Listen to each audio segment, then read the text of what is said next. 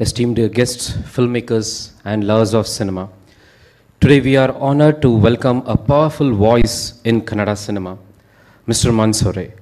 His films are not just for entertainment, they bring awareness, ask questions, and reflect the society we live in. Born in the heart of Karnataka, Mansoore holds a postgraduate diploma in visual arts from Karnataka Chitrakala Parishad, Bengaluru.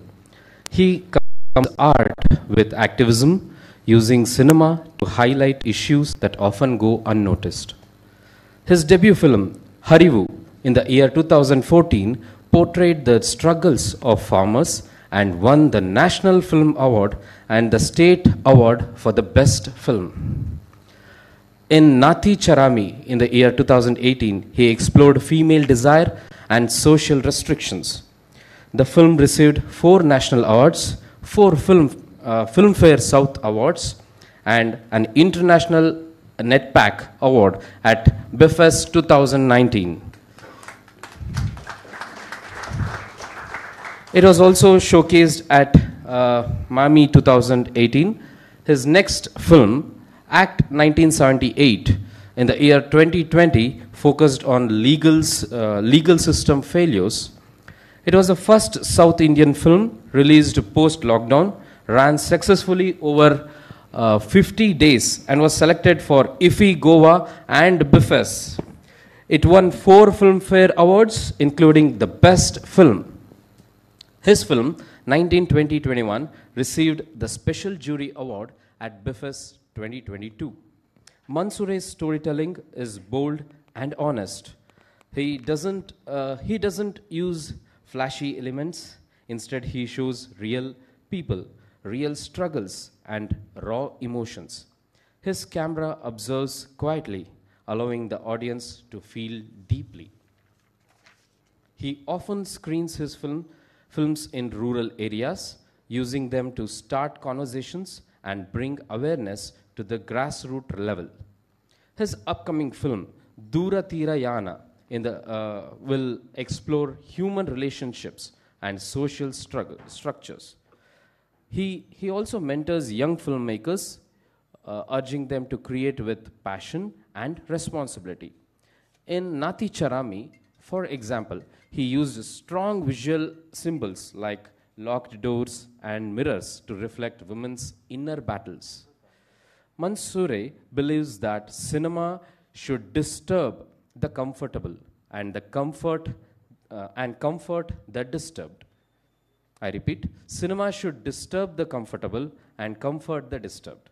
He is known for working with limited budgets and powerful actors like Shruti Hariharan and Sanchari Vijay, getting deeply emotional performances. To aspiring filmmakers and students, he is a proof that strong stories can make real change. Please join me in welcoming a filmmaker who transforms cinema into a voice for justice, Mr. Mansoore. Thank you.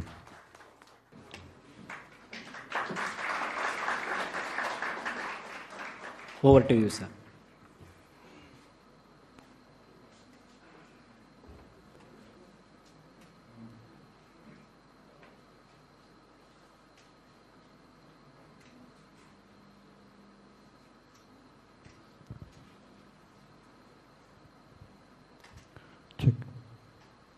ಎಲ್ಲರಿಗೂ ನಮಸ್ಕಾರ. So ಇದು ನನಗೊಂಥರ special master class ಇದು. ಯಾಕಂತಂದರೆ ಸತ್ಯಾಗ್ರಹ sir ಜೊತೆ ನಾನು ಒಂದು cinema ಕೆಲಸ ಮಾಡಿದ್ದೀನಿ. ಅದ್ರ ಜೊತೆಗೆ ಸತ್ಯಾಗ್ರಹ ಸರ್ ನಾನು ಫಸ್ಟ್ ನೋಡಿದ್ದು ಒಂದು ಆ್ಯಡ್ ಶೂಟಲ್ಲಿ 2005ರಲ್ಲಿ. ಆವಾಗ ನಾನು ಸೆಟ್ ಅಸಿಸ್ಟೆಂಟ್ ಆಗಿದ್ದೆ. ಅವರು ಒಂದು ಆ್ಯಡ್ ಶೂಟ್ನ ರಾಮೋಜಿರಾವ್ ಫಿಲ್ಮ್ ಸಿಟಿಯಲ್ಲಿ ಶೂಟ್ ಮಾಡ್ತಾಯಿದ್ವಿ. ಸೊ ಅಲ್ಲಿ ಫಸ್ಟ್ ಶಾಟ್ ಅವರ ಕಂಪೋಸಿಷನ್ಸು ನನಗೆ ತುಂಬ ಇನ್ಸ್ಪೈರ್ ಮಾಡ್ತು. ಸೊ ಅಲ್ಲಿಂದ ಅವರ ವರ್ಕಿಗೆ ನಾನು ಫ್ಯಾನು. ಸೊ ಅಲ್ಲಿಂದ ಜರ್ನಿ ಇವತ್ತು ಇಲ್ಲಿ ಒಂದು ಕ್ಲಾಸ್ ತಗೊಳ್ಳೋದ್ರ ಮೂಲಕ ಸೊ ಕ್ಲಾಸ್ ಅಟೆಂಡ್ ಮಾಡ್ದಂಗಿದೆ. So thank you sir. So ಮೊದಲ ಪ್ರಶ್ನೆ ಒಂದು ಬೇಸಿಕ್ ಪ್ರಶ್ನೆ. ಯಾಕಂತಂದರೆ ಇದು ಪ್ರಶ್ನೆ ಎಲ್ಲರಿಗೂ ಇದ್ದೇ ಇರುತ್ತೆ, ನಾವು ಸಿನಿಮಾಗೆ ಯಾಕೆ ಬರ್ತೀವಿ ಅಂತ. ಸೊ ಅದಕ್ಕೆ ತುಂಬ ಒಬ್ಬೊಬ್ರಿಗೆ ಒಂದೊಂದು ರೀಸನ್ ಇರುತ್ತೆ. ಸೊ ಅದೇ ರೀತಿಯಲ್ಲಿ ಸರ್, ನನ್ನ ಮೊದಲನೇ ಪ್ರಶ್ನೆ, ಸಿನಿಮಾ ರಂಗ ನಿಮ್ಮನ್ನು ಯಾಕೆ ಸೆಳೀತು, ಹೇಗೆ ನೀವು ಇದಕ್ಕೆ ಎಂಟ್ರಾದ್ರಿ? ನಮಸ್ಕಾರ ಎಲ್ರಿಗೂ. ಇದು ಕ್ವಶನ್ ಹೆಂಗಿದೆ ಅಂದರೆ ನನಗೆ ನಮ್ಮ ಫ್ಯಾಮಿಲಿಲಿ ನಾನೊಂದು ಹಳಿಯಾಳ ಅಂತ ಒಂದು ಊರಿಂದ ಬಂದಿರೋದು. ಸಿನಿಮಾ ಎಲ್ಲರೂ ನೋಡೋ ಥರ ನಾನು ಸಿನಿಮಾ ನೋಡ್ತಾ ಇದ್ದೆ. ಅದು ಬಿಟ್ಟರೆ ಅದ್ರ ಬಗ್ಗೆ ಏನು ಇಂಟ್ರೆಸ್ಟ್ ಏನಿಲ್ಲ. ದೂರದರ್ಶನದಲ್ಲಿ ಅವಾಗ ರಾಮಾಯಣ ಮಹಾಭಾರತ ಬರ್ತಾ ಇತ್ತು. ಅದ್ರ ಜೊತೆ ಅದನ್ನು ನೋಡಿದ್ರ ಜೊತೆಗೆ ಸಂಡೇ ಬೇರೆ ಏನು ಕೆಲಸ ಇಲ್ಲ, ಅದು ಅವಾಗ ಎಂಟರ್ಟೈನ್ಮೆಂಟ್ ಅದೇ. ಅದ್ರ ಜೊತೆಗೆ ಮಧ್ಯಾಹ್ನ ಒಂದು ರೀಜ್ನಲ್ ಲ್ಯಾಂಗ್ವೇಜ್ ಸಿನಿಮಾ ಒಂದು ಬರ್ತಾ ಇತ್ತು ಎವ್ರಿ ಸಂಡೇ. ಅದನ್ನ ನಾನು ಮಿಸ್ ಮಾಡದೆ ನೋಡ್ತಾ ಇದ್ದೆ. ಅದು ಯಾಕೆ ನೋಡ್ತಾ ಇದ್ದೆ ಗೊತ್ತಿಲ್ಲ. ಅವಾಗ ಅದೇನು ಬೇರೆ ಥರ ಇದೆಲ್ಲ ರೆಗ್ಯುಲರ್, ಯಾಕೆಂದರೆ ಊರಲ್ಲಿ ಕನ್ನಡ ಸಿನಿಮಾ ಬಿಟ್ಟರೆ ಬೇರೆ ಏನೂ ಬರೋಲ್ಲ, ಹಿಂದಿ ಸಿನಿಮಾ ಅದು ಏನೋ ಬೇರೆ ಥರ ಇದೆಯಲ್ಲ ಅನ್ನಿಸ್ತಾ ಇತ್ತು. ಅದಾದಮೇಲೆ ನನ್ನ ಪಾಡಿ ನಾನು college PUC first year second year ಆದಮೇಲೆ ಅದು ಚೆನ್ನಾಗಿ ಆಗಿಲ್ಲ ಸೆಕೆಂಡ್ ಇಯರು. ಸೊ ನಮ್ಮ ಮನೇಲಿ ಹೇಳಿದ್ರು ಡಿಪ್ಲೊಮಾ ಮಾಡೋಣ ಅಂತ ಅಂದ್ಕೊಂಡು ಸೆಕೆಂಡ್ ಕ್ಲಾಸಲ್ಲಿ ಪಾಸ್ ಆಗಿದೆ. ಸರಿ ಡಿಪ್ಲೊಮಾ ಹೋಗೋಣ ಅಂತ ಅಂದ್ಕೊಂಡ್ವಿ. ಬಟ್ ಡಿಪ್ಲೊಮಾ ತೊಗೊಳ್ಳೋದು SSLC ಮಾರ್ಕ್ಸ್ ಮೇಲೆ, ಯಾವಾಗ 10th ಏನಾಗಿರುತ್ತೆ ಅಂತೇಳಿ. ಸೊ ನಾನು ಡಿಪ್ಲೊಮಾಗೆ ಅಪ್ಲೈ ಮಾಡಿದಾಗ ಎಲೆಕ್ಟ್ರಾನಿಕ್ಸ್ ತೊಗೊಳ್ಬೇಕಂತ ಪ್ಲ್ಯಾನ್ ಇದ್ದಿದ್ದು, ಅಂದರೆ ಮಾಡಬೇಕಂತ. ಬಟ್ ನಮ್ಮ ಮನೇಲಿ ಹೇಳಿದ್ರು ಯಾವ್ದಾದ್ರು ತಗೋ ಫಸ್ಟು, ನೆಕ್ಸ್ಟ್ ಇಯರಿಂದ ಅದಕ್ಕೆ ಬೇರೆ ಕಡೆ ಹೋಗ್ಬೋದು ಅಂತೇಳಿ. ಸೊ ನನಗೆ SSLC ಮಾರ್ಕ್ಸ್ ಕೋಟಾಗೆ ಆವಾಗ ಸಿಕ್ಕಿರೋದು ಎರಡೇ ಆಪ್ಷನ್ ಇತ್ತು, ಅಂದರೆ ಒಂದು ಸಿನಿಮಾಟೋಗ್ರಫಿ ಇಲ್ಲ ಅಂದರೆ ಸಿರಾಮಿಕ್. ಸೊ ಆ ಸೆಕೆಂಡಲ್ಲಿ ಹೇಳ್ಬೇಕು, ಅದು ತುಂಬ ದೊಡ್ಡ ಕ್ಯೂ ಇರುತ್ತೆ HJP ಸಿನಿಮಾಟೋಗ್ರಫಿ ಇದರ SJ ಪಾಲಿಟೆಕ್ನಿಕಲ್ಲಿ. ಸೊ ನೆಕ್ಸ್ಟ್ ಮೂಮೆಂಟ್ ಈಗ ನೀವು ಹೆಂಗೆ ಮೈಸೂರಿಗೆ ಬಂದಾಗ ಇಮಿಡಿಯೇಟ್ ಹೆಂಗೆ ಆ ಥರ ನಾನು ಬೆಂಗಳೂರಿಗೆ ಬಂದಾಗ ಅಲ್ಲಿ ಇಮಿಡಿಯೇಟ್ ಹೇಳಬೇಕು. ಸೊ ನನಗೆ ಯಾವ್ದಾದ್ರು ಪರವಾಗಿಲ್ಲ ಅಂತೇಳಿ ನಾನು ಅವಾಗ ಸ್ವಲ್ಪ ಸಿನಿಮಾ ಇಂಟ್ರೆಸ್ಟ್ ಇತ್ತಲ್ಲ, ಸಿನಿಮಾಟೋಗ್ರಫಿನೇ ಕೊಡಿ ಅಂತ ಹೇಳ್ಬಿಟ್ಟು ಸಿನಿಮಾಟೋಗ್ರಫಿ ನಾನು ಸೆಲೆಕ್ಟ್ ಮಾಡಿಕೊಂಡೆ. ಸೊ ಫಸ್ಟ್ ಸೆಕೆಂಡ್ ಇಯರ್ ಆದಮೇಲೆ ಚೇಂಜ್ ಮಾಡ್ಕೋಬೇಕಂತ ಇದ್ದಿದ್ದು, ಬಟ್ ನಾನು ಚೇಂಜ್ ಮಾಡಿಲ್ಲ, ಹಂಗೆ ಕಂಟಿನ್ಯೂ ಮಾಡಿಬಿಟ್ಟು 3 years ಕೋರ್ಸ್ ಕಂಪ್ಲೀಟ್ ಮಾಡಿದೆ. ಆ ಟೈಮಲ್ಲಿ ಓಮ್ ಶೂಟಿಂಗ್ ನಡೀತಾ ಇತ್ತು ಥರ್ಡ್ ಇಯರಲ್ಲಿ. ಆ ಟೈಮಲ್ಲಿ ಒಂದ್ಸಲ ಗೌರಿ ಸರ್ನ ಮೀಟ್ ಮಾಡಿದೆ. ಸರಿ ಮುಗಿದು ನೆಕ್ಸ್ಟು ನನಗೆ ಒಂದು ಪ್ಲಸ್ ಆಗಿದೆ ಏನಂದರೆ, ನಾನು ಎಲ್ಲಿ ಹಾಸ್ಟೆಲಲ್ಲಿ ಇದ್ನಲ್ಲ ಅದು ಎದುರುಗಡೆ ಒಬ್ಬರು ಸಿನಿಮಾದವರು ಇರ್ತಾ ಇದ್ರು. ಸೊ ಅವ್ರಿಗೆ ನಾನು ಅವಾಗ ಹೇಳ್ತಿದ್ದೆ, ನಾನು ಹಿಂಗೆ ಕೋರ್ಸ್ ಹೌದಾ ಮುಗಿದ್ಮೇಲೆ ಹೇಳು, ನಾನು ಹೇಳ್ತೀನಿ ಅಂತ ಹೇಳಿದರು. ಸೊ ನಂದು ಯಾವತ್ತು ಇದು ಹೇಳಿದ್ರೆ ಹಿಂಗೆ ಅನ್ಸುತ್ತೆ, ನನ್ನ ಇವತ್ತು ಎಕ್ಸಾಮ್ ಮುಗೀತು, ನಾಳೆ ಬೆಳಿಗ್ಗೆ ಅವತ್ತು ಹೇಳಿದೆ, ಇಲ್ಲ ನಾಳೆನೇ ಹೊಸ ಸಿನಿಮಾ ಶುರು ಆಗ್ತಾ ಇದೆ ಬಂದ್ಬಿಡಿ ಅಂತ ಹೇಳಿದ್ರು. ಸೊ ಪೇಪರ್ ಮುಗಿಸಿದ ನೆಕ್ಸ್ಟ್ ಡೇಯಿಂದ ನಾನು ಸಿನಿಮಾ ಇಂಡಸ್ಟ್ರಿಗೆ ಬಂದ್ಬಿಟ್ಟಿದ್ದೇನೆ. ಅದು ಗೌರಿ ಸರ್ದ ಸಿನಿಮಾ ಆಗಿತ್ತು. ಓಂ ಮುಗಿದ ತಕ್ಷಣ ನೆಕ್ಸ್ಟ್ ಸಿನಿಮಾ ಅವರು ಪೊಲೀಸ್ ಪವರ್ ಅಂತ ಮಾಡ್ತಾ ಇದ್ರು, ಅದೇ ನನ್ನ ಫಸ್ಟ್ ಸಿನಿಮಾ. ಈ ವರ್ಷಕ್ಕೆ ಅಂದರೆ ನೆಕ್ಸ್ಟ್ ಮೇ ಎಂಡ್ಗೆ 30 ವರ್ಷ ಆಗುತ್ತೆ ಸಿನಿಮಾಗೆ ಬಂದು. ಸರ್ 30 years ಜರ್ನಿ, ರವಿಶಂಕರ್ ವೇಡ್ ಸರ್ ಅಂತ ಸೀನಿಯರ್ ಸಿನಿಮಾಟೋಗ್ರಾಫರ್ ಜೊತೆ ನೀವು ಕೆಲಸ ಮಾಡಿದ್ದೀರಾ. ಈ 30 years ಅಲ್ಲಿ ನೀವು ನೋಡ್ದಂಗೆ ಒಬ್ಬ ಸಿನಿಮಾಟೋಗ್ರಾಫರ್ಗೆ ಇರಬೇಕಾದಂಥ ಮೂಲಭೂತ ಲಕ್ಷಣಗಳೇನು? ಅಂದರೆ ಈ ಪ್ರಶ್ನೆ ಯಾಕೆ ಕೇಳ್ತಾ ಇದ್ದೀವಿ ಅಂತಂದರೆ, ಇವತ್ತು ಸಿನಿಮಾಟೋಗ್ರಫಿ ಅನ್ನೋ ಒಂದು ಅಂದರೆ ಆ ಒಂದು ಪದದ ಅರ್ಥ ಆಲ್ಮೋಸ್ಟ್ ಡೈಲ್ಯೂಟ್ ಆಗ್ತಾ ಇರೋಂಥ ಟೈಮ್ ಇದು. ಈಗ ಎಲ್ಲರ ಕೈಲೂ ಮೊಬೈಲ್ ಇದೆ, ಎಲ್ಲರೂ ವಿಡಿಯೋ ಶೂಟ್ ಮಾಡ್ಬೋದು, ಎಲ್ಲರೂ ಫೋಟೋ ತೆಗಿಬೋದು. ಸೊ ಅಂದರೆ ಆ ಪದದ ಅರ್ಥನೇ ಡೈಲ್ಯೂಟ್ ಆಗ್ತಾ ಇರೋ ಟೈಮಲ್ಲಿ ಇಷ್ಟು 30 ವರ್ಷ ಜರ್ನಿ ಆಗಬೇಕು ಅಂತಂದರೆ, ಇಷ್ಟು ಏನು ನೋಟೇಬಲ್ ಸಿನಿಮಾಗಳು ಮಾಡಬೇಕು ಅಂತಂದರೆ, ಒಬ್ಬ ಸಿನಿಮಾಟೋಗ್ರಫರ್ಗೆ ಯಾವತ್ತೂ ಅಂದರೆ ಯಾವಾಗಲೂ ತನ್ನನ್ನು ತಾನು ಅಪ್ಡೇಟ್ ಮಾಡ್ಕೊಳ್ಳೋಕ್ಕೆ ಇರಬೇಕಾದ ಅರ್ಹತೆಗಳೇನು ಅಂತ ನೀವು ಹೇಗೆ ನಿಮ್ಮನ್ನು ಅಪ್ಡೇಟ್ ಮಾಡ್ಕೊತಾ ಇರ್ತೀರಾ? ಈಗ ಒಂದು ಇದು ಸಿನಿಮಾಟೋಗ್ರಫಿ ಜೊತೆಗೆ ಒಂದು ಟೀಮ್ ವರ್ಕ್, ಇದು ಎಲ್ಲರೂ ಸೇರಿ ಮಾಡುವಂಥದ್ದು. ಒಂದು ಡೈರೆಕ್ಟರ್ ಜೊತೆ ನಾವು ಹೆಂಗೆ ಮಿಂಗಲ್ ಆಗ್ತೀವಿ, ಅವ್ರ ಜೊತೆ ಹೆಂಗೆ ಡಿಸ್ಕಷನ್ ಮಾಡ್ತೀವಿ, ಅಲ್ಲಿಂದನೇ ನಮ್ಮ ಜರ್ನಿ ಸ್ಟಾರ್ಟ್ ಆಗಿಬಿಡುತ್ತೆ ಆ ಸಿನಿಮಾದ ವರ್ಕ್ ಮಾಡೋದು. ಸೊ ಲೊಕೇಶನ್ ಫಸ್ಟ್ ಕತೆ ಕೇಳೋದ್ರಿಂದ ಹಿಡಿದು ಲೊಕೇಶನ್ ಪ್ರತಿಯೊಂದೂ ಕೌಂಟ್ ಆಗುತ್ತೆ. ನಾವು ಯಾವುದೋ ಬರೀ ಕ್ಯಾಮ್ರಾ ಯಾವಾಗ ಹಿಡಿತೀನಿ ಅಲ್ಲಿಂದ ನನ್ನ ವರ್ಕ್ ಸ್ಟಾರ್ಟ್ ಆಗಲ್ಲ, ಅದ್ರ ಮುಂಚೆನೇ ಜಾಸ್ತಿ ಕೆಲಸ ಮಾಡಬೇಕಾಗತ್ತೆ. ಸೊ ಅದು ಬೇಸಿಕ್ ಆಗಿ ನಾವು ಮೆಂಟಲಿ ಆಮೇಲೆ ಒಂದು ಪ್ರಿಪೇರ್ ಆಗಿರೋದು ಅಲ್ಲಿಂದನೇ ಸ್ಟಾರ್ಟ್ ಮಾಡೋದು. ಸೊ ಕತೆ ಟ್ರಾವೆಲ್ ಜೊತೆಗೆ ನಾವು ಎಷ್ಟರ ಮಟ್ಟಿಗೆ ನಾನು ಅದನ್ನು ಹೋಗ್ತಾ ಇದ್ದೀನಿ, ಬಟ್ ನನ್ನ ಐಡಿಯಾಸು ಮತ್ತು ನಾನೇನು ಹೇಳ್ತಾ ಇರೋದು ಡೈರೆಕ್ಟ್ರಿಗೆ ಹೆಂಗೆ ಕನೆಕ್ಟ್ ಆಗ್ತಾ ಇದೆ, ಸೊ ಅವ್ರ ಮೈಂಡಲ್ಲಿ ಏನು ರನ್ ಆಗ್ತಾ ಇದೆ, ಅದ್ರ ಜೊತೆ ನಾನು ಹೆಂಗೆ ಟ್ರಾವೆಲ್ ಮಾಡ್ತಾ ಇದ್ದೀನಿ. ಇದನ್ನ ಇಲ್ಲಿಂದನೇ ನಮ್ದು ಮೇಜರ್ ಕೆಲಸ ಸ್ಟಾರ್ಟ್ ಆಗ್ಬಿಡುತ್ತೆ. ಶೂಟಿಂಗಿಗೆ ಹೋಗಿ ವರ್ಕ್ ಮಾಡೋದು ಅದೇನು ದೊಡ್ಡ ವಿಷಯನೇ ಅಲ್ಲ. ಅದು ಮುಂಚೆ ಏನು ಪ್ಲಾನ್ ಮಾಡ್ಕೋತೆ ಅದು ತುಂಬಾನೇ ಕೌಂಟ್ ಆಗುತ್ತೆ. ನನಗೆ ಆಗಿರೋ ಎಕ್ಸ್ಪೀರಿಯನ್ಸಿಂದ ಅಂದ್ರೆ ನನ್ನ ಸೆಟ್ಟಲ್ಲಿ ಹೋದ್ಮೇಲೆ ಅಲ್ಲಿರೋ ಪ್ರೆಷರ್ ಬೇರೆ ಇರುತ್ತೆ. ಅಲ್ಲಿ ಅದನ್ನ ಹ್ಯಾಂಡಲ್ ಮಾಡೋ ರೀತಿ, ಅದು ಆ ಟೈಮಲ್ಲಿ ಏನಾಗುತ್ತೆ ಅನ್ನೋದನ್ನ ಎಕ್ಸ್ಪೀರಿಯನ್ಸ್ ಮೇಲೆ ಅದು ನಾವು ಅದನ್ನ ಹ್ಯಾಂಡಲ್ ಮಾಡ್ಕೊಂಡು ಹೋಗ್ತಾ ಇರ್ತೀವಿ. ಬಟ್ ಮುಂಚೆ ಪ್ರಿಪ್ರೇಷನ್ ಅದು ಎಲ್ಲರೂ ಅಡಾಪ್ಟ್ ಮಾಡ್ಕೋಬೇಕಾಗಿದ್ದು. ಹೆಂಗೆ ನಾವು ಅವ್ರ ಜೊತೆಗೆ, ಆ ಟೀಮ್ ಜೊತೆಗೆ, ಮತ್ತೆ ಪ್ರೊಡಕ್ಷನ್ ಹೌಸ್ ಮತ್ತೆ ಡೈರೆಕ್ಟರ್ ಜೊತೆ ನಾವು ಇರ್ತೀವಿ. ಅಲ್ಲಿಂದ ಅದು ಬೇಸಿಕ್ ಆಗಿ ನಾವು ಎಷ್ಟು ಅಂದ್ರೆ ಕತೆ ಒಳಗಡೆ ಹೋಗ್ತಾ ಇದ್ದೀವಿ. ಸುಮ್ಮನೆ ನನಗೇನೋ ರಾತ್ರಿ ನೋಡಿದ್ದೇನೆ ನಾನು ಇದನ್ನ ಮಾಡ್ಬೇಕು ಅನ್ನೋದನ್ನ ಅಲ್ದೇನೆ, ಸ್ಕ್ರಿಪ್ಟ್ ಕೇಳಿದಾಗಿಂದ ನಾನು ಅದನ್ನ ಹೆಂಗೆ ಎಷ್ಟು 10 ಒಂದು ಪೇಜ್ ಲೈನ್ನ ನಾನು ಒಂದೇ ಶಾರ್ಟಲ್ಲಿ ಹೇಳ್ಬೋದಲ್ಲ, ಅಷ್ಟು ವಿಷಯನ ಹಂಗಿದೆ ಅನ್ನೋ ಆ ಡಿಸ್ಕ್ರಿಪ್ಷನ್ನಲ್ಲೇ ನೋಡಿದಾಗ ಗೊತ್ತಾಗ್ಬೋದು. ಆ ಡಿಸ್ಕ್ರಿಪ್ಷನ್ ನಾನು ಹೆಂಗೆ ವಿಜುವಲೈಸ್ ಮಾಡ್ತೇನೆ ಅನ್ನೋದ್ರ ಮೇಲೆ ಹೋಗುತ್ತೆ. ಅದ್ರ ಜೊತೆಗೆ ಪ್ರೆಷರ್ ಹ್ಯಾಂಡಲ್ ಮಾಡೋದು ಗೊತ್ತಿರಬೇಕು. ಯಾಕಂದರೆ ಯಾವುದು ಈಸಿಯಾಗಿ ಹಿಂಗೆ ಸಿಕ್ಬಿಡಲ್ಲ ಶೂಟಿಂಗ್ ಅಂದರೆ. ಅದ್ರ ಜೊತೆಗೆ ಒಂದು ಹ್ಯಾಂಡ್ಲಿಂಗು ಮುಖ್ಯ. ಬಟ್ ತುಂಬ ಒಂದೊಂದೇ ಸಿಂಪಲ್ ಒಂದೊಂದು ಪಾಯಿಂಟ್ ಇಲ್ಲ, ತುಂಬ ವಿಷಯಗಳಿದೆ. ನನಗೆ ಕರೆಕ್ಟಾಗಿ ಹೋಗ್ತಾ ಇದ್ದೇನೆ ಅಂತ ಅನಿಸ್ತಾ ಇದೆ ಅಂತ ಅಂದ್ಕೊಂಡಿದ್ದೀನಿ. ಏನಂತ ಓಕೆ ಸರ್, ಈ 30 ಇಯರ್ಸಲ್ಲಿ ಇಡೀ ವರ್ಲ್ಡ್ ಸಿನಿಮಾ ಅನ್ನೋದು 2 ಮಾಧ್ಯಮಗಳಲ್ಲಿ ಅಪ್ಡೇಟ್ ಆಗಿರೋಂಥದ್ದು. ಒಂದು ನೆರೇಟಿವ್ ಟೆಕ್ನಿಕಲ್ ಆಗಿ ಕಂಪ್ಯೂಟರೈಸ್ ಆಗಿರೋಂಥದ್ದು, ಆಗ್ಬೋದು ಈ ಥರದಲ್ಲಿ. ನೀವು ಸಿನಿಮಾಟೋಗ್ರಾಫರ್ ಆಗಿ ಕೆಲಸ ಶುರು ಮಾಡಿದಾಗ ನೆಗೆಟಿವಲ್ಲಿ ಕೆಲಸ ಮಾಡ್ತಾ ಇದ್ದವರು, ಇವತ್ತು ಡಿಜಿಟಲ್ ಇದೆ. ಈ ಶಿಫ್ಟಿಂಗ್ ಹೇಗಿತ್ತು? ಮತ್ತು ನೆಗೆಟಿವಲ್ಲಿ ಕೆಲಸ ಮಾಡ್ತಾ ಇದ್ದಾಗ ಇದ್ದದ್ದ ಚಾಲೆಂಜಸ್ ಏನು? ಈಗ ಡಿಜಿಟಲ್ ಶಿಫ್ಟ್ ಆದಮೇಲೆ ಇರೋಂಥ ಚಾಲೆಂಜಸ್ ಏನು? ಒಂದು ಎಕ್ಸಾಂಪಲ್ ಥ್ರೂ ಹೇಳಿದ್ರೆ ಬೆಟರ್ ಸರ್. ಅಂದರೆ ನೀವು ನೆಗೆಟಿವಲ್ಲಿ ಮಾಡಿರೋಂಥ ಯಾವುದಾದ್ರೂ ಒಂದು ಸಿನಿಮಾನ ಆ ಟೈಮಲ್ಲಿ ಆಗಿರೋಂಥದ್ದು ಎಕ್ಸ್ಪೀರಿಯೆನ್ಸು ಮತ್ತು ಡಿಜಿಟಲಲ್ಲಿ ಮಾಡೋವಾಗ ಅಲ್ಲಿನ ಎಕ್ಸ್ಪೀರಿಯೆನ್ಸ್ ಎಕ್ಸಾಂಪಲ್ಸ್ ಥ್ರೂ ಹೇಳಿದ್ರೆ ಇನ್ನೂ ಚೆನ್ನಾಗಿರುತ್ತೆ. ನನಗೇನಂದರೆ ಮೂರು ಸ್ಟೇಜ್ ನೋಡಿ. ಅಂದರೆ ನಾನು ಕಾಲೇಜಲ್ಲಿ ಹೇಳ್ಕೊಟ್ಟಿದ್ದು ಬ್ಲ್ಯಾಕ್ ಆ್ಯಂಡ್ ವೈಟಲ್ಲಿ ಹೆಂಗೆ ಪ್ರಾಸೆಸ್ ಆಗುತ್ತಂತೇಳಿ ಫಿಲಮು. ಬಟ್ ನಾನು ಇಂಡಸ್ಟ್ರಿಗೆ ಬಂದಾಗ ಕಲರ್ ಫಿಲ್ಮ್ ಅಂದರೆ ಲೈಕ್ ಆಲ್ರೆಡಿ ಬಂದಿತ್ತು. ಬಟ್ ನಮ್ಮ ಸಿಲೆಬಸ್ಸಲ್ಲಿ ಇದ್ದಿದ್ದು ಮೇಜರ್ ಆಗಿ ಬ್ಲ್ಯಾಕ್ ಆ್ಯಂಡ್ ವೈಟ್ ಪ್ರಾಸೆಸಿಂಗ್ ಹೆಂಗಿದೆ ಅಂತೇಳಿ. ಆಮೇಲೆ ನಾವು ಇಲ್ಲಿ ಫಿಲಮ್ ಫಾರ್ಮೆಟಲ್ಲಿ ವರ್ಕ್ ಮಾಡ್ತಾ ಇದ್ವಿ ಕಲರ್ದಲ್ಲಿ. ಅದಾದಮೇಲೆ ಡಿಜಿಟಲ್. 3 ಸ್ಟೇಜನ್ನು ನೋಡುವಂಥ ಚಾನ್ಸ್ ಮತ್ತು ವರ್ಕ್ ಮಾಡುವಂಥ ಚಾನ್ಸ್ ಸಿಕ್ಕಿರೋದು. ಬಟ್ ಚೇಂಜ್ ಆಗುತ್ತೆ ಅನ್ನೋದು ಬಗ್ಗೆ ಡಿಬೇಟ್ ಆಯಿತು, ಎಲ್ಲ ಇತ್ತು. ಬಟ್ ನನಗೇನಂದರೆ ಅಡಾಪ್ಟಿಂಗ್ ದ ಡಿಜಿಟಲ್ಲು ಅಂತ ದೊಡ್ಡ ಏನು ವಿಷಯ ಆಗಿಲ್ಲ. ಯಾಕಂದರೆ ನನ್ನ ಅಂದರೆ ಲೈಕ್ ಒಂದು ಕಾರ್ ಈಗ ಗೇರ್ ಇತ್ತು, ಆಟೋ ಗೇರ್ ಬಂದಾಗ ನಾವು ಆ ಗೇರ್ ಹಾಕಿದ್ರೇ ಚಂದ ಅಂತ ಏನು ಅನ್ನೋಕ್ಕಿಂತ ನಾವು ಅದಕ್ಕೆ ಅಡ್ಜಸ್ಟ್ ಆಗೋ ಥರ ಅಷ್ಟೇ ಸಿಂಪಲ್ ಆಗಿ ಇದನ್ನು ನಾನು ಬಂದಿರೋದು. ಬಟ್ ಫಿಲಮ್ಮು ಮತ್ತು ಈಗ ನಾವು ದುನಿಯಾ ಫಸ್ಟ್ ಶುರು ಮಾಡಿದಾಗ ಕತೆ ಎಲ್ಲ ಕೇಳಿದ್ಮೇಲೆ ನಾನು ಫಸ್ಟ್ ಡೈರೆಕ್ಟ್ರಿಗೆ ಹೇಳಿದ್ದೇನೆಂದರೆ ಇದನ್ನು ಡಿಜಿಟಲಲ್ಲಿ ಮಾಡೋಣ ಅಂತ ಹೇಳ್ಬಿಟ್ಟು. ಯಾಕಂದರೆ ನೀವು ಹೇಳ್ತಾ ಇರೋದು ಏನು ಸ್ಟೋರಿ ಇದೆ ಅಥವಾ ಏನು ಶಾರ್ಟ್ಸ್ ಕೇಳ್ತಾ ಇದ್ದೀರಾ ಅದೆಲ್ಲ ಫಿಲಮಲ್ಲಿ ಈ ಬಜೆಟಿಗೆ ಪ್ರೊಡ್ಯೂಸರ್ ಕೊಡೋದು ಮತ್ತು ಹೊಸಬ್ರನ್ನ ಇಟ್ಕೊಂಡು ಮಾಡೋಕ್ಕಾಗಲ್ಲ.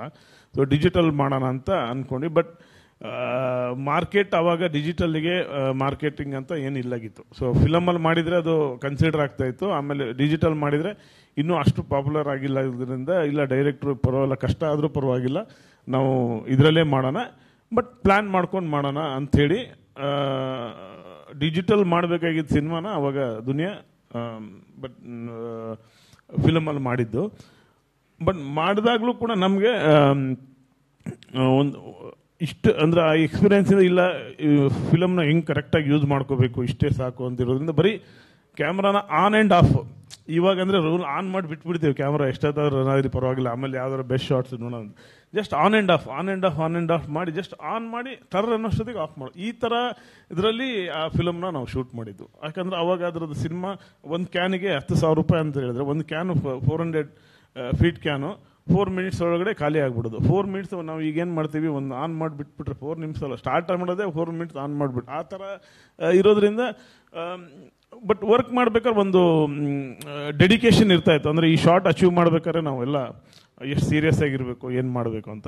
ಇವಾಗ ಅದು ಬೇರೆ ಥರದಲ್ಲ ಯೂಸ್ ಮಾಡ್ಕೋತೇವೆ, ಅಂದರೆ ಬೇರೆ ಬೇರೆ ಪರ್ಪಸ್ಗಿಂದ ಯೂಸ್ ಮಾಡ್ತಾ ಇರೋದು ಅಂತ ಅನ್ಸುತ್ತೆ. ಅಂದರೆ ಈಗ 400 ಅಡಿ ಕ್ಯಾನು 10,000 ಚಿಲ್ಲರೆ ಕಾಸು. ಸೊ ಇದಕ್ಕೆ ಅವಾಗಿದ್ದಂಥ ಪ್ರೆಷರ್ ಹೇಗಿರ್ತಾ ಇತ್ತು ಶೂಟಿಂಗ್ ಪ್ರೊಡಕ್ಷನ್ನಲ್ಲಿ, ಪ್ರೊಡ್ಯೂಸರ್ ಆಗ್ಬೋದು, ಡೈರೆಕ್ಟರ್ ಆಗ್ಬೋದು? ಯಾಕೆಂತಂದರೆ ಅವತ್ತಿಗೆ ಸಿನಿಮಾ ಹಳೆ ಇವ್ರಿಗೆ ಗೊತ್ತಿರೋರು ಗೊತ್ತಿರುತ್ತೆ, ಅಂದರೆ ಪ್ರೊಡ್ಯೂಸರ್ ಫಸ್ಟ್ ಮಾತಾಡ್ತಾ ಇದ್ದಿದ್ದೆ ಎಷ್ಟು ಶಾರ್ಟ್ಸ್ ಅನ್ನೋದಕ್ಕಿಂತ ಎಷ್ಟು ಕ್ಯಾನ್ ಅನ್ನೋ ಥರದಲ್ಲಿ ಫಸ್ಟ್ ಮಾತು ಶುರು ಆಗ್ತಾ ಇದ್ದಿದ್ದು. ಅಲ್ಲ, ಅವಾಗ ಹೊಸಬ್ರಿಗೆ ಚಾನ್ಸೇ ಸಿಗ್ತಾ ಇಲ್ಲಾಗಿತ್ತು.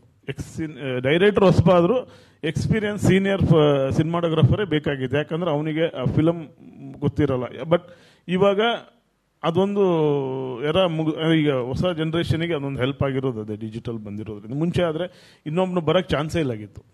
ಅವನು ಫಿಲಮ್ಮಲ್ಲಿ ಯಾರು ಎಕ್ಸ್ಪರ್ಟ್ ಇದ್ದಾರೆ ಅವರೇ ಸಿನಿಮಾಟೋಗ್ರಫಿ ಅಂದರೆ ಕ್ಯಾಮ್ರಾ ವರ್ಕ್ ಮಾಡಬೇಕಾಗಿದ್ದು, ಬೇರೆ ಯಾರಿಗೂ ಚಾನ್ಸ್ ಸಿಗ್ತಾ ಇಲ್ಲ. ಆ ಥರದ್ದು ಒಂದು ಇದರಲ್ಲಿ ಪ್ರೊಡ್ಯೂಸರು ಅವರಿಗೆ ಅನ್ನೆಸೆಸರಿ ವೇಸ್ಟ್ ಮಾಡೋಕ್ಕೂ ಇಷ್ಟ ಇರಲಿಲ್ಲ. ತೆಗಿಯೋ ಶಾರ್ಟ್ಸು ಅಷ್ಟು ಚೆನ್ನಾಗಿ ಮಾಡಬೇಕು, ಆ ಥರದ್ದು ಒಂದು ಪ್ರಾಸೆಸ್ಸು. ಆಮೇಲೆ ಪ್ರೊಸೆಸಿಂಗ್ ಆಗಲಿ, ಆಮೇಲೆ ಒನ್ಸ್ ಅದು ಯೂಸ್ ಆಗಿಲ್ಲ ಅಂದರೆ ಅದು ವೇಸ್ಟ್, ಮತ್ತೆ ರೀಯೂಸ್ ಮಾಡೋಕ್ಕಾಗಲ್ಲ. ಹಂಗಿದ್ದಾಗ ತುಂಬಾ ಬೌಂಡ್ರೀಸಲ್ಲಿ ಕೆಲಸ ಮಾಡಬೇಕಾಗಿದೆ. ಸರ್, ಈ DI ಬರೋಕ್ಕೆ ಮುಂಚೆ ನೆಗೆಟಿವಲ್ಲಿ ಶೂಟ್ ಮಾಡೋವಾಗ ನೀವು ವ್ಯೂ ಫೈಂಡರಲ್ಲಿ ನೋಡ್ತಾ ಇದ್ರಿ ಸಿನಿಮಾನ. ಓಕೆ, ಅಲ್ಲಿ ಫಸ್ಟ್ ವಿಜುವಲ್ ನೋಡೋದು ನೀವೇ. ಓಕೆ, ಆಮೇಲೆ ಅದನ್ನು ನೀವು ಪ್ರೋಸೆಸ್ ಮಾಡಿ ರಶಸ್ನ ಆನ್ ಸ್ಕ್ರೀನ್ ನೋಡೋವರೆಗೂ ಬೇರೆಯವ್ರಿಗೂ, ಅಂದರೆ ಇಡೀ ಟೀಮಲ್ಲಿ ಡೈರೆಕ್ಟರ್ ಬಂದು ವ್ಯೂ ಫೈಂಡರಲ್ಲಿ ನೋಡಿದ್ರೆ ನೋಡ್ದಂಗೆ. ಆಮೇಲೆ ಮಾನಿಟ್ರು, ಆಮೇಲೆ ನಿಧಾನಕ್ಕೆ VHSಗಳು ಬಂತು. VHS ಅಲ್ಲಿ ರೆಕಾರ್ಡ್ ಮಾಡ್ಕೊಳ್ಳೋ ಪ್ರೊಸೀಜರ್ಸ್ ಎಲ್ಲ ಬಂತು. ಸೊ ಆಗ ಕಲರ್ನ ಹೇಗೆ ಚೂಸ್ ಮಾಡ್ತಾಯಿದ್ರಿ ಸರ್? ನೆಗೆಟಿವಲ್ಲಿ ವರ್ಕ್ ಮಾಡೋವಾಗ ಕಲರ್ಸ್ನ ಹೇಗೆ ಬ್ಯಾಲೆನ್ಸ್ ಮಾಡ್ತಾ ಇದ್ರಿ? ಒಂಚೂರು ಡೀಟೇಲಿಂಗ್ ಆಗಿ.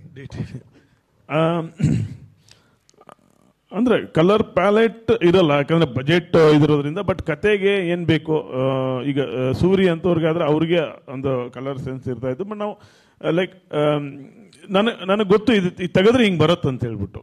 ಯಾಕಂದ್ರೆ ಇನ್ಯಾರಿಗೂ ಈ ಪ್ರಾಸೆಸ್ಸಲ್ಲಿ ಅದು ಡೆವಲಪ್ ಆಗಿ ಫೈನಲ್ ಔಟ್ಪುಟ್ ಬರೋಕ್ಕೆ ಹಿಂಗೆ ಬರುತ್ತಂತ ನಮ್ಗೆ ಆಲ್ರೆಡಿ ಒಂದು ನಮ್ಮ ಫ್ರೀ ವಿಜುವಲ್ ತಲೆಯಲ್ಲಿ ಓಡ್ತಾ ಇರೋದ್ರಿಂದ ನಾವು ಅದನ್ನ ಆಮೇಲೆ ಹಿಂದೆ ಮಾಡಿರೋ ಸಿನಿಮಾಗಳು ಇದು ಹಿಂಗಾದ್ರೆ ಹಿಂಗೆ ಬರುತ್ತೆ, ಇದು ಹಿಂಗಾದ್ರೆ ಹಿಂಗೆ ಬರುತ್ತೆ ಅಂತ ಪ್ರತಿ ಸಲ ಲ್ಯಾಬ್ ಹೋಗಿ ನೋಡಿದಾಗಲೂ ನನಗೆ ಒಂಥರ ಆಶ್ಚರ್ಯ ಅನ್ಸ್ಬಿಡೋದು. ನಾನು ಹಿಂಗೆ ತೆಗ್ದಾಗ ಹಿಂಗಿತ್ತು, ಇದು ಯಾಕೆ ಹಿಂಗೆ ಬಂತು? ಅಸಿಸ್ಟೆಂಟ್ ಆಗಿದ್ದಾಗಲಿಂದ ಅಷ್ಟೇ ಲ್ಯಾಬ್ಗೆ ಹೋಗ್ಬಿಟ್ಟು ನೋಡಿದಾಗ ನಾನು ಶೂಟ್ ಮಾಡಿದಾಗ ಹಿಂಗಿಲ್ಲಾಗಿತ್ತು, ಬಟ್ ಈ ಥರ ಬಂದಿದೆ. ಆ ಒಂದು ಕ್ಯೂರಿಯಾಸಿಟಿನೇ ನಮ್ಮನ್ನ ಹಿಂಗೆ ಮಾಡಿದ್ರೆ, ಯಾಕಂದ್ರೆ ಇದು ಈಗಿನ ಥರ ಸುಮ್ಮನೆ ನೋಡ್ಬಿಟ್ಟು ಇಮಿಡಿಯೇಟ್ ಅಲ್ಲಿ ರಿಸಲ್ಟ್ ನೋಡೋಕ್ಕಾಗಲ್ಲ, ಅದು ಹೋಗಿ ಪ್ರಾಸೆಸ್ ಆಗಿ ಬರಬೇಕಾಗಿತ್ತಲ್ಲ.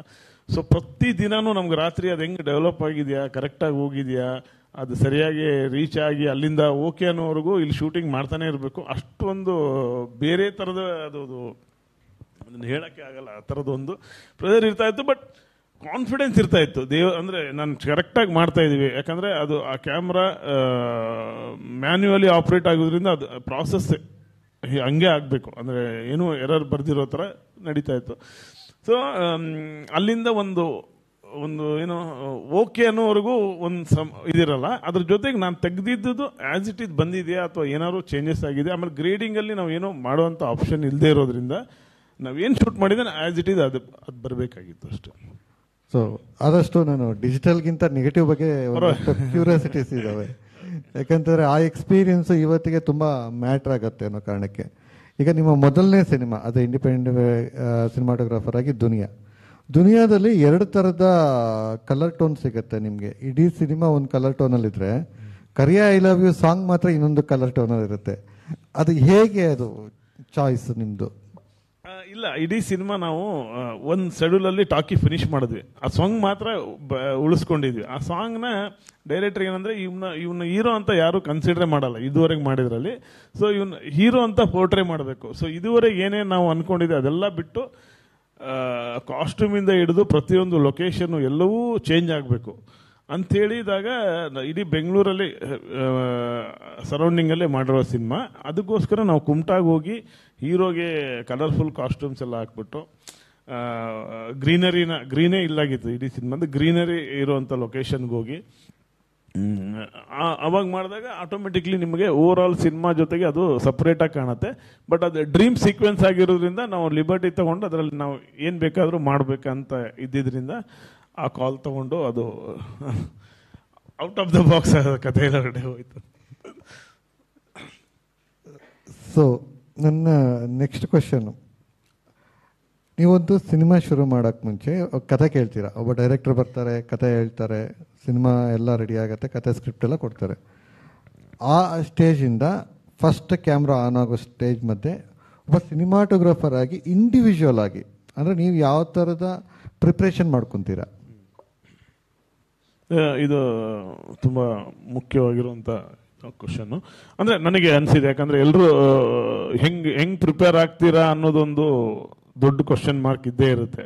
ನಾನು ಒಂದು ಸಿನಿಮಾ ಟು ಸಿನಿಮಾ ಮೊದಲನೇದಾಗಿ, ಯಾಕಂತಂದರೆ ನೀವು ಅವಾಗಲೇ ಹೇಳಿದ್ರಿ ನಾವು ಬರ್ತೀವಿ, ಎಲ್ಲ ಪ್ರಿಪ್ರೇಷನ್ ಆಗಿರ್ತೀವಿ, ಬರ್ತೀವಿ, ಕ್ಯಾಮ್ರಾ ಒಂದ್ಸಲ ಶೂಟಿಂಗ್ ಶುರು ಆದಮೇಲೆ ಅದು ಈಸಿ ಅಂತ.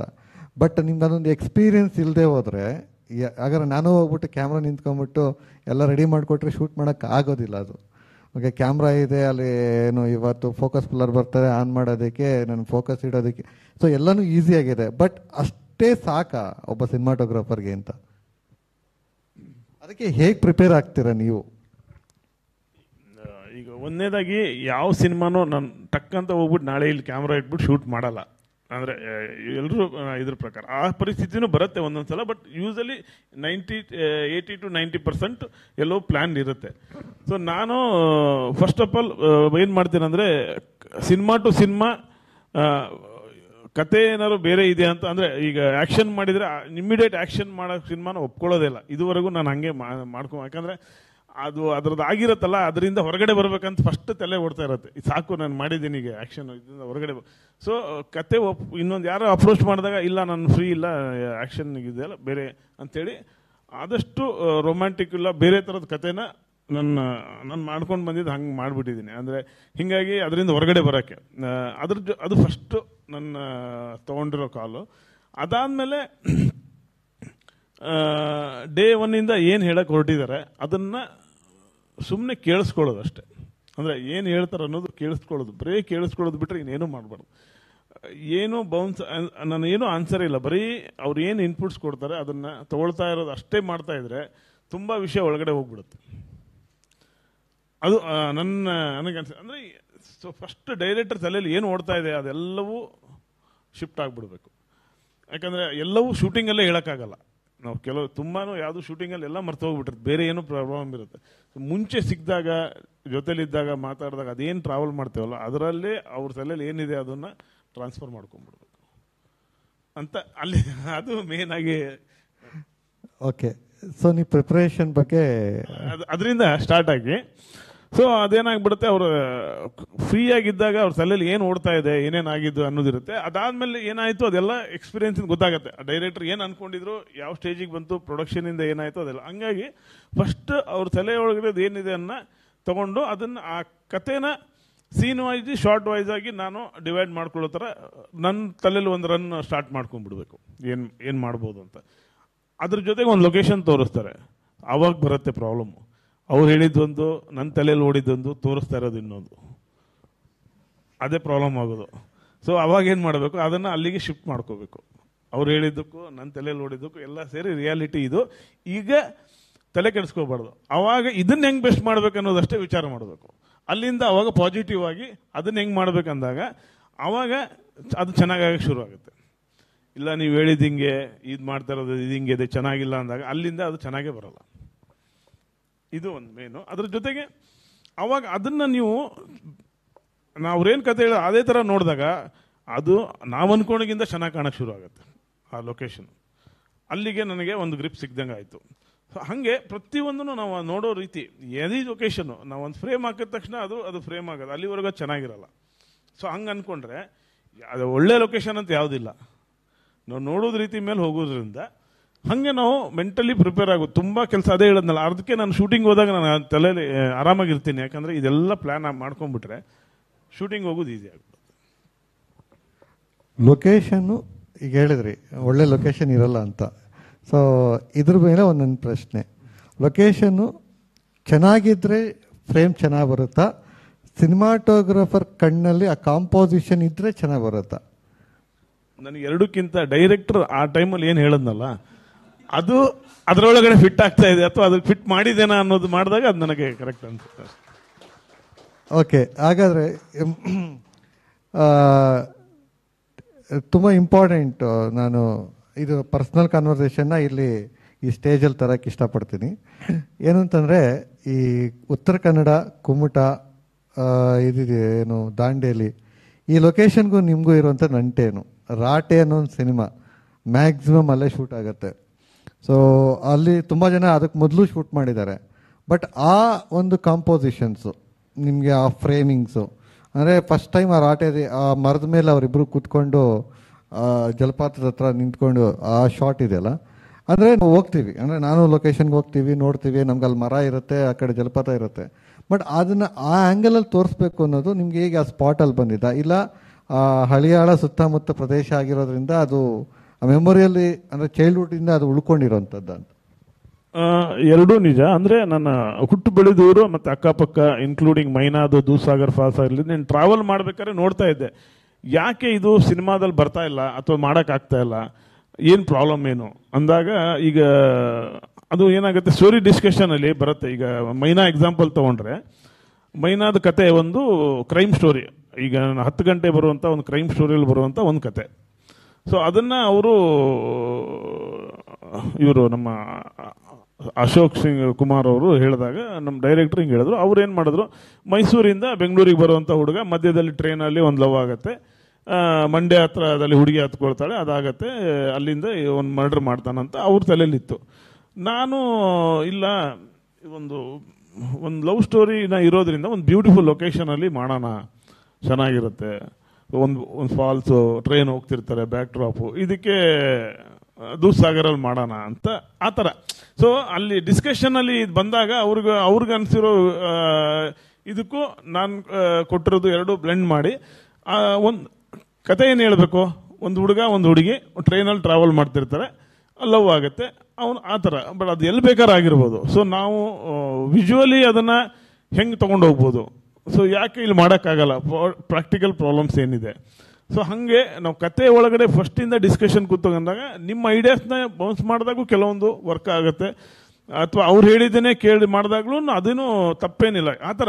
ಸೊ ನಾವು ಎಲ್ಲೆಲ್ಲಿ ಚಾನ್ಸ್ ಇದೆ ಅಲ್ಲಿ ಇದ್ರ ಹಂಗೆ ಈಗ ಯಲ್ಲಾಪುರ ಸರೌಂಡಿಂಗ್ ಎಲ್ಲ ಅದನ್ನು ಎಕ್ಸ್ಪ್ಲೋರೇ ಮಾಡಿಲ್ಲ ಯಾರು. ಮುಂಚೆ ಸುನಿಲ್ ಕುಮಾರ್ ದೇಸಾಯಿ ಸರ್ ಎಲ್ಲ ಬಂದಿದ್ರು. ಹಾಗೆ ತುಂಬ ಜಾಗಗಳಿದೆ ಅದ್ರ. ಬಟ್ ಏನಂದರೆ ಬರೀ ಜಾಗ ಇದೆ ಅಂತ ಶೂಟಿಂಗ್ ಮಾಡೋಕ್ಕಿಂತ ಅದ್ರ ಜೊತೆ ಕತೆ ಒಳಗಡೆ ಅದನ್ನು ಬ್ಲೆಂಡ್ ಮಾಡಿ ಅದನ್ನು ಕರೆಕ್ಟಾಗಿ ಪೋರ್ಟ್ರೇ ಮಾಡಿದ್ರೆ ಅದು ವಿಜುವಲ್ ಬೇರೆ ಥರ ಆಗುತ್ತೆ ಅಂತ ನನ್ನ ಇದು. ಈ ರೊಮ್ಯಾಂಟಿಕ್ ಫ್ರೇಮ್ಗೂ ರಸ್ಟಿಕ್ ಫ್ರೇಮ್ಗೂ ಎರಡೂ ಒಬ್ಬರೇ ಸಿನಿಮಾಟೋಗ್ರಾಫರ್ ಮಾಡಿರೋದು ಅಂತಾರೆ ಜಾಸ್ತಿ ನನ್ನ ಪ್ರಕಾರ ನೀವೇ ಅನಿಸುತ್ತೆ. ಅಂದರೆ ಯಾಕೆಂತಾರೆ ದುನಿಯಾ ಸಿನಿಮಾ ಮಾಡಿದ್ದಂಥ ಸತ್ಯ ಹೆಗ್ಡೆ ಸರ್ ರಾಟೆ ಸಿನಿಮಾನೂ ಮಾಡೋದು. ಸೊ ಈ ಕಡೆ ಕಾಡಲ್ಲೂ ಹೋಗ್ತೀರಾ, ಈ ಕಡೆ ಸಿಟಿಯಲ್ಲೂ ಬರ್ತೀರಾ. ಈ ಕಾಂಪೋಸಿಷನ್ಸು ನಿಮ್ಗೆ ಹೇಗೆ, ಅಂದರೆ ಡೈರೆಕ್ಟರ್ ಕತೆ ಹೇಳಿ ಲೊಕೇಶನ್ಗೆ ಹೋದ್ಮೇಲೆ ಬರುತ್ತಾ, ಇಲ್ಲ ನಿಮ್ಮ ಫ್ರೀ ಟೈಮಲ್ಲಿ ನೀವು ಈ ಥರ ರ್ಯಾಂಡಮ್ ಜಾಗಗಳು ಹೋಗೋದು, ಆ ಥರ ಲೊಕೇಶನ್ಗಳು ಹುಡ್ಕೋದು? ಈಗ ದೊಡ್ಡ ಮನೆ ಹುಡುಗ ಸಾಂಗಲ್ಲಿ ಹಳೆ ಪೋಸ್ಟ್ ಬಾಕ್ಸ್ ಎಲ್ಲ ಇಟ್ಕೊತೀರಾ, ಇಂತಿನ ಪ್ರೀತಿಯಲ್ಲೂ ಪೋಸ್ಟ್ ಬಾಕ್ಸ್ ಎಲ್ಲ ಯೂಸ್ ಮಾಡ್ತೀರಾ. ಈ ಇಮೇಜಸ್ ಹೇಗೆ ನಿಮಗೆ ಅದು ಮೊದಲೇ ಪ್ಲ್ಯಾನ್ ಆಗಿರುತ್ತಾ, ಇಲ್ಲ ನೀವು ನೋಡಿ ಅದನ್ನು ನಿಮ್ಮ ಫ್ರೀ ಟೈಮಲ್ಲೆಲ್ಲ ಒಂಥರ ಬ್ಯಾಂಕಲ್ಲಿ ಇಟ್ಕೊಂಡಿರ್ತೀರಾ ಅಂತ? ಬ್ಯಾಂಕಿಂದ ಬಂದಿರೋದು ಅವೆಲ್ಲ ಸ್ವಲ್ಪ ಇಟ್ಕೊಂಡಿರ್ತೀವಿ. ಕರೆಕ್ಟ್ ಟೈಮ್ ನೋಡಿ ಹೊಡೆದ್ರೆ ಅದು ರೀಚ್ ಆಗಬೇಕು, ಅದು ಹೋದ್ರೆ ಸಿಕ್ಸೇ ಹೋಗ್ಬೇಕು ಅನ್ನೋ ಥರ ಪ್ಲ್ಯಾನಲ್ಲಿ ಇರ್ತೀವಿ. ಅದಕ್ಕೆ ವೇಟ್ ಮಾಡಿ ಅದನ್ನು ಹೊಡಿಬೇಕಂತ ಪ್ಲ್ಯಾನ್ ಅಷ್ಟೇ. ಆ ಥರ ಅಂದರೆ ಸುಮ್ಮನೆ ಅದು ಬಾಲು ಹೊಡಿದ್ರೆ ಹಂಗಿರ್ಬೇಕು ಅನ್ನೋದು ಆ ಥರ ಒಂದು ಮೈಂಡ್ ಸೆಟ್ಟಲ್ಲಿ ವರ್ಕ್ ಮಾಡಿದಾಗ ಕತೆಗೆ ಎಲ್ಲಿ ಇದನ್ನು ಯೂಸ್ ಮಾಡಿದರೆ ರೀಚ್ ಆಗುತ್ತೆ, ಸುಮ್ಮನೆ ಫೋರ್ಸ್ಫುಲಿ ಮಾಡ್ದಂಗೆ ಅನ್ನಿಸ್ಬಾರ್ದು, ಒಟ್ಟು ಎಲ್ಲಿ ಹೊಡಿಬೋದು ಹಂಗೆ. ಒಂದು ಅದೇ ನೋಡಿದ ಜಾಗಕ್ಕೆ ಒಂದು ಫ್ರೇಮ್ ಹಾಕೋದು ಸ್ವಲ್ಪ ಅಂದರೆ ಮಾಡ್ತಾ ಇದ್ರೆ ಅದೇನು ದೊಡ್ಡ ವಿಷಯ ಅಲ್ಲ ಅಂತಂತ. ಬಟ್ ಜೊತೆಗೆ ಸಪೋರ್ಟ್ ಕೊಡೋರು, ಸಾಥ್ ಕೊಡೋರು ಎಲ್ಲ ಡೈರೆಕ್ಟರ್ಗಳು ಅದನ್ನು ಅನ್ಕೋಬೇಕು, ಓಕೆ ಇಲ್ಲ ಹಿಂಗೇನೋ ಮಾಡೋಣ, ಒಂದು ಪ್ಯಾಟ್ರನ್ನು ಚೆನ್ನಾಗಿರುತ್ತೆ ಅಂತ. ಬ್ಯಾಂಕಲ್ಲಿ ಬಂದ್ಬಿಡುತ್ತೆ ಒಂದಿಷ್ಟು ಅಲ್ಲಿಂದ. ಓಕೆ ಸರ್, ನೀವು ತುಂಬ ದೊಡ್ಡ ಬಡ್ಜೆಟ್ ಸಿನಿಮಾ, ಮಾರ್ಟಿನ್ನು, ದೊಡ್ಡ ಮನೆ ಹುಡುಗ ಆ ಥರ ಸಿನಿಮಾನೂ ಮಾಡಿದ್ದೀರಾ. ತುಂಬ ಸಣ್ಣ ಬಡ್ಜೆಟಲ್ಲಿ ಕೆಂಡಸಂಪಿಗೆ, ದುನಿಯಾ ಸಿನಿಮಾನೂ ಮಾಡಿದ್ದೀರಾ. ನಿಮಗೆ ಈ ಎರಡೂ ಸಿನಿಮಾಗಳ ಪ್ರೊಸೆಸ್ಸಲ್ಲಿ ಯಾವ್ದು ಕಂಫರ್ಟು, ಯಾಕೆ?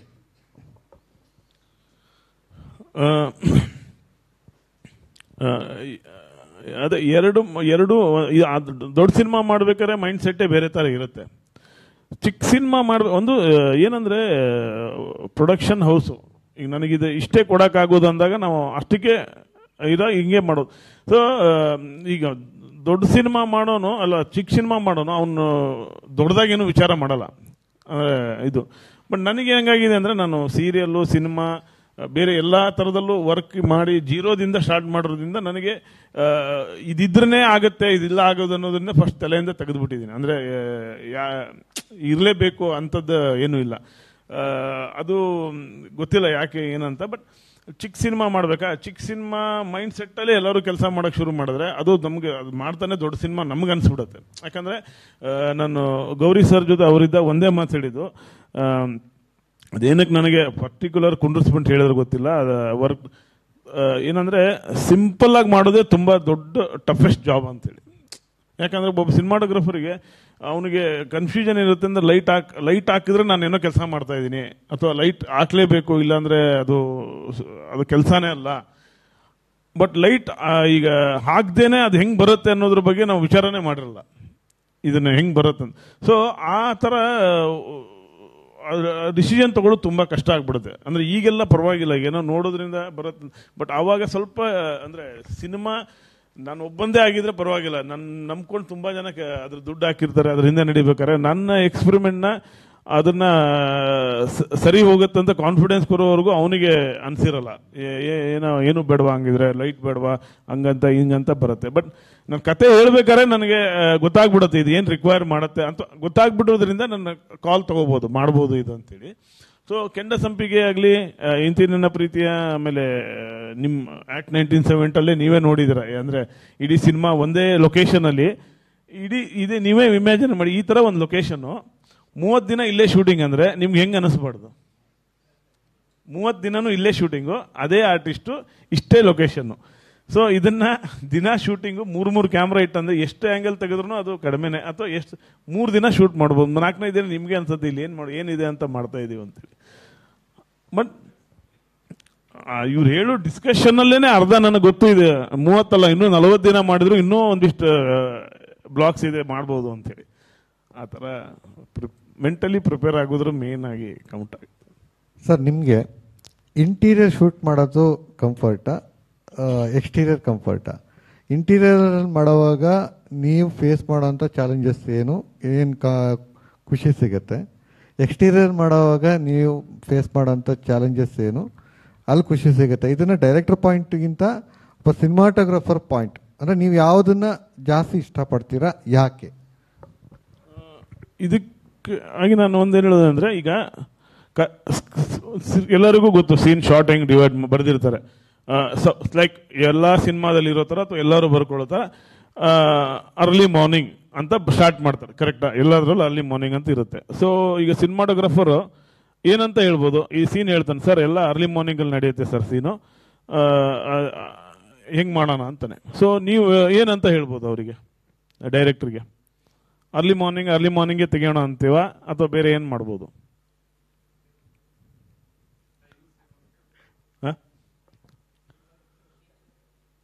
ಈಗ ಒಬ್ರು ಏನು ಮಾಡಿ ಡೈರೆಕ್ಟ್ ಇಲ್ಲ ಅರ್ಲಿ ಮಾರ್ನಿಂಗ್ ಅಂತ ಹೇಳ್ಬಿಟ್ಟು ಒಂದು ಸನ್ರೈಸ್ ಶಾರ್ಟ್ ಹಾಕ್ಬಿಡ್ತೀವಿ, ಆಮೇಲೆ ನಾರ್ಮಲ್ ಆಗಿ 9 ಗಂಟೆಯಿಂದ ಶೂಟಿಂಗ್ ಸ್ಟಾರ್ಟ್ ಆಗುತ್ತೆ, 6 ಗಂಟೆ ಒಳಗಡೆ ಆ ಸೀನ್ ಮುಗಿಸ್ಬೇಕಂತ ಇರುತ್ತೆ.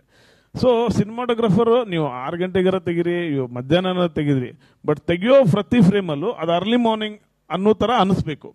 ಸೊ ಆ ಥರ ಅವನ ಕ್ಯಾಲ್ಕುಲೇಷನ್ ಹಂಗೆ ಹೋಗ್ಬೇಕು. ಅದು ಸೋರಿಸ್ತಾನೋ, ಲೈಟ್ ಸೋರ್ಸಲ್ಲೇ ಇದು ಕ್ರಿಯೇಟ್ ಮಾಡ್ತಾನೋ, ಮಧ್ಯಾಹ್ನ ತೆಗಿತಾನೋ, ಹೆಂಗೋ ತೆಗಿತಾನೆ. ಬಟ್ ಅವನಿಗೆ ಇಡೀ ಸೀನು ಅದು ಅರ್ಲಿ ಮಾರ್ನಿಂಗ್ ಫೀಲಲ್ಲೇ ಇರಬೇಕು. ಸೊ ಅವನು ಲೈಟಿಂಗ್ ಜೊತೆಗೆ ಅದನ್ನು ಹೆಂಗೆ ಆಟ ಆಡ್ಕೊಂಡು ಹೋಗು. ಅವನು ಡೈರೆಕ್ಟ್ಗೆ ಹೇಳ್ತಾನೆ ನೀವು ಯಾವಾಗಾರ ತೆಗೀರಿ, ಬಟ್ ನಾನು ಈ ಮೂಡಲ್ಲಿ ಕ್ರಿಯೇಟ್ ಮಾಡ್ತೀನಿ. ಸೊ ನಿಮ್ಮ ಸೀನ್ ಏನು ಮಾರ್ನಿಂಗ್ 6 o'clock ಸ್ಟಾರ್ಟ್ ಆಗುತ್ತೆ, 6:30 ಫಿನಿಶ್ ಆಗುತ್ತೆ. ಸೊ ನೀವು 6 ಗಂಟೆಗೆ ತೆಗಿಯೋ ಅವಶ್ಯಕತೆ ಏನಿಲ್ಲ. ನೀವು ಮಧ್ಯಾಹ್ನ 10 ಗಂಟೆಗೆ ಮಧ್ಯಾಹ್ನನೂ ಶುರು ಮಾಡಿ ಮುಗಿಸ್ಕೋ. ಹಾಗೆ ನಾವು ಇಂಟೀರಿಯರ್ ಆದರೆ ಆ ಥರ ಪ್ರಿಪ್ರೇಷನ್ ಟೈಮಿಂಗ್ ಏನು, ಅದರ ಹೆಂಗೆ ಮೂಡ್ ಸೆಟ್ ಮಾಡ್ಬೋದು ಏನಂತೇಳಿ. ಔಟ್ಡೋರಲ್ಲಿ ತುಂಬ ಆ್ಯಕ್ಚುಲಿ ನನ್ನ 2 ಥರ ಇದೆ.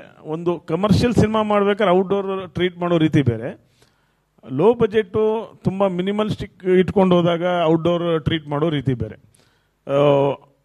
ಏನಾಗ್ಬಿಡುತ್ತೆ, ಕಮರ್ಷಿಯಲ್ ಸಿನಿಮಾಗಳಲ್ಲಿ ಆರ್ಟಿಸ್ಟ್ ಬರೋದು ಟೈಮು ಎಲ್ಲ ಸೇರಿ ಅದೊಂದು ರೆಗ್ಯುಲರ್ ಶೂಟಿಂಗ್ ಸ್ಪಾಟ್. ಹೀಗಾಗಿ ನಾವು ಟಾಪ್ ಲೈಟ್ನ ಕಟ್ ಮಾಡಿ ಅದಕ್ಕೆ ನೀಟಾಗಿ ಹೆಂಗೆ ಪ್ರಿಪೇರ್ ಆಗಬೇಕು ಆ ಥರ ಮಾಡ್ತೀವಿ. ಅದು ಒಂದು ಚಾಲೆಂಜಸ್ ಇರುತ್ತೆ. ಲೈಕ್ ಹೆಂಗೆ ಅದನ್ನು ಡೇಯಲ್ಲಿನೇ ಅದನ್ನು ಹೆಂಗೆ ಸಾಫ್ಟ್ ಮಾಡಿ ರೆಡಿ ಮಾಡೋದು ಅಂತ. ಅದೇ ಬಜೆಟ್ ಇಲ್ದಿರೋ ಸಿನಿಮಾದಲ್ಲಿ ಅರ್ಲಿ ಮಾರ್ನಿಂಗ್ನ ಅಂದರೆ ನಾವು ಆ ಟೈಮ್ನ ಇಟ್ಕೊಂಡು ಶೂಟ್ ಮಾಡ್ತೀವಿ. ಬಟ್ ನಾವು ಅಂದ್ಕೊಂಡಿದ್ದಂಗೆ ಒಂದೊಂದ್ಸಲ ವೆದರ್ ಇರಲ್ಲ. ಸೊ ಏನೋ ಅಂದ್ಕೊಂಡಿರ್ತೀನಿ ಇವತ್ತು ಇಡೀ ಸೀನ್ ಬ್ಯಾಕ್ ಲೈಟಲ್ಲಿ ಮಾಡ್ಬೇಕಂತೇಳಿ, ಅವತ್ತು ಫುಲ್ ವೆದರ್ ಬೆಂಗಳೂರು ಗೊತ್ತಲ್ಲ, ಅಥವಾ ಎಲ್ಲ ಹೋದ್ರೂ ಅಷ್ಟೇ. ಇವಾಗ ಸಮ್ಮರು ರೇನಿ ಸೀಸನ್ ಅಂತ ಇಲ್ವೇ ಇಲ್ಲ, ಯಾವಾಗ ಬೇಕಾದ್ರೂ ಏನಾಗುತ್ತೆ. ಸೊ ಈ ಥರದ ಪ್ರಾಬ್ಲಮ್ ಬಂದಾಗ ನಾವು ಔಟ್ಡೋರು ನನಗೆ ಸ್ವಲ್ಪ ಕಷ್ಟ ಅಂತಲೇ ಹೇಳಕ್ಕೆ ಇಷ್ಟಪಡ್ತೀನಿ. ಇಂಡೋರ್ ನನಗೆ ಏನೂ ತೊಂದರೆನೇ ಇಲ್ಲ. ಅವತ್ತು ಕಷ್ಟ ಅಂತ ಹೇಳ್ಬಿಟ್ಟು ಹೈಯೆಸ್ಟ್ ಸಿನಿಮಾಗಳಲ್ಲಿ ಔಟ್ಡೋರೇ ಜಾಸ್ತಿ ಮಾಡಿದ್ದೀರಾ ಸರ್. ಔಟ್ಡೋರಲ್ಲಿ ಶೂಟ್ ಮಾಡೋವಾಗ ನಿಮ್ದು ಯಾವುದಾದ್ರೂ ಒಂದು ಸಿನಿಮಾದ ತುಂಬ ರಿಸ್ಕಿ ಅನಿಸಿದ್ದು, ಚಾಲೆಂಜಿಂಗ್ ಅನಿಸಿದ್ದು, ಯಾಕಾದರೂ ಇದನ್ನು ಡೈರೆಕ್ಟರ್ ತಗೊಬಂದು ಔಟ್ಡೋರಲ್ಲಿ ಹಾಕಿದ್ರಪ್ಪ, ಈ ಎಕ್ಸ್ಟೀರಿಯಲ್ ತಂದಿಲ್ಲ ಯಾಕೆ ತಂದು ಹಾಕಿದ್ರಪ್ಪ ಅಂತ ಬೈಕೊಂಡಿದ್ದು, ಬಟ್ ಅದು ಆನ್ ಸ್ಕ್ರೀನ್ ಬಂದಾಗ ಆ ಎಫರ್ಟು ಖುಷಿ ಕೊಟ್ಟಿದ್ದು ಯಾವ ಸಿನಿಮಾ, ಯಾವುದಾದ್ರೂ ಒಂದು ಸೀನ್ ಎಕ್ಸ್ಪ್ಲೇನ್ ಮಾಡ್ಬೋದಾ? ಯಾವುದಾದ್ರೂ ಸಿನಿಮಾ ಆಗ್ಬೋದು. ಓಕೆ, ಅಂದರೆ ಅಲ್ಲಿ ತೆಗೆಯೋವಾಗ ಇದು ಯಾಕಾದರೂ ಬೇಕಿತ್ತಪ್ಪ ಅಂತ ಅನಿಸ್ಬಿಡುತ್ತೆ. ಇದು ಯಾಕೆ ಈ ರಿಸ್ಕಲ್ಲಿ ಇಲ್ಲಿ ಬಂದ್ಬಿಟ್ಟು ಏನೋ ಆಗಿರುತ್ತೆ, ಏನೋ ಸಮಸ್ಯೆಗಳು, ಅಷ್ಟೆಲ್ಲ ರಿಸ್ಕ್ ತಗೊಂಡು ಮಾಡಿದ್ದು, ಬಟ್ ಆನ್ ಸ್ಕ್ರೀನ್ ನೋಡಿದಾಗ ಅಷ್ಟು ರಿಸ್ಕ್ ತಗೊಂಡಿದ್ದಕ್ಕೂ ಓಕೆ ಖುಷಿಯಾಗಿದೆ ಅಂತ ಒಂದು ಸಿನಿಮಾದು. ರಾಟೆ ನನಗೆ ತುಂಬ ಮರೆಯೋಕ್ಕಾಗಿರೋದು ಔಟ್ಡೋರ್. ಯಾಕಂದರೆ ನಾವು ಅಲ್ಲಿ ಹೋದಾಗ ಅವತ್ತು ಕರ್ನಾಟಕದಲ್ಲಿ ಹೈಯೆಸ್ಟ್ ಮಳೆ ಬಿದ್ದಿರೋ ತಿಂಗಳು. ಬಟ್ ನಾವು ದಿನಕ್ಕೆ ಒಂದು ಶಾರ್ಟು ತೆಗಿಯೋಕ್ಕಾಗ್ತಿಲ್ಲ. ನಾನು ಏನು ಮಾಡಿಬಿಟ್ಟೇನೆ, ಡೈರೆಕ್ಟ್ರಿಗೆ ಇಲ್ಲೇ ಮಾಡೋಣ ಅಂತ ಹೇಳ್ಬಿಟ್ಟು ಕರ್ಕೊಂಬಂದ್ಬಿಟ್ಟಿದ್ದೀನಿ. ಯಾಕಾರ ಅಂದರೆ ಅಲ್ಲಿ ಹಾಗೆ ಆಗಿರೋದು ಪರಿಸ್ಥಿತಿ. ಒಂದು ಶಾರ್ಟ್ ತೆಗೆದ್ರೆ ಜಾಸ್ತಿ, ಮಳೆಲೇ ತೆಗಿಯೋಣ ಅಂದ್ರೂ ಮಳೆ ಕ್ಯಾಮ್ರಾ ಇಡೋಕ್ಕೆ ಆಗಲ್ಲ ತೊಗೊಂಡು, ಆ ಥರ ಪರಿಸ್ಥಿತಿಯಲ್ಲಿ ಮಳೆ ಬರ್ತಾ ಇತ್ತು.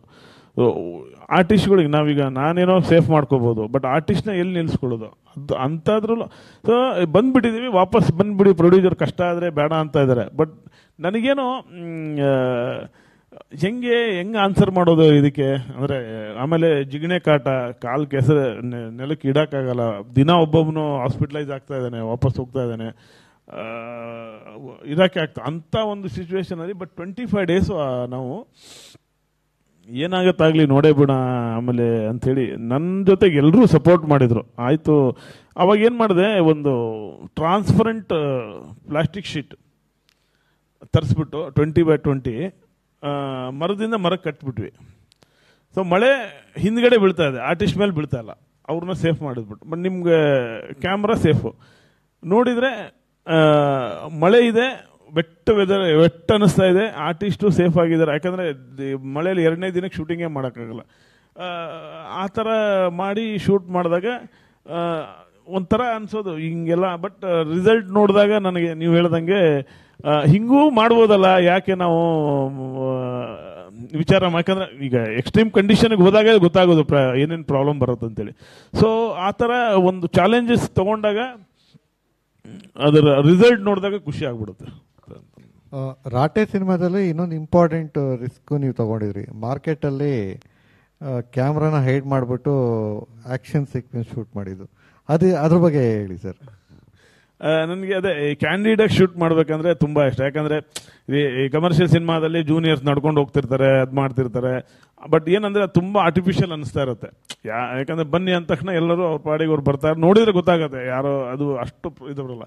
ಬಟ್ ಒಂದು ಮಾರ್ಕೆಟು ಅಥವಾ ಯಾವುದೋ ಒಂದು ಬ್ಯುಸಿ ಆಂಬಿಯನ್ಸಲ್ಲಿ ಯಾರಿಗೂ ಗೊತ್ತಿಲ್ದಂಗೆ ಒಂದು ನಾವು ಅಂದ್ಕೊಂಡ್ರೆ ಕ್ಯಾರೆಕ್ಟರ್ಗಳು ನಡ್ತಾ ಬರ್ತಾ ಇದ್ದಾಗ ಆ ಸಿಗೋ ಅಟ್ಮಾಸ್ಫಿಯರ್ ಇದೆಯಲ್ಲ, ಅದು ನಾವು ಕ್ರಿಯೇಟೇ ಮಾಡೋಕ್ಕೆ ಆಗದಿರೋಂಥದ್ದು. ಅಂದರೆ ಮಾಡ್ಬೋದು, ಬಟ್ ಅದಕ್ಕೆ ಬಜೆಟ್ ಅದೆಲ್ಲ ಕೇಳುತ್ತೆ. ಬಟ್ ನನಗೆ ಈ ಥರ ಕ್ಯಾಂಡಿಡ್ ಆಗಿ ಒಂದು ರಿಯಲಿಸ್ಟಿಕ್ ಆಗಿ ನಡೀತಾ ಇದೆ, ಬಟ್ ಯಾರಿಗೂ ಶೂಟಿಂಗ್ ನಡೀತಾ ಇರೋ ಗೊತ್ತಿಲ್ಲದೆ ತೆಗಿಯೋದು ಅಂದರೆ ಒಂದು ಸ್ವಲ್ಪ ಇಂಟ್ರೆಸ್ಟ್ ಜಾಸ್ತಿ, ಅಥವಾ ನನಗೆ ಇಷ್ಟ ಅದೇನೋ ಟ್ರಾವೆಲಿಂಗ್ ಸಬ್ಜೆಕ್ಟು ಮತ್ತು ಈ ಥರದ್ದೆಲ್ಲ.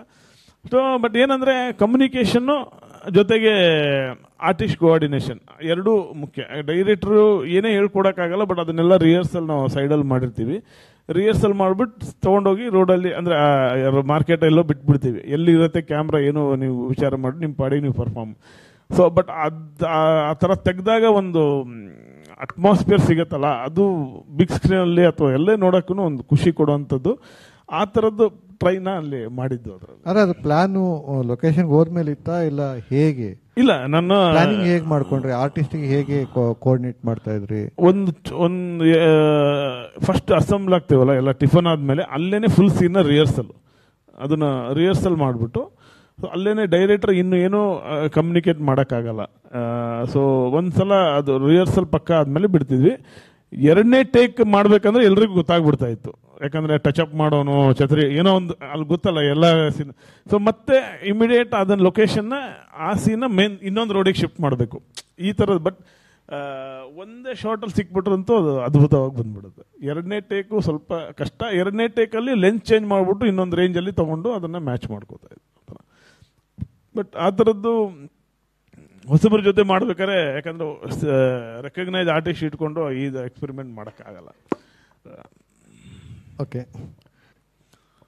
ಸೊ ನಿಮ್ಮ ಪ್ರಕಾರ ಸರ್ ಸಿನಿಮಾಟೋಗ್ರಫಿ ಅಂದರೆ ಎಲ್ಲವನ್ನು ಸುಂದರವಾಗಿ ತೋರಿಸೋದಾ ಇಲ್ಲ ಕತೆಗೆ ಪೂರಕವಾಗಿ ತೋರಿಸೋದಾ? ಯಾಕಂತಂದರೆ ಇವತ್ತು ಫಿಲ್ಟರ್ಗಳು ಬಂದ್ಬಿಟ್ಟಿದೆ, ನೀವೊಂದು ಫ್ರೇಮ್ ಇಟ್ಬಿಟ್ರೆ ಫುಲ್ ಫಿಲ್ಟರ್ಗಳಲ್ಲಿ ವಾಮ್ ಬೇಕಾ ಏನು ಬೇಕೋ ಇದೆಲ್ಲ ಮಾಡಿಬಿಡುತ್ತೆ. ಬಟ್ ಒಬ್ಬ ಸಿನಿಮಾಟೋಗ್ರಾಫರ್ ಆಗಿ ನಿಮ್ಮ ಸ್ಟ್ಯಾಂಡ್ ಏನು? ಸ್ಟೋರಿಗೆ ತಕ್ಕಂಗೆ ಶಾರ್ಟ್ಸ್ ತೆಗಿಯೋದಾ, ಕಂಪೋಸ್ ಮಾಡೋದಾ, ಇಲ್ಲ ಸ್ಟೋರಿಗಿಂತ ನೋಡಿದ ತಕ್ಷಣ ಫ್ರೇಮ್ ಚೆನ್ನಾಗಿ ಕಾಣಿಸ್ಬೇಕು ಅಂತ ಕಂಪೋಸ್ ಮಾಡೋದಾ?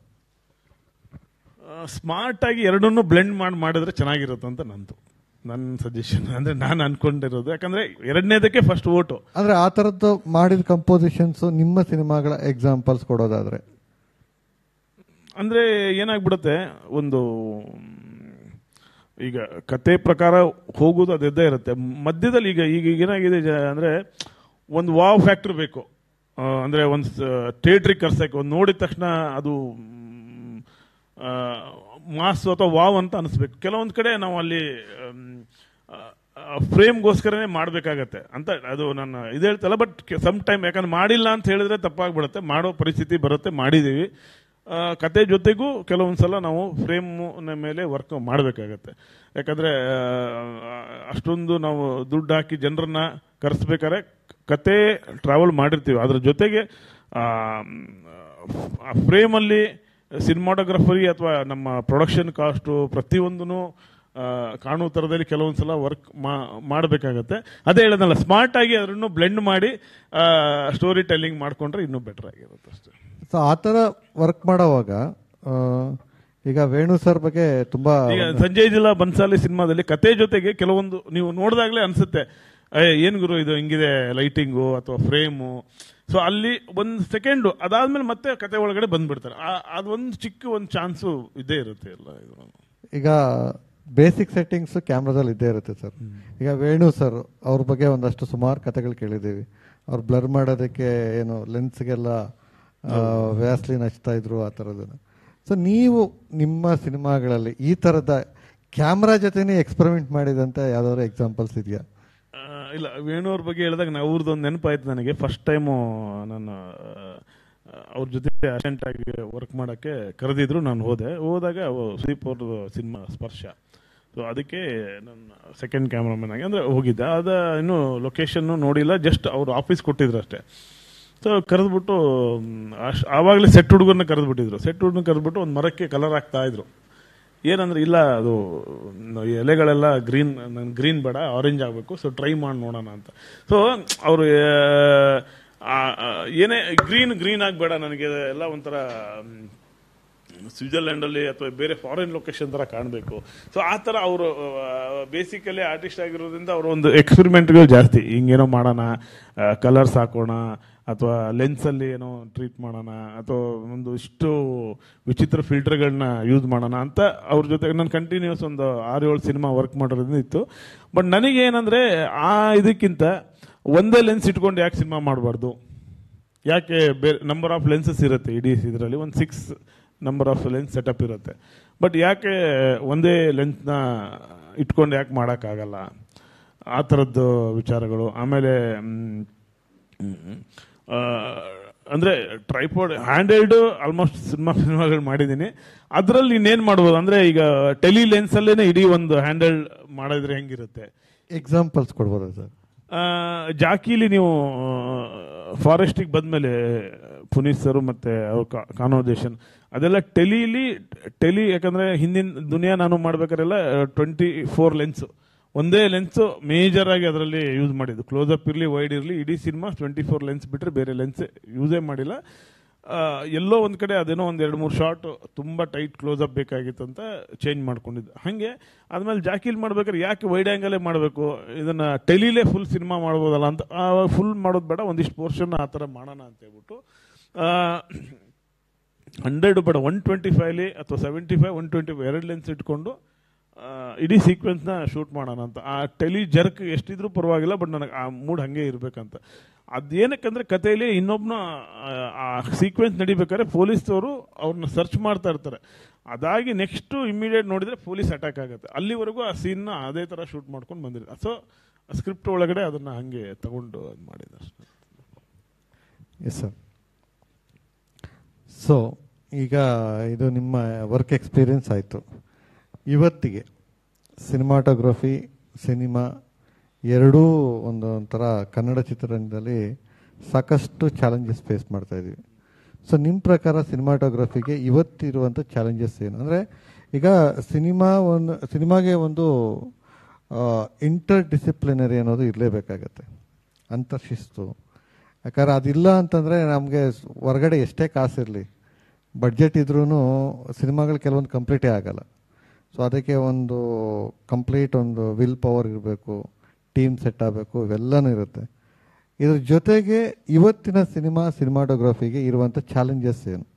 ನೀವು ಅಂದರೆ 30 years ಹಿಂದೆ ನೀವು ಶುರು ಮಾಡಿದಾಗ ಸಿನಿಮಾ ಅಂದರೆ ಅದಕ್ಕೆ ಬೇರೆಯೇ ಒಂದು ಭಯ ಭಕ್ತಿ ಅನ್ನೋದು ಇತ್ತು. ಸೊ ಇವತ್ತು ಅದು ಆ ಥರದ್ದು ಏನೂ ಇಲ್ಲ. ಸೊ ಯಾರು ಬೇಕಾದ್ರೂ ಸಿನಿಮಾ ಮಾಡ್ಬೋದು, ಹೇಗೆ ಬೇಕಾದ್ರೂ ಸಿನಿಮಾ ಮಾಡ್ಬೋದು. ಇದ್ರ ಮಧ್ಯದಲ್ಲಿ ನೀವು ಇವತ್ತಿಗೂ ಅಷ್ಟೇ ಬ್ಯುಸಿ ಸಿನಿಮಾಟೋಗ್ರಫರ್ ಆಗಿದ್ದೀರಾ. ಸೊ ನಿಮ್ಮ ಪ್ರಕಾರ ನಿಮಗೆ ಇವತ್ತು ಫೇಸ್ ಮಾಡ್ತಾ ಇರೋಂಥ ಚಾಲೆಂಜಸ್ ಏನು? ಅದೇ ಈಗ ಡಿಜಿಟಲ್ ಬಂದಮೇಲೆ ಯಾರು ಬೇಕಾದ್ರೆ ಸಿನಿಮಾಟೋಗ್ರಫರ್ ಆಗ್ಬೋದು, ಯಾರು ಬೇಕಾದ್ರೆ ಫಿಲ್ಮ್ ಮೇಕರ್ ಆಗೋದು ಅನ್ನೋದಿದೆ. ಬಟ್ ಅದ್ರ ಜೊತೆಗೆ ಏನು ಮಾಡ್ತೀವಿ ಅಥವಾ ಅದನ್ನು ಹೆಂಗೆ ಫೈನಲ್ ತಂದುಬಿಡ್ತೀವಿ, ಸೊ ಅದ್ರ ಬಗ್ಗೆ ಯಾರು ಅಷ್ಟು ಇದು ಮಾಡ ಅಂದರೆ ಒಂದು ಸಿನಿಮಾ ಶುರು ಆಗ್ಬಿಡುತ್ತೆ, ಎಲ್ಲರೂ ಮಾಡಿಬಿಡ್ತಾರೆ. ಬಟ್ ಅದು ಪ್ರೊಫೆಷ್ನಲ್ ಆಗಿ ಅದನ್ನು ಇದು ಮಾಡಬೇಕು. ಜೊತೆಗೆ ಒಳ್ಳೆ ಕಂಟೆಂಟು ಬಗ್ಗೆ ಯಾರು ತಲೆ ಕೆಡಿಸ್ಬೋದು. ಬರೀ ಮೇಕಿಂಗು ಆಲೆ ಕ್ಯಾಮ್ರಾ ಯೂಸ್ ಮಾಡಿದರೆ ಗೆದ್ದುಬಿಡ್ತೀವಿ, ಇದು ಇಕ್ವಿಪ್ಮೆಂಟ್ ಯೂಸ್ ಮಾಡಿದ್ರೆ ಹಂಗೆ ಆಗ್ಬಿಡುತ್ತೆ. ಅದನ್ನು ಫಸ್ಟ್ ಸೈಡ್ಗೆ ಇಟ್ಬಿಟ್ಟು ನೀವು ಚಿಕ್ಕ ಕ್ಯಾಮ್ರಾನೋ ದೊಡ್ಡ ಕ್ಯಾಮ್ರಾನೋ ಬಟ್ ಮಾಡೋ ಕೆಲಸ ಪ್ಲ್ಯಾನ್ ಮಾಡಿ ಅದನ್ನು ಎಕ್ಸಿಕ್ಯೂಟ್ ಮಾಡಿದ್ರೆ ಜೊತೆಗೆ ಒಳ್ಳೆ ಕಂಟೆಂಟ್ ಜೊತೆ ಮಾಡೋದು ಮುಖ್ಯ ಆಗಿದೆ. ಆ ಇದರಲ್ಲಿ ನಾವು ಸ್ವಲ್ಪ ಹಿಂದೆ ಇದ್ದೀವಿ ಅಂತ. ಇದು ಜೊತೆಗೆ ಚಾಲೆಂಜಸ್ ಏನಂದರೆ ಜನರಿಗೆ ಅದೇ ಒಂದು V F X one of the ಇದು ಅಂದರೆ ಈಗ ಬೇರೆ ಬೇರೆ ಇಂಡಸ್ಟ್ರಿಯವ್ರನ್ನ ಕಂಪೇರ್ ಮಾಡಿದ್ರೆ ನಮ್ಮ ಕನ್ನಡ ಇಂಡಸ್ಟ್ರಿ ಸಿನಿಮಾಗೆ ಜನನೇ ಬರ್ತಾ ಇಲ್ಲ ಅನ್ನೋ ಒಂದು ಕ್ವಶನ್ ಇದೆ. ಸೊ ಇಂಥ ಟೈಮಲ್ಲಿ ಒಬ್ಬ ಸಿನಿಮಾಟೋಗ್ರಾಫರ್ ಅಂದರೆ ಯಾರೇ ಈಗ ಹೊಸಬ್ರು ಬರ್ತಾರೆ, ನಾನು ಸಿನಿಮಾಟೋಗ್ರಾಫರ್ ಆಗಬೇಕು ಅಂತ ಬರ್ತಾರೆ. ಸೊ ನೀವು ಈ 30 yearsಲ್ಲಿ ನೀವು ನೋಡಿರೋ ಪ್ರಕಾರ ಇಂಡಸ್ಟ್ರಿಗೆ ಅವರು ಹೇಗೆ ಪ್ರಿಪೇರ್ ಆಗಬೇಕು? ಸೊ ಈಗಿರೋ ಚಾಲೆಂಜಸ್ ಏನೇನು ಚಾಲೆಂಜಸ್ ಇದೆ ಒಂದು ಸಿನಿಮಾನ ಶೂಟ್ ಮಾಡೋದಕ್ಕೆ, ಅದನ್ನು ಒಂದು ಒಳ್ಳೆ ಸಿನಿಮಾ ಆಗೋದಕ್ಕೆ ಸಿನಿಮಾಟೋಗ್ರಾಫರ್ ಕಾಂಟ್ರಿಬ್ಯೂಷನ್ಸ್ ಏನು, ಅದಕ್ಕೆ ಹೇಗೆ ಪ್ರಿಪೇರ್ ಆಗಬೇಕು ಅಂತ ನೀವು ಅನ್ಕೊಂತೀರಾ?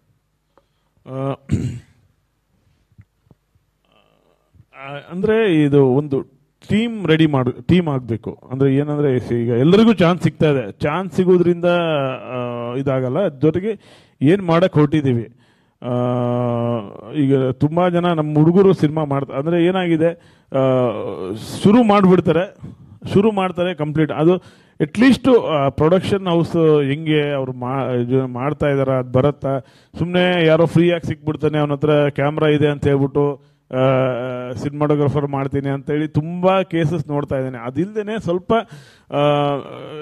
ಚೆನ್ನಾಗಿ ಅದ್ರ ಬಗ್ಗೆ ತಿಳ್ಕೊಳ್ಳಿ. ಅಂದರೆ ಹೆಂಗೆ ಸಿನಿಮಾಟೋಗ್ರಫರ್ದು ಏನೆಲ್ಲ ಇನ್ ಆ್ಯಂಡ್ ಔಟು ಪ್ರತಿಯೊಂದು ಡಿಪಾರ್ಟ್ಮೆಂಟು ಹೆಂಗೆ ಕೆಲಸ ಮಾಡಿದೆ. ಆಮೇಲೆ ಆದಷ್ಟು ಸಿನಿಮಾದಲ್ಲಿ ಅಸಿಸ್ಟೆಂಟ್ ಆಗಿ ಸ್ವಲ್ಪ ದಿನ ಕೆಲಸ ಮಾಡಿ ಆಮೇಲೆ ಡಿಸಿಷನ್ ತಗೊಳ್ಳಿ, ಏನು ಇಂಡಿಪೆಂಡೆಂಟ್. ಯಾಕಂದರೆ ಏನೇ ನೀವು ನೋಡಿ ಮಾಡಿದ್ರು ಕೂಡ ಒಂದು ಟೀಮ್ ಜೊತೆ ಕೆಲಸ ಮಾಡ್ಬೇಕಾದ್ರೆ ಪ್ರಾಕ್ಟಿಕಲ್ ಪ್ರಾಬ್ಲಮ್ ಬೇರೆ ಥರದ್ದು ತುಂಬಾ ಬರುತ್ತೆ. ಅದನ್ನು ಹ್ಯಾಂಡಲ್ ಮಾಡೋ ಎಬಿಲಿಟಿ ಇರಬೇಕು. ಸೊ ಅದರಲ್ಲಿ ತುಂಬ ಜನ ಫೇಲ್ ಆಗ್ತಾ ಇದ್ದಾರೆ. ಅದಕ್ಕೋಸ್ಕರ ಪ್ರಾಕ್ಟಿಕಲಿ ಎಷ್ಟಾಗತ್ತೆ ಅಷ್ಟು ಒಂದು ನಾಲೆಜ್ನ ಗೇನ್ ಮಾಡ್ಕೊಳ್ಳಿ. ಅದರ ವರ್ಕ್ ಮಾಡಿಬಿಟ್ಟು ಬರೀ 4 ಶಾರ್ಟ್ ಅಥವಾ ತುಂಬ ಒಂದು ಶೋ ರೀಲ್ ರೆಡಿ ಆದ ತಕ್ಷಣ ಸಿನಿಮಾಟೋಗ್ರಫಿ ಆಪ್ಷನ್ ಸಿಗೋ. ಸೊ ಅದರ ಜೊತೆಗೆ ಒಂದು ಒಳ್ಳೆ ಟೀಮು, ಸುಮ್ಮನೆ ಇಲ್ಲದೆ ಇದು ವರ್ತ್ ಇದೆಯಾ ಕತೆ ಮಾಡೋದ್ರಿಂದ ಎಲ್ಲರಿಗೂ ಒಂದು ಲೈಫ್ ಆಗುತ್ತಾ ಅಥವಾ ಹೆಂಗೆ ಅದನ್ನು ಪ್ರೊಡ್ಯೂಸರಿಗೆ ಅದನ್ನ ವಾಪಸ್ ಥರದಲ್ಲಿ ಮಾಡ್ತಾ ಇದ್ದೀವ ಅನ್ನೋದನ್ನ ವಿಚಾರ ಮಾಡಿ ಹೆಜ್ಜೆ ಇಡಿ ಅಂತ ನನ್ನ ತಲೆಯಲ್ಲಿ ನಾನು ಅನ್ಕೊಂಡಿರೋದನ್ನು ಹೇಳಕ್ಕೆ ಇಷ್ಟಪಡ್ತೀನಿ. ಓಕೆ, ನನ್ನ ಕಡೆಯಿಂದ ಕೊನೆ ಪ್ರಶ್ನೆ ಇದು. ಸೊ ಈಗ ಆಲ್ರೆಡಿ ನಿಮ್ಮ ಸಿನಿಮಾಗಳೇ ಸುಮಾರು ಜನಕ್ಕೆ ಒಂದು ಸ್ಟಡಿ ಮೆಟೀರಿಯಲ್ ಆಗುತ್ತೆ. ಸಿನಿಮಾಟೋಗ್ರಫಿ ಮಾಡೋದಕ್ಕೆ ಹೇಗೆ ಮಾಡಬೇಕು, ಹೇಗೆ ಕಂಪೋಸಿಷನ್ಸ್ ಅಂತ. ನಿಮಗೆ ಇಷ್ಟವಾದ ಕನ್ನಡದ 3 ಸಿನಿಮಾಗಳು, ಈಗ ಇಲ್ಲಿರೋರಿಗೆ ಅವರು ಅಂದರೆ ನಿಮಗೆ ಇಷ್ಟವಾದ ಆ ಸಿನಿಮಾಗಳನ್ನ ಸಿನಿಮಾಟೋಗ್ರಫಿಗೋಸ್ಕರ ನೋಡಬೇಕು ಅನ್ನೋದಾದರೆ ನೀವು ಸಜೆಸ್ಟ್ ಮಾಡುವಂಥ ನಿಮಗೆ ಇಷ್ಟವಾದ ಕನ್ನಡದ 3 ಸಿನಿಮಾಗಳು, ಕನ್ನಡ ಬಿಟ್ಟು ಬೇರೆ ಯಾವುದಾದ್ರೂ ಭಾಷೆದು 3 ಸಿನಿಮಾಗಳು ಹೆಸರು ಹೇಳೋದಾದರೆ?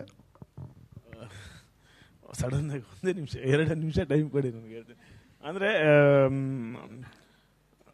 ನನಗೆ ನನ್ನ ಸೀನಿಯರ್ಸ್ ಅಂದರೆ ನಾನು ಏನು ಅವ್ರ ವರ್ಕ್ ನೋಡಿ ಇಷ್ಟಪಟ್ಟದ್ನಲ್ಲ, ನನಗೆ ಪುಷ್ಪಕುಮಾರ್ನ ತುಂಬ ಇಷ್ಟ. ಯಾಕಂದರೆ ಒಂದು ಮೂಕಿ ಸಿನಿಮಾನ ಒಬ್ಬ ಸಿನಿಮಾಟೋಗ್ರಫರು ಅದನ್ನು ಹೆಂಗೆ ವಿಜುವಲೈಸ್ ಮಾಡ್ತಾನೆ. ಸೊ ಅದು ಎಷ್ಟು ಸಲ ನೋಡಿದ್ರು ಬೋರ್ ಆಗಿಲ್ಲ ನನಗೆ. ಆಮೇಲೆ ನಾನು ನೋಡ್ತಾನೆ ಇರುವಂಥ ಸಿನಿಮಾ ಅದು ನನಗೆ. ಅದಾದಮೇಲೆ ಅಂದರೆ ನಾನು ಹಳೆ ಸಿನಿಮಾ ಏನೇ ಕೇಳ್ತಾ ಇದ್ದೆ ನನಗೆ ಆಮೇಲೆ ಬೆಳದಿಂಗಳ ಬಾಲೆ ಅದನ್ನು ನೋಡ್ಕೊಂಡು ನಾನು ಪಿ ರಾಜನ್ ಅವ್ರ ಜೊತೆ ಅಸಿಸ್ಟೆಂಟಾಗಿ ವರ್ಕ್ ಮಾಡಿದ್ದು. ಆ ವರ್ಕ್ ಅಂದರೆ ಒಂದು ನಾವೆಲ್ ಓದಿದಾಗ ಏನು ಅನಿಸುತ್ತೆ ಅದನ್ನು ವಿಜುವಲೈಸ್ ಮಾಡಿದ ರೀತಿ ಅದು ನನಗೆ ಇಷ್ಟ ಆಗಿದ್ದು ಆ ಟೈಮಲ್ಲಿ.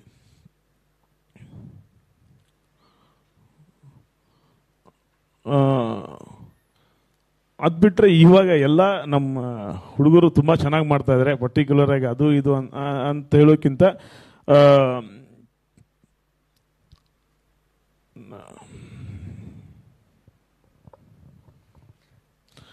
ನನಗೆ ಇನ್ನೊಂದು ಎಕ್ಸ್ಪೆರಿಮೆಂಟ್ ಮಾಡಿದ್ದು ನಂಗೆ ಇಷ್ಟ ಆಗಿದೆ ಅಂದರೆ ನನಗೆ ರಾಮಚಂದ್ರ ಸರ್ ಮಾಡಿದ್ರಲ್ಲ ಮಳೆ ಇಟ್ಕೊಂಡು ಒಂದು ಸಿನಿಮಾ, ಅದು ಗಿರೀಶ್ ಕಾಸರವಳ್ಳಿ ಸರ್ದು ದ್ವೀಪ ನೋಡಿದಾಗ ನನಗೆ ತುಂಬ ಪ್ರೌಡ್ ಫೀಲ್ ಆಗಿತ್ತು. ನಮ್ಮಲ್ಲೂ ಈ ಥರ ಒಂದು ಚಾಲೆಂಜಸ್ ಆಗಿ ಒಂದು ಸಿನಿಮಾ ಮಾಡಿದಾರಲ್ಲ ಅಂತ. ಓಕೆ, ಕನ್ನಡದ 3 ಆಯಿತು. ಬೇರೆ ಭಾಷೆ ಅಂದರೆ ಇಲ್ಲಿ ತುಂಬ ಜನ ಸಿನಿಮಾ ಕಲಿಬೇಕು ಅಂತಿದ್ದಾರೆ. ಸೊ ಅವ್ರಿಗೆ ಸಿನಿಮಾ ಅಂದರೆ ಸಿನಿಮಾ ನೋಡಿರ್ತಾರೆ, ಕತೆ ಡೈರೆಕ್ಟ್ರು ಆ್ಯಕ್ಟರ್ಗೋಸ್ಕರ ಸಿನಿಮಾ ನೋಡಿರ್ತಾರೆ.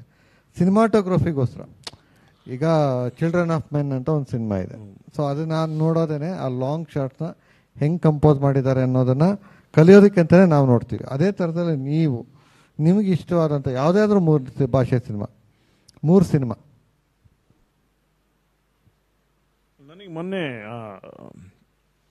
ಇದು ಬಾಯ್ಸ್ ಸಿನಿಮಾ ಇದೆಲ್ಲ ಮಂಜುಮಲ್ ಬಾಯ್ಸ್ ಅಲ್ಲಿ ಅಂದರೆ ಸಿನಿಮಾಟೋಗ್ರಫರಿಗೆ ತುಂಬ ಚಾಲೆಂಜಿಂಗ್ ಆಗಿರುವಂಥ ಅದು ಇದು ವರ್ಕ್. ಅಂದರೆ ಕತೆ ಹೇಳಿದಾಗ ಅವನು ವಿಜುವಲೈಸ್ ಮಾಡ್ಬೇಕಂದ್ರೆ ಹೆಂಗೆ ಇದು ಪ್ರಾಕ್ಟಿಕಲಿ ಹೆಂಗೆ ನಾನು ಅದನ್ನು ಮಾಡೋಕ್ಕಾಗತ್ತೆ, ಆ ಶಾರ್ಟ್ಸ್ ಎಲ್ಲ ಅದರಷ್ಟು ಚಾಲೆಂಜಿಂಗ್. ನಾನು ರೀಸೆಂಟಾಗಿ ಒಬ್ಬ ಸಿನಿಮಾಟೋಗ್ರಫರು ತುಂಬಾ ವರ್ಕ್ ಮಾಡಿದಂದರೆ ನನಗೆ ಮಂಜುಮಲ್ ಬಾಯ್ಸ್ ಇಷ್ಟ ಆಗಿದ್ದು. ಅಂದರೆ ಯಾಕಂದರೆ ಸೆಟ್ ಅದನ್ನು ಹಾಕಿ ಅದನ್ನು ರಿಯಲಿಸ್ಟಿಕ್ ಆಗಿ ಅಲ್ಲೇ ಹೋಗಿ ಅದು ಸ್ವಲ್ಪ ಚಾಲೆಂಜಿಂಗ್ ಆಗಿರೋದು. ಸೊ ಆ ವರ್ಕು ತುಂಬ ಚೆನ್ನಾಗಿ ಇಷ್ಟ ಆಗಿರೋದು ನನಗೆ. ನಮ್ಮ ಸುದೀಪ್ ಚಟರ್ಜಿ ಅವ್ರದ್ದು ಎಲ್ಲ ಸಿನಿಮಾನೂ ಇಷ್ಟ, 1, 2 ಅಂತ ಹೇಳಕ್ಕೆ. ಯಾಕಂದರೆ ಒಂದು ರಿಯಲಿಸ್ಟಿಕ್ ಆಗಿ ಸಿನಿಮಾಗಳು ಮಾಡ್ತೀವಿ, ಬಟ್ ಒಂದು ಬನ್ಸಾಲಿ ಥರ ಒಂದು ವಿಜುವಲ್ ಪೊಯೆಟ್ರಿ ಮಾಡೋ ಸಿನಿಮಾಗಳು ಏನೇ ಬಂದಾಗ ಆ ಬಿಗ್ ಸ್ಕ್ರೀನಲ್ಲಿ ನೋಡೋ ಖುಷಿನೇ ಬೇರೆ. ಸೊ ಹೀಗಾಗಿ ಅವರ ಎಲ್ಲ ಸಿನಿಮಾಗಳು ನನಗೆ ಪರ್ಸ್ನಲಿ ಇಷ್ಟ ಆಗುತ್ತೆ ನೋಡೋಕ್ಕೆ. ಇನ್ನೊಂದು ಸಜೆಷನ್ ಕೊಡ್ಬೋದು? ಯಾವುದು? ಇನ್ಯಾವ್ದಾದ್ರು ನನಗೆ ತುಂಬ ಕಾಡಿದ್ದು ಸಿಟಿ ಆಫ್ ಗಾಡ್. ನಾನು ಯಾವಾಗಲೂ ಎನಿ ಟೈಮ್ ನೋಡಿದ್ರು ನನಗೆ ಅದು ಯಾಕೆ ಹೆಂಗೆ ತೆಗೆದ್ರು ಇದು ಇನ್ನೂ ಹೆಂಗೆ ನಾವು ಯಾಕೆ ಮಾಡಿ ಅಂದರೆ ಲೈಕ್ ಅದನ್ನು ಆ ಟೈಮಲ್ಲೇ ಈ ಥರ ಎಲ್ಲ ಮಾಡಿದ್ರಲ್ಲ, ಇದುವರೆಗೂ ನಾನು ಒಂದು ಶಾರ್ಟು ಹಂಗೆ ತೆಗಿಯೋಕ್ಕಾಗಿಲ್ಲ ಅಂತ ಕೊರಗ್ತಾ ಇರೋದಂಥ ಸಿನಿಮಾ ಅಂದರೆ ರಿಯಲಿಸ್ಟಿಕ್ಕಲ್ಲಿ ಇದರಲ್ಲಿ. Yes sir, thank you. ನಿಮ್ಮ ಜರ್ನಿಯಲ್ಲಿ ನೀವು ಫೇಸ್ ಮಾಡಿದ ಪ್ರಾಬ್ಲಮ್ಸು ಅದನ್ನು ಹೆಂಗೆ ಸಾಲ್ವ್ ಮಾಡಿಕೊಂಡ್ರಿ ಅನ್ನೋದ್ರ ಬಗ್ಗೆ ಎಲ್ಲ ಒಂದಷ್ಟು ಮಾತಾಡಿದ್ರಿ. ಈಗ ಯಾರ್ದಾದ್ರು ಪ್ರಶ್ನೆ ಇದ್ರೆ ಮೊದಲನೇದಾಗಿ ಸಿನಿಮಾಟೋಗ್ರಾಫರ್ ಆಗಿ ಇಷ್ಟು ಮಾತಾಡಕ್ಕೆ ನನಗೆ ಬರೋದೇ ಇಲ್ಲ, ಆದ್ರೂ ಕ್ವಶನ್ಗಳು ಮಾಡಕ್ಕೆ ಹೇಳಿದ್ರಿ. ನಂಗೇನಿದ್ರು ಕ್ಯಾಮ್ರಾ ಹಿಂದೆ ನಾನು ಬೇರೆಯವ್ರನ್ನ ಮಾತಾಡೋ ಥರ ಮಾಡಕ್ಕೆ ಇಷ್ಟಪಡ್ತೀನಿ. ಬಟ್ ನನ್ನ ಹತ್ರ ಇಷ್ಟೊಂದು ವಿಷಯ ಅದು ನನಗೂ ಖುಷಿ ಇದೆ. ಯಾಕಂತಂದ್ರೆ ನಾವು ಇಷ್ಟು ವರ್ಷ ಜರ್ನಿಯಲ್ಲಿ ಫಸ್ಟ್ ಟೈಮ್ ಇಷ್ಟು ವಿಷಯ ಮಾತಾಡಿರೋದು. So anybody want ask questions, feel free. ನಿಮ್ಗೆ ಯಾರು ಬೇಕಾದರೂ ಕ್ವಶನ್ ಕೇಳ್ಬೋದು ಸತ್ಯ ಸರ್ ಹತ್ರ.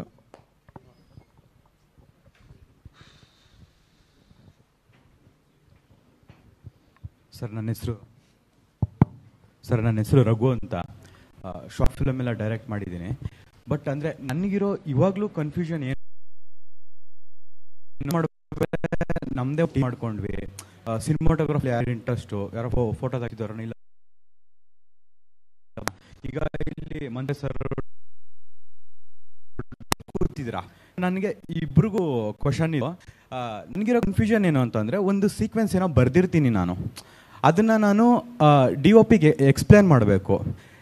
ನಾನು ಅಂದರೆ ನನ್ನ ಹತ್ರ ಒಂದೆರಡು ಶಾರ್ಟ್ ಹಿಂಗಿರುತ್ತೆ, ಅಂದರೆ ಎಕ್ಸಾಕ್ಟಾಗಿ ನನಗೆ ಹಿಂಗೆ ಇದೆಲ್ಲ ಗೊತ್ತಿಲ್ಲ. ಅಂದರೆ ಈಗ ನಾನು ಹೊಸಬ್ರನ್ನ ಇಟ್ಕೊಂಡು ಎಕ್ಸ್ಪೆರಿಮೆಂಟ್ ಮಾಡ್ತಿದ್ದಾಗ, ನಾನು ಹೊಸಬ ಇದ್ದಾಗ ನನಗೆ ಆ ಎಕ್ಸ್ಪೀರಿಯೆನ್ಸ್ ಇಲ್ಲ. ಬಟ್ ನಾನು ಒಂದು ದೊಡ್ಡ ಸಿನಿಮಾನ ಹ್ಯಾಂಡ್ಲ್ ಮಾಡ್ತೀನಿ, ನಾನು ಅದಕ್ಕೆ ದೊಡ್ಡ ಸಿನಿಮಾಗಳಲ್ಲಿ ಮೇಕಿಂಗ್ ಹೆಂಗಾಗುತ್ತೆ ಏನೋ ಅಂತ ಹೋಗಿ ಸುಮ್ಮನೆ ನಿಂತ್ಕೊಂಡು ನೋಡ್ತಾ ಇರ್ತೀನಿ. ನೀವು ಸರ್ಗೆ ಏನಾದರೂ ಎಕ್ಸ್ಪ್ಲೇನ್ ಮಾಡಬೇಕು ಅಂದರೆ ಎಲ್ಲ ಶಾರ್ಟ್ನು ನೀವೇ ಎಕ್ಸ್ಪ್ಲೇನ್ ಮಾಡ್ತೀರಾ, ಅಥವಾ DOP ಡೈರೆಕ್ಷನ್ ಆಫ್ ಫೋಟೋಗ್ರಫಿ? ನನ್ನ ಕೆಲಸ ಏನು, ನಾನು ಸೀಕ್ವೆನ್ಸ್ನ ಬರಿತೀನಿ, ನನ್ನ ತಲೆಯಲ್ಲಿ ಈ ಸೀಕ್ವೆನ್ಸ್ ಹಿಂಗೆ ಬೇಕು ಅನ್ನೋದಿದೆ. ನಾನು ಅವ್ರಿಗೆ ಪೂರ್ತಿ ಶಾರ್ಟ್ಸ್ಗಳನ್ನ ಅವ್ರಿಗೆ ಬಿಟ್ಬಿಡ್ಬೇಕಾ? ಯಾಕೆ ನನಗೆ ಈ ಕನ್ಫ್ಯೂಷನು ಅಂತ ಅಂದ್ರೆ, ಯೂಶಲಿ ಸಿನಿಮಾದಲ್ಲಿ ಎಲ್ಲ ನೋಡಿದಾಗ ಡೈರೆಕ್ಟ್ರ್ ಏನು ಶಾರ್ಟ್ ಇಟ್ಟಿದ್ದಾನಪ್ಪ ಅಂತ ಡೈರೆಕ್ಟ್ರಿಗೆ ಕ್ರೆಡಿಟ್ಸ್ ಹೋಗುತ್ತೆ. ಬಟ್ DOP ಈಗ ನಂದು ವರ್ಕ್ ಮಾಡಿದಾಗ ಏನಾಗಿದೆ, DOP ತುಂಬ ಚೆನ್ನಾಗಿ ತೋರಿಸಿರ್ತಾರೆ. ಏನೋ ಒಂದು ಶಾರ್ಟ್ ಅಂತಲೂ ಹೇಳಲ್ಲ, ಒಂದು ಸೀಕ್ವೆನ್ಸ್ ಹೇಳಿದಾಗ ಇಲ್ಲ ಇದು ಹಿಂಗೆ ಮಾಡ್ಬೋದು ಅಂತ. ಯಾಕೆ ಡೈರೆಕ್ಟ್ರು ಏನು ಶಾರ್ಟ್ ಇಟ್ಟಿದ್ದಾನಪ್ಪ ಅಂತ ಅಂತಾರೆ? ಈಗ ಇದು ಯಾರಿಗೂ ಹೋಗ್ಬೇಕು ಈ ಕ್ರೆಡಿಟ್ಸು, ಮತ್ತು ಹೆಂಗೆ ಅದನ್ನು ಕಮ್ಯುನಿಕೇಟ್ ಮಾಡಬೇಕು DOP ಮತ್ತು ಡೈರೆಕ್ಟ್ರು? ಈಗ ಇದು ನನಗಿರೋ ಕನ್ಫ್ಯೂಷನ್ನು.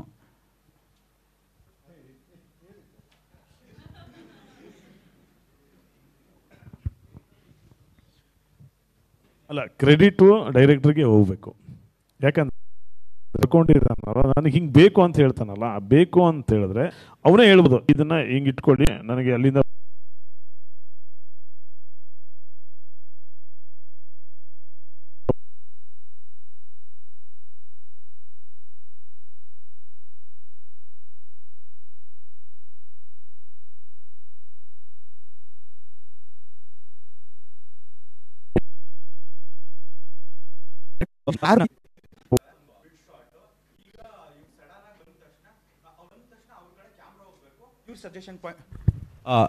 ಈಗ ಒಬ್ಬ ಹಿಂಗೆ ಓಡ್ ಬರ್ತಾನೆ, ಇವ್ರದ್ದು ಮಿಡ್ ಶಾಟ್ ಇಟ್ಟಿದ್ದೀನಿ, ನಾನು ಆಸ್ ಎ ಡೈರೆಕ್ಟರ್ ಆಗಿ DOP ಗೆ ಎಕ್ಸ್ಪ್ಲೇನ್ ಮಾಡ್ತಾ ಇದ್ದೀನಿ.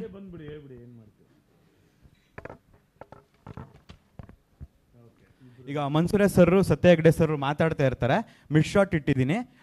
ಈಗ ಒಬ್ಬ ಓಡ್ ಬಂದು ಹಿಂಗೆ ಒಳಗಡೆ ಬಂದು ಜೋರಾಗಿ ಕಿರ್ಚೋದು, ನನಗೆ ಅವ್ರ ಸಜೆಷನಲ್ಲಿ ನನಗೆ ಅವರು ಕಾಣಿಸ್ಬೇಕು, ಇವ್ರ ಸಜೆಷನಲ್ಲಿ ಅವ್ನು ಕಾಣಿಸ್ಬೇಕು. ಇಷ್ಟು ಆ್ಯಸ್ ಎ ಡೈರೆಕ್ಟ್ರಾಗಿ ನನಗಿದೆ. ನನ್ನ ತಲೆಯಲ್ಲಿರೋ ಶಾರ್ಟ್ಸು ಇಷ್ಟೇ, ನನಗೆ ಇಷ್ಟೇ ಬೇಕು. ಇದನ್ನು ಸಿನಿಮಾಟೋಗ್ರಾಫರ್ಗೆ ಯಾವ ಥರ ಅವರು ಹೆಂಗೆ ಇದು ಮಾಡ್ತಾರೆ? ಅಲ್ಲ, ಇದು ನೀವು ಹೇಳ್ಬಿಡಿ ಸರ್. ಅಲ್ಲ, ಏನು ಗೊತ್ತಾ, ಈಗ ಇವ್ರು ಹೇಳಿದಾಗ ನನ್ನ ತಲೆಯಲ್ಲಿ ಏನೋ ಓಡ್ತಾ ಇರುತ್ತೆ, ಅವ್ರ ತಲೆ ಅಂದರೆ ಡೈರೆಕ್ಟ್ ನಿಮ್ಮ ತಲೆಯಲ್ಲಿ ಏನೋ ಇರುತ್ತೆ. ಸೊ ನಾನೇನು ಮಾಡ್ತೀನಿ, ನನಗೆ ಏನೇನು ಅನಿಸುತ್ತೆ ಅದನ್ನು ಹೇಳ್ಬಿಡ್ತೀನಿ. ಈಗ ನೀವು ನಿಮ್ಮ ತಲೆಯಲ್ಲಿ ಏನಿದೆ ಹೇಳಿ ಅಂತ ಕೇಳ್ತೀನಿ. ಹೆಂಗಿದೆ ಹೇಳಿ, ಈಗೇನು ನೀವೇನು ಅಂದ್ಕೊಂಡಿದ್ದೀರಾ?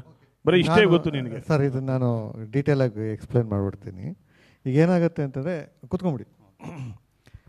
ಈಗ ನೀವು ಅದೊಂದು ಸೀನ್ ಹೇಳಿದ್ರಿ. ಈಗ ನಾವು ಯಾರೋ ಇಬ್ಬರು ಕೂತಿದ್ದಾರೆ, ಯಾರೊಬ್ಬರು ಓಡ್ ಬಂದರು. ಫಸ್ಟ್ ಇದನ್ನು ಹೇಗೆ ಎಸ್ಟಾಬ್ಲಿಷ್ ಮಾಡಬೇಕು ಅನ್ನೋದನ್ನು ಫಸ್ಟ್ ಕ್ಯಾಮ್ರಾಮನ್ಗೆ ನಾವು ಅಂದರೆ DOPಗೆ ನಾವು ಎಕ್ಸ್ಪ್ಲೇನ್ ಮಾಡಿದ್ರೆ ಅವರು ಒಂದು ಫ್ರೇಮ್ನ ಸಜೆಸ್ಟ್ ಮಾಡ್ತಾರೆ. ಓಕೆ, ಅಂದರೆ ಈಗ ಇಲ್ಲಿ ಇದ್ದಾರೆ, ಫಸ್ಟ್ ಇವರಿಬ್ಬರು ಎಲ್ಲಿದ್ದಾರೆ ಅಂತ ರಿಜಿಸ್ಟರ್ ಆಗಬೇಕು. ಹಾಲಲ್ಲಿದ್ದಾರೆ ಅಂತಾರೆ, ಹಾಲ್ನ ಹೇಗೆ ರಿಜಿಸ್ಟರ್ ಮಾಡ್ತೀರಾ? ಈಗ ಇಲ್ಲಿ ಬ್ಯಾಕ್ ಶಾಟಲ್ಲಿ ಇಟ್ಬಿಟ್ಟು ಈ ಹಾಲ್ನ ರಿಜಿಸ್ಟರ್ ಮಾಡ್ಬೋದು. ಒಂದು ಶಾಟಲ್ಲಿ ಎರಡೂ ಕೆಲಸ ಆಗುತ್ತೆ. ಅವ್ರು ಎಲ್ಲಿದ್ದಾರೆ, ಜಾಗ ಯಾವುದು, ಅವ್ರು ಯಾವ ಕಡೆಯಿಂದ ಬರ್ತಾರೆ ಅನ್ನೋದು. ಸೊ ಇದನ್ನು ನೀವು ಎಕ್ಸ್ಪ್ಲೇನ್ ಮಾಡೋದ್ರ ಮೇಲೆ ಅವ್ರು ಸಜೆಷನ್ ಕೊಡ್ತಾರೆ ಸಿನಿಮಾಟೋಗ್ರಾಫರು. ನೀವು ಇಷ್ಟೇ ಫ್ರೇಮ್ ಬೇಕು ಅಂತ ನಿಮ್ಮ ವಿಜುವಲೈಸೇಷನಲ್ಲಿ, ಒಬ್ಬ ಡೈರೆಕ್ಟರ್ ವಿಜುವಲಲ್ಲಿ ಇಷ್ಟೇ ಇರುತ್ತೆ. ಓಕೆ, ನನಗೆ ಈ ಫ್ರೇಮಲ್ಲಿ ಈ ಕ್ಯಾರೆಕ್ಟರ್ ಇಷ್ಟೇ ಬರಬೇಕು ಅಂತಂದರೆ ಅಷ್ಟು ಮಾಡ್ತಾರೆ. ಇಲ್ಲ ಸರ್ ನನ್ನ ತಲೆಯಲ್ಲಿ ಇದರದೊಂದು ಐಡಿಯಾ ಇದೆ, ಒಂದು ಕತೆ ಇದೆ, ಒಂದು ಸೀನ್ ಇದೆ, ಇದನ್ನು ನಾವು ಡೆವಲಪ್ ಮಾಡ್ಬೋದು. ಇದನ್ನು ಎಕ್ಸಾಂಪಲ್ ನಾನು ಹೇಗಿದ್ರು ನಾವು ಜೊತೆಲಿ ಕೆಲಸ ಮಾಡಿರೋಣ ಆ್ಯಕ್ಟ್ 1978 ಪ್ರೋಸೆಸ್ ಬಗ್ಗೆ ಒಂದು ಚಿಕ್ಕದಾಗಿ ಹೇಳ್ಬಿಡ್ತೀನಿ. ಆದಷ್ಟು ನನ್ನ ಬಗ್ಗೆ ನಮ್ಮ ಸಿನಿಮಾ ಬಗ್ಗೆ ಬಿಟ್ಟು ಮಾತಾಡೋಣ ಅಂತಿದ್ದೆ. ಸೊ ಕ್ವಶನ್ ಇದು ಬಂದಿರೋದ್ರಿಂದ ಅದನ್ನು ಎಕ್ಸ್ಪ್ಲೇನ್ ಮಾಡಿಬಿಡ್ತೀನಿ. ಸೊ ಈಗ ಅಂದರೆ ಕ್ರೆಡಿಟ್ಸ್ ಯಾರಿಗೂ ಹೋಗಬೇಕು ಅನ್ನೋದನ್ನು ನೀವೇ ಡಿಸೈಡ್ ಮಾಡ್ಬೋದು. ಈಗ ಆ್ಯಕ್ಟ್ 1978 ಸರ್ ಆವಾಗಲೇ ಮೆನ್ಷನ್ ಮಾಡಿದ್ರು, ಈ ಥರದೊಂದು ಹಾಲ್ ಇಲ್ಲೇ ಬೆಂಗಳೂರಲ್ಲಿ ಲೇಡೀಸ್ ಕ್ಲಬ್ ಅಂತ ಒಂದು ಹಾಲ್ ಒಳಗಡೆ 30 days ಶೂಟ್ ಇದೆ. ನಿಯರ್ಲಿ 10 ರಿಂದ 12 ಜನ ಆರ್ಟಿಸ್ಟ್ ಒಳಗಡೆ ಇರ್ತಾರೆ, ಬಂದು ಹೋಗೋರೆಲ್ಲ ಸೇರಿ. ಸೊ ಅಲ್ಲೇ ಡೈಲಿ ಶೂಟ್ ಮಾಡಬೇಕು. ಅದು ಹೇಗೆ ಅಂತಂದರೆ ನಾವು ಫಸ್ಟ್ ಒಂದು ಎಕ್ಸ್ಪರಿಮೆಂಟ್ ಮಾಡಿದ್ವಿ. ಅಂದರೆ ಎಕ್ಸ್ಪರಿಮೆಂಟ್ ಅಂದರೆ ನಾನು ಅದನ್ನು ಪರ್ಟಿಕ್ಯುಲರ್ ಆಗಿ ಸರ್ ಜೊತೆ ಹೇಳಿದೆ, ಸರ್ ಇಲ್ಲಿ ಏನಾಗುತ್ತೆ 12 ಜನ ಇದ್ದಾರೆ, ನಾವು 12 ಜನನೂ ನಾವು ಈ ಸೀಕ್ವೆನ್ಸಲ್ಲಿ ಶೂಟ್ ಮಾಡ್ತಾ ಹೋದರೆ ಆ ರಿಯಾಕ್ಷನ್ ಶಾಟ್ಸ್ನ ಅದನ್ನೆಲ್ಲನೂ ಶೂಟ್ ಮಾಡಿದ್ರೆ ಟೈಮ್ ಹಿಡಿಯುತ್ತೆ. ಜೊತೆಗೆ ಅವರು ಕ್ಯಾಮ್ರಾ ಫೇವರಲ್ಲೇ ಆ್ಯಕ್ಟ್ ಮಾಡ್ತಾ ಹೋದರೆ ನಮಗೆ ಎಡಿಟಿಂಗಲ್ಲಿ ತುಂಬ ತಲೆನೋವಾಗುತ್ತೆ. ಬೆಟರ್ ಒಂದು ಕೆಲಸ ಮಾಡೋಣ, ಅವ್ರ ಪಾಡ್ಗೆ ಆ್ಯಕ್ಟ್ ಮಾಡೋಕ್ಕೆ ಬಿಟ್ಬೋಣ. ಸೊ ಅವರು ಎಲ್ಲಿ ಒಂದು ಕ್ಯಾಮ್ರಾ ಫೇವರ್ ತೊಗೊಳ್ದಿರ 3 ಕ್ಯಾಮ್ರಾ ಇಟ್ಬೋಣ ಸರ್, ಇದನ್ನು ಹೇಗೆ ಮಾಡೋಣ ಅಂತ ಫಸ್ಟ್ ಹೇಳಿದೆ. ಸರಿ ಅಂತ ಸರ್ ಐಡಿಯಾ ಚೆನ್ನಾಗಿದೆ ಮಾಡೋಣ ಅಂತಂದ್ರೆ. ಬಟ್ ನಮಗೆ ಸ್ಪಾಟಿಗೆ ಬಂದಾಗ ಅದರದ್ದು ಪ್ರಾಬ್ಲಮ್ಸ್ನ ಸಖತ್ತಾಗಿ ಫೇಸ್ ಮಾಡಿದ್ವಿ. ಯಾಕೆ ಅಂತಂದರೆ 3 ಕ್ಯಾಮ್ರಾದಲ್ಲಿ 3 ಡಿಫ್ರೆಂಟ್ ಲೆನ್ಸ್ ಯೂಸ್ ಮಾಡ್ತಾಯಿದ್ವಲ್ಲ, ಆಲ್ಮೋಸ್ಟ್ 360 ಡಿಗ್ರಿ ಒಂದೊಂದು ಶಾರ್ಟಲ್ಲಿ ಕವರ್ ಆಗ್ತಾಯಿತ್ತು. ಸೊ ಆ್ಯಕ್ಟ್ರ್ಗಳಿಗೆ ಫಸ್ಟ್ ಒಂದು ಸ್ವಲ್ಪ ಒದ್ದಾಡಿದ್ರು, ಓಕೆ ಯಾವ ಕಡೆ ಆ್ಯಕ್ಟ್ ಮಾಡಬೇಕು, ಯಾವ ಕ್ಯಾಮ್ರಾಗೆ ಫೇವರ್ ತೊಗೋಬೇಕು ಅಂತ. ಆಮೇಲೆ ಅವ್ರು ಅಡ್ಜಸ್ಟ್ ಆಗಿಬಿಟ್ರು. ಪ್ರಾಬ್ಲಮ್ ಶುರುವಾಗ್ತಾಯಿದೆ ನಮ್ಮಿಬ್ಬರಿಗೆ. ಓಕೆ ಇಲ್ಲಿ ಒಂದು ಈ ಕಡೆ ಒಂದು ಅಲ್ಲೊಂದು ಇಲ್ಲೊಂದು ಇಟ್ಟರೆ ಆ ಏರಿಯಾ ಪೂರ್ತಿ 360 ಡಿಗ್ರಿ ಕವರ್ ಆಗಿಬಿಡುತ್ತೆ. ಸೊ ಇನ್ನೂ ನಮಗೆ 28 ದಿವಸ ಶೂಟ್ ಮಾಡೋದಿದೆ. ಅದಕ್ಕೆ ಸರ್ ಹೇಗೆ ಪ್ರಿಪೇರ್ ಆಗ್ತಾಯಿದ್ರು ಅಂತ, ಇದು ತುಂಬ ಇಂಪಾರ್ಟೆಂಟ್ ಚಾಪ್ಟರು. ಸಿನಿಮಾಟೋಗ್ರಾಫರ್ ಆಗಬೇಕು ಅಂತಿರೋರೆಲ್ಲ ದಯವಿಟ್ಟು ಕಲೀಲೇಬೇಕಾಗಿರೋ ಚಾಪ್ಟರು. ಸೊ ಸಿದ್ಧಾರ್ಥ ಹೋಟ್ಲಲ್ಲಿ ನಾವು ಇರ್ತಾಯಿದ್ವಿ. ಸೊ ಬೆಳಗ್ಗೆ 6 ಗಂಟೆಗೆ ನಾನು ಸರು ಇಬ್ಬರು ಸ್ಕ್ರಿಪ್ಟ್ ಬಗ್ಗೆ ಡಿಸ್ಕಷನ್ ಮಾಡಿಕೊಂಡು ಅವತ್ತು ಏನು ಶೂಟ್ ಮಾಡಬೇಕು ಅನ್ನೋದನ್ನು ಬ್ಲಾಕ್ ವೈಸು ನಾವೊಂದು ಲಿಸ್ಟ್ ರಾತ್ರಿನೇ ಎಲ್ಲರಿಗೂ ಮೆಸೇಜ್ ಮಾಡ್ತಾಯಿದ್ವಿ. ಆರ್ಟಿಸ್ಟಿಂದ ಹಿಡಿದು ಟೆಕ್ನಿಷಿಯನ್ಸ್ ಹಿಡಿದು ಎಲ್ಲರಿಗೂ, ಪ್ರೊಡಕ್ಷನ್ ಡಿಪಾರ್ಟ್ಮೆಂಟಿಂದ ಪ್ರತಿಯೊಬ್ಬರಿಗೂ ಬ್ಲಾಕ್ ವೈಸು ಫಸ್ಟ್ ಬ್ಲಾಕ್ ಏನು, ಸೆಕೆಂಡ್ ಬ್ಲಾಕ್ ಏನು, ಥರ್ಡ್ ಬ್ಲಾಕ್ ಏನು ಅನ್ನೋದನ್ನು ಒಂದು ಲಿಸ್ಟ್ ರೆಡಿ ಮಾಡಿ ಅದನ್ನು ಸರ್ ನಾನು ಡಿಸ್ಕಸ್ ಮಾಡಿ ಅದನ್ನು ಲಿಸ್ಟ್ ರೆಡಿ ಮಾಡ್ತಾಯಿದ್ವಿ. ಅದನ್ನು ಎಲ್ಲರಿಗೂ ರಾತ್ರಿ 10 ಗಂಟೆ 10:30 ಒಳಗಡೆ ಎಲ್ಲರಿಗೂ ಕಳಿಸ್ಬಿಟ್ಟು ಬೆಳಗ್ಗೆ 6 ಗಂಟೆಗೆ ನಾವು ಅದನ್ನು ರೀಕಾಲ್ ಮಾಡ್ಕೊಂಡು ಹೋಗ್ತಾಯಿದ್ವಿ. ಸೊ ಇಬ್ಬರು ನಡ್ಕೊಂಡು ಸಿದ್ಧಾರ್ಥದಿಂದ ಲೇಡೀಸ್ ಕ್ಲಬ್ಗೆ ವಾಕ್ ಹೋಗ್ತಾಯಿದ್ವಿ. ಅಲ್ಲಿ ಹೋದ್ಮೇಲೆ ಗೇಟ್ ಹತ್ರ ಹೋದ್ಮೇಲೆ ಅವ್ರು ಸಪ್ರೇಟು ನಾನು ಸಪ್ರೇಟ್ ಆಗ್ತಾಯಿದ್ದೆ. ನಾನು ಹೋಗ್ಬಿಟ್ಟು ನನಗೆ ಆ ಸೀನಲ್ಲಿ ಮೇಯ್ನ್ ಏನು ಎಕ್ಸ್ಪ್ರೆಷನ್ಸು, ಆ ಡೈಲಾಗ್ ಯಾವುದಕ್ಕೆ ಇಂಪಾರ್ಟೆಂಟ್ ಬರುತ್ತೆ, ಏನು ರಿಯಾಕ್ಷನ್ಸ್ ಬೇಕಾಗುತ್ತೆ ಅನ್ನೋದನ್ನು ನಾನು ಲಿಸ್ಟ್ ಮಾಡ್ತಾಯಿದ್ದೆ. ಸರ್ ಏನು ಮಾಡ್ತಾಯಿದ್ರು, ಸರ್ ಜೊತೆ ಇನ್ನು 3 ಜನ ಅವರ ಸಿನಿಮಾಟೋಗ್ರಾಫರ್ಸ್ ಇದ್ದರು. ಓಕೆ ಎಲ್ಲರೂ ಅವರ ಕೊಲೀಗ್ಸು. ಸೊ ಇವ್ರು 4 ಜನ ಒಂದು ಟೇಬಲಲ್ಲಿ ಕೂತ್ಕೊತಾಯಿದ್ರು. ಕೂತ್ಕೊಂಡು ಪ್ರತಿದಿನ ಒಬ್ಬೊಬ್ಬರು, ಅಂದರೆ ಇವತ್ತು ಸತ್ಯ ಸರ್ ಓದಿದ್ರೆ ಇನ್ನೊಂದು ದಿವಸ ಜೋಶಿ ಸರ್ ಓದ್ತಾಯಿದ್ರು, ಇನ್ನೊಬ್ಬರು ರಾಜು ಸರ್ ಇದ್ದರು, ಇನ್ನೊಬ್ಬರು ನಂದ ಅಂತ. ಸೊ ಅವ್ರು 4 ಜನ ಒಬ್ಬೊಬ್ಬರು ಒಂದೊಂದು ದಿವಸ ಸ್ಕ್ರಿಪ್ಟು ಓದ್ತಾಯಿದ್ರು ಪೂರ್ತಿ. ಅಂದರೆ ಆ block wise scene number wise ಅವತ್ತೇನು ಶೂಟ್ ಮಾಡ್ತಾರೆ ಆ ಪೂರ್ತಿ ಸೀನ್ನ ಓದ್ತಾಯಿದ್ರು. ಓದಿದ ಮೇಲೆ ಅವರಲ್ಲೊಂದು ಡಿಸ್ಕಷನ್ ಆಗ್ತಾಯಿತ್ತು. ಈ ಸೀನ ಯಾವ ಬ್ಲಾಕಲ್ಲಿ, ಅಂದರೆ ಇರೋದು ಇಷ್ಟೇ ಜಾಗ, ಇರೋದು ಸ್ವಲ್ಪ ಅಗಲ ಇದೆ, ಇನ್ನೂ ಸ್ವಲ್ಪ ಇದರಲ್ಲಿ ಅರ್ಧ ಇತ್ತು ಅಷ್ಟೇ ಅದು ಹಾಲು, ಅಲ್ಲಿ ಎಲ್ಲೆಲ್ಲಿ ಇಡ್ಬೋದು ಅಂತ ಫಸ್ಟ್ ಅವರೊಂದು ಡಿಸ್ಕಷನ್ ಮಾಡಿಕೊಂಡು ಅವರೊಂದು ಕನ್ಕ್ಲೂಷನ್ ಬಂದ ಮೇಲೆ ನಾನು ಈ ಕಡೆ ನಂದೊಂದು ಏನು ಎಕ್ಸ್ಪ್ರೆಷನಿಂದ ಹಿಡಿದು ನನಗೇನು ಪರ್ಟಿಕ್ಯುಲರ್ ಯಾವುದಕ್ಕೆ ಒತ್ತು ಕೊಡಬೇಕು ಅನ್ನೋದನ್ನ ಒಂದು ಚರ್ಚೆ ಆಗಿ ನನ್ನ ಟೀಮ್ ಜೊತೆ ನಾವಿಬ್ಬರು ಮತ್ತೆ ಹೋಗ್ತಾಯಿದ್ವಿ. ಎಲ್ಲಿ ಹಾಲ್ ಒಳಗಡೆ ಹೋಗ್ತಾರೆ, ಸೆಟ್ ಒಳಗಡೆ ಹೋಗಿ ಅಲ್ಲಿ ನನಗೇನು ಬೇಕು ಅಂತ ಅವ್ರಿಗೆ ಎಕ್ಸ್ಪ್ಲೇನ್ ಮಾಡಿದೆ. ಅವ್ರದ್ದು ಏನು ಐಡಿಯಾ ಇದೆ ಅದು ಎರಡೂ ಮ್ಯಾಚ್ ಆಗುತ್ತೆ ಅಂತ ತಿಂಡಿಗೆ ಬಿಫೋರೇ ನಮ್ಮದೊಂದು ಪ್ಲ್ಯಾನ್ ಡಿಸೈಡ್ ಆಗ್ತಾಯಿತ್ತು. ಸೊ ಬ್ಲಾಕ್ ವೈಸು ಈ ಬ್ಲಾಕ್ ಅಂದರೆ ಈ ಸೀನಲ್ಲಿ ಈ ಬ್ಲಾಕ್ ಇದೆ, ಈ ಶಾರ್ಟ್ಗೆ ಎಲ್ಲೆಲ್ಲಿ ಕ್ಯಾಮ್ರಾ ಬರುತ್ತೆ. ಸೊ ಮಾರ್ಕಿಂಗ್ ಮಾಡ್ತಾಯಿದ್ವಿ. ಒಂದು ಪೇಪರಲ್ಲಿ ಹಾಲ್ದೊಂದು ಡ್ರಾಯಿಂಗ್ ಮಾಡಿ ಇಟ್ಕೊಂಡಿದ್ವಿ, ಅಲ್ಲಿ ಪೊಸಿಷನ್ಸ್ನ ಮಾರ್ಕ್ ಮಾಡ್ತಾಯಿದ್ವಿ, ಸೆಕೆಂಡ್ ಬ್ಲಾಕಿಗೆ ಎಲ್ಲಿ ಅಂತ. ಸೊ ಅದಷ್ಟೇ ನಮ್ಮಿಬ್ಬರ ನಡುವೆ ಆಗ್ತಾಯಿದೆ ಡಿಸ್ಕಷನ್ನು. ಅಲ್ಲಿಂದ ಸಂಜೆ ಪ್ಯಾಕಪ್ ಆಗೋವರೆಗೂ ನಮ್ಮಿಬ್ಬರ ನಡುವೆ ಸೊ ಅವರು ಆಗ್ತಾಯಿದ್ದ ಕಾನ್ವರ್ಸೇಷನ್ ಅಂದರೆ ಬ್ರೇಕ್ ಎಷ್ಟೊತ್ತಿಗೆ, ಬ್ರೇಕ್ ಕೊಡ್ತೀರಾ ಇಲ್ವಾ ಅನ್ನೋದು ಬಿಟ್ಟರೆ ಲೆನ್ಸ್ ಚೇಂಜ್ ಮಾಡೋಕ್ಕೆ ಟೈಮ್ ಕೊಡಿ ಪೊಸಿಷನ್ಗೆ, ಇವೆರಡೇ ಡಿಸ್ಕಷನ್ ಆಗ್ತಾಯಿದ್ದು. ಇಡೀ ದಿನ ಡಿಸ್ಕಷನ್ ಆಗ್ತಾ ಇರಲಿಲ್ಲ. ಸೊ ಅದಕ್ಕೇ ಅಷ್ಟು ಕಾಂಪ್ಲೆಕ್ಸ್ ಆಗಿರೋಂಥ ಸ್ಕ್ರೀನ್ ಪ್ಲೇ ಅಷ್ಟು ನೀಟಾಗಿ ಬರೋದಕ್ಕೆ ಸಾಧ್ಯ ಆಗಿದ್ದು. ಸೊ ಅದು ಮ್ಯೂಚುವಲ್ ಆಗಿರುತ್ತೆ. ಮ್ಯಾಕ್ಸಿಮಮ್ ಕ್ರೆಡಿಟ್ ಸಿನಿಮಾಟೋಗ್ರಾಫರ್ ಹೋಗಬೇಕು. ಬಟ್ ಏನಂತಾರೆ, ಡೈರೆಕ್ಟರ್ ಅಂತ ಇರೋದ್ರಿಂದ ಆದಷ್ಟು ಎಲ್ಲರ ಕ್ರೆಡಿಟು ಅಲ್ಲಿ ಬರೀ ಸಿನಿಮಾಟೋಗ್ರಾಫರ್ದಷ್ಟೇ ಇಲ್ಲ, ಮ್ಯೂಸಿಕ್ಕಿಂದ ಹಿಡಿದು ಎಡಿಟಿಂಗಿಂದ ಹಿಡಿದು ಎಲ್ಲ ಕ್ರೆಡಿಟೂ ನಾವು ಡೈರೆಕ್ಟರ್ಗಳು ಕಿತ್ಕೊತೀವಿ. ಬಟ್ ಆ್ಯಕ್ಚುಲಿ ಅವರೆಲ್ಲರಿಗೂ ಇಂಡಿವಿಜುವಲಾಗಿ ಕೊಡಬೇಕಾಗಿರೋಂಥ ಕ್ರೆಡಿಟ್ಸ್ ಅವು. Any question? Next questions. ಒಂದು ನಿಮಿಷ. Thank you sir. ಯಾಕಂದರೆ ಈ ಕ್ವಶನ್ನು ನನಗೆ ತುಂಬ ವರ್ಷದಿಂದ ಇದು ಯಾಕೆ ಇದು ಹಿಂಗೆ, ಯಾಕೆ ಡೈರೆಕ್ಷನ್ ಆಫ್ ಫೋಟೋಗ್ರಫಿ ಇದು ಅವ್ರಿಗೆ ಬಿಡ್ಬೇಕಾ ಇಲ್ಲ ಅಂದರೆ ನಾನು ಹೆಂಗೆ ಇದಿತ್ತು. ಮತ್ತು ನಾಗತಿಹಳ್ಳಿ ಅವ್ರದ್ದು ಒಂದು ಇವೆಂಟ್ ಇತ್ತು, ಸರ್ನ ಅಲ್ಲಿ ಮೀಟ್ ಮಾಡಬೇಕು, ಈಗ ಕೇಳಬೇಕು ಅಂತ ಇದ್ದೆ. ಇದು ಒಂದು ಒಳ್ಳೆ ವೇದಿಕೆ. ಮತ್ತು ಶೇಖರ್ ಸರ್ದು ಮೊನ್ನೆ ಮ್ಯಾಂಗೋ ಪಚ್ಚ ಶೂಟಲ್ಲಿದ್ದಾಗ ನಾನು ಅವ್ರನ್ನ ಕೇಳಬೇಕಲ್ಲ ಈ ಕ್ವಶನ್ ಹೆಂಗೆ ಸರ್ರು ಅಲ್ಲಿ ಕ್ಯಾಮ್ರಾ ಮುಂದೆ ಇದ್ದರು. ಅವಾಗ ಈ ಸೀನಲ್ಲಿ ಯಾರೋ ಇಲ್ಲ, ಇಲ್ಲಿ ಜೂನಿಯರ್ ಯಾರೋ ಇದ್ದರು ಅಂತ ಇವರು ಗರಮ್ಮಾಗಿ ಹೇಳಿದ್ರು. ಸರ್ ಬೇಡ ಅಂದ್ಬಿಟ್ಟು ಸುಮ್ಮನೆ ನಾನು ಎಕ್ಸಿಟ್ ಆಗಿಬಿಟ್ಟಿದೆ. ಅಂದರೆ ನನಗೆ ಎಷ್ಟು ಅಂದರೆ ಒಬ್ಬ ಸಿನಿಮಾಟೋಗ್ರಾಫರು ಅಷ್ಟೊಂದು ಶಾರ್ಪ, ಡೈರೆಕ್ಟ್ರು ಅಬ್ಸರ್ವ್ ಮಾಡಿಲ್ಲ, ಅದನ್ನ ಅಸಿಸ್ಟೆಂಟ್ಸ್ಗಳು ಅಬ್ಸರ್ವ್ ಮಾಡಿಲ್ಲ, ಸರ್ರು ಹುಡುಕ್ತಾ ಇದ್ದಾರೆ ಒಬ್ಬ ಜೂನಿಯರ್ ಆರ್ಟಿಸ್ಟ್ನ, ಅಲ್ಲೊಬ್ಬ ನಿಂತಿದ್ದ. ಅಂದರೆ ಎಷ್ಟು ಡೀಟೇಲಿಂಗ್ ಅಂದರೆ ಅವರು ಹೇಳಿದ ರೀತಿ ನಂಗೆ ಅಂತ ಬಂದ್ಬಿಟ್ಟಿದ್ದೆ. ಬಟ್ ತುಂಬ ಖುಷಿ ಆಯಿತು sir. Thank you so much sir. ನಮಸ್ತೆ, ರಕ್ಷಿತ್ ಅಂತ ಸರ್. ಈಗ ರೂಲ್ಸ್ ಇದೆ ಸಿನಿಮಾಟೋಗ್ರಫಿಲಿ, 360 ಡಿಗ್ರಿ ರೂಲ್ಸ್, 180 ಡಿಗ್ರಿ ರೂಲ್ಸ್ ಅಂತ ರೂಲ್ಸ್ ಇದೆ ಸಿನಿಮಾಟೋಗ್ರಫಿಲಿ, 180 ಡಿಗ್ರಿ 360 ಡಿಗ್ರಿ ಅಂತ. ಸೊ ಈಗ right to left, left to right 2 shots ಕ್ಲೋಸಾಗಿ ತೊಗೋತಾ ಇರ್ತೀವಲ್ಲ, ಆ ರೂಲ್ಸ್ ಬ್ರೇಕ್ ಮಾಡ್ಬೋದಾ? ಬ್ರೇಕ್ ಮಾಡಿದ್ರೆ ಆಡಿಯನ್ಸ್ಗೆ ಏನಾದರೂ ಅದು ರಾಂಗಾಗಿ ಕನೆಕ್ಟ್ ಆಗುತ್ತಾ? ಅಥವಾ ಟೆಕ್ನಿಕಲ್ ಡಿಪಾರ್ಟ್ಮೆಂಟ್ ನೋಡಿದ್ರೆ ಅದನ್ನು ಟೆಕ್ನಿಕಲ್ ಡಿಪಾರ್ಟ್ಮೆಂಟ್ ಮಾತ್ರ ಫೋಕಸ್ ಮಾಡ್ತಾರೆ, ರಾಂಗ್ ಶಾರ್ಟ್ ಇದು ಹಿಂಗೆ right to left, left to right ಮಾತ್ರ ಬರಬೇಕಿತ್ತು, ನಾವು ಒಂದು ಲೆಫ್ಟ್ ತೊಗೊಂಡು ಒಂದು ರೈಟ್ ತೊಗೊಬಿಟ್ಟಿರ್ತೀವಿ, ಗೊತ್ತಿರಲ್ಲ. ಸೊ ಅದೇನು ರಾಂಗಾಗಿ ಕನ್ವೆ ಆಗುತ್ತೆ, ಆಡಿಯನ್ಸ್ಗೆ ಅರ್ಥ ಆಗುತ್ತಾ, ಅರ್ಥ ಆಗಲ್ವಾ ಅದು? Sir right exit left exit ಇರುತ್ತಲ್ಲ ಸರ್. ಸೊ ನೆಕ್ಸ್ಟ್ ಶಾರ್ಟಲ್ಲಿ ಎಂಟ್ರಿ ಎಕ್ಸಿಟ್ಗಳದು ಅದನ್ನು ಬ್ರೇಕ್ ಮಾಡ್ಬೋದು ಸರ್. ಪಾಯಿಂಟ್ 1 ಅದು. ಪಾಯಿಂಟ್ 2, ನಾವು interior, for example interior day time shoot ಮಾಡ್ತಿರ್ತೀವಿ, ಅಲ್ಲಿ ಬ್ಯಾಕ್ಗ್ರೌಂಡಲ್ಲಿ ನಾವು ಒಂದು ಲೈಟ್ ಏನೋ ಉರಿತಾ ಇರುತ್ತೆ, ಒಂದು ವಾಲ್ ಇರೋಂಥ ಒಂದು ಲೈಟು, ಅದೆಲ್ಲ ರೂಲ್ಸ್ ಅದು ಮಾಡಲೇಬೇಕಾ ಅಥವಾ ಫ್ರೇಮ್ಗೋಸ್ಕರ ಮಾಡ್ಕೊಳ್ಳೋದು, ಯಾವ ಪರ್ಪಸ್ಗೋಸ್ಕರ ಅದನ್ನು ಮಾಡ್ಕೊಳ್ಳೋದು ಅಂತ ಅರ್ಥ ಆಗಿಲ್ಲ. ಅಂದರೆ ಆಚೆ ಲೈಟ್ ಏನಕ್ಕೆ ಇಂಟೀರಿಯರ್ ಒಂದು ಮನೆ, ಫಾರ್ ಎಕ್ಸಾಂಪಲ್ ಒಂದು ಮನೆ ಒಳಗಡೆ ಶೂಟ್ ಮಾಡ್ತಿರ್ತೀವಿ, ಡೇ ಇರುತ್ತೆ, ನಾವು ಒಂದು ಲೈಟನ್ನ ಬ್ಯಾಕ್ಗ್ರೌಂಡಲ್ಲಿ ಇಟ್ಟಿರ್ತೀವಿ, ಯಾವ ಕಾರಣಕ್ಕೋಸ್ಕರ ಲೈಟ್ ಆನ್ ಮಾಡಿರ್ತೀವಿ ಅಂತ ನಾನು.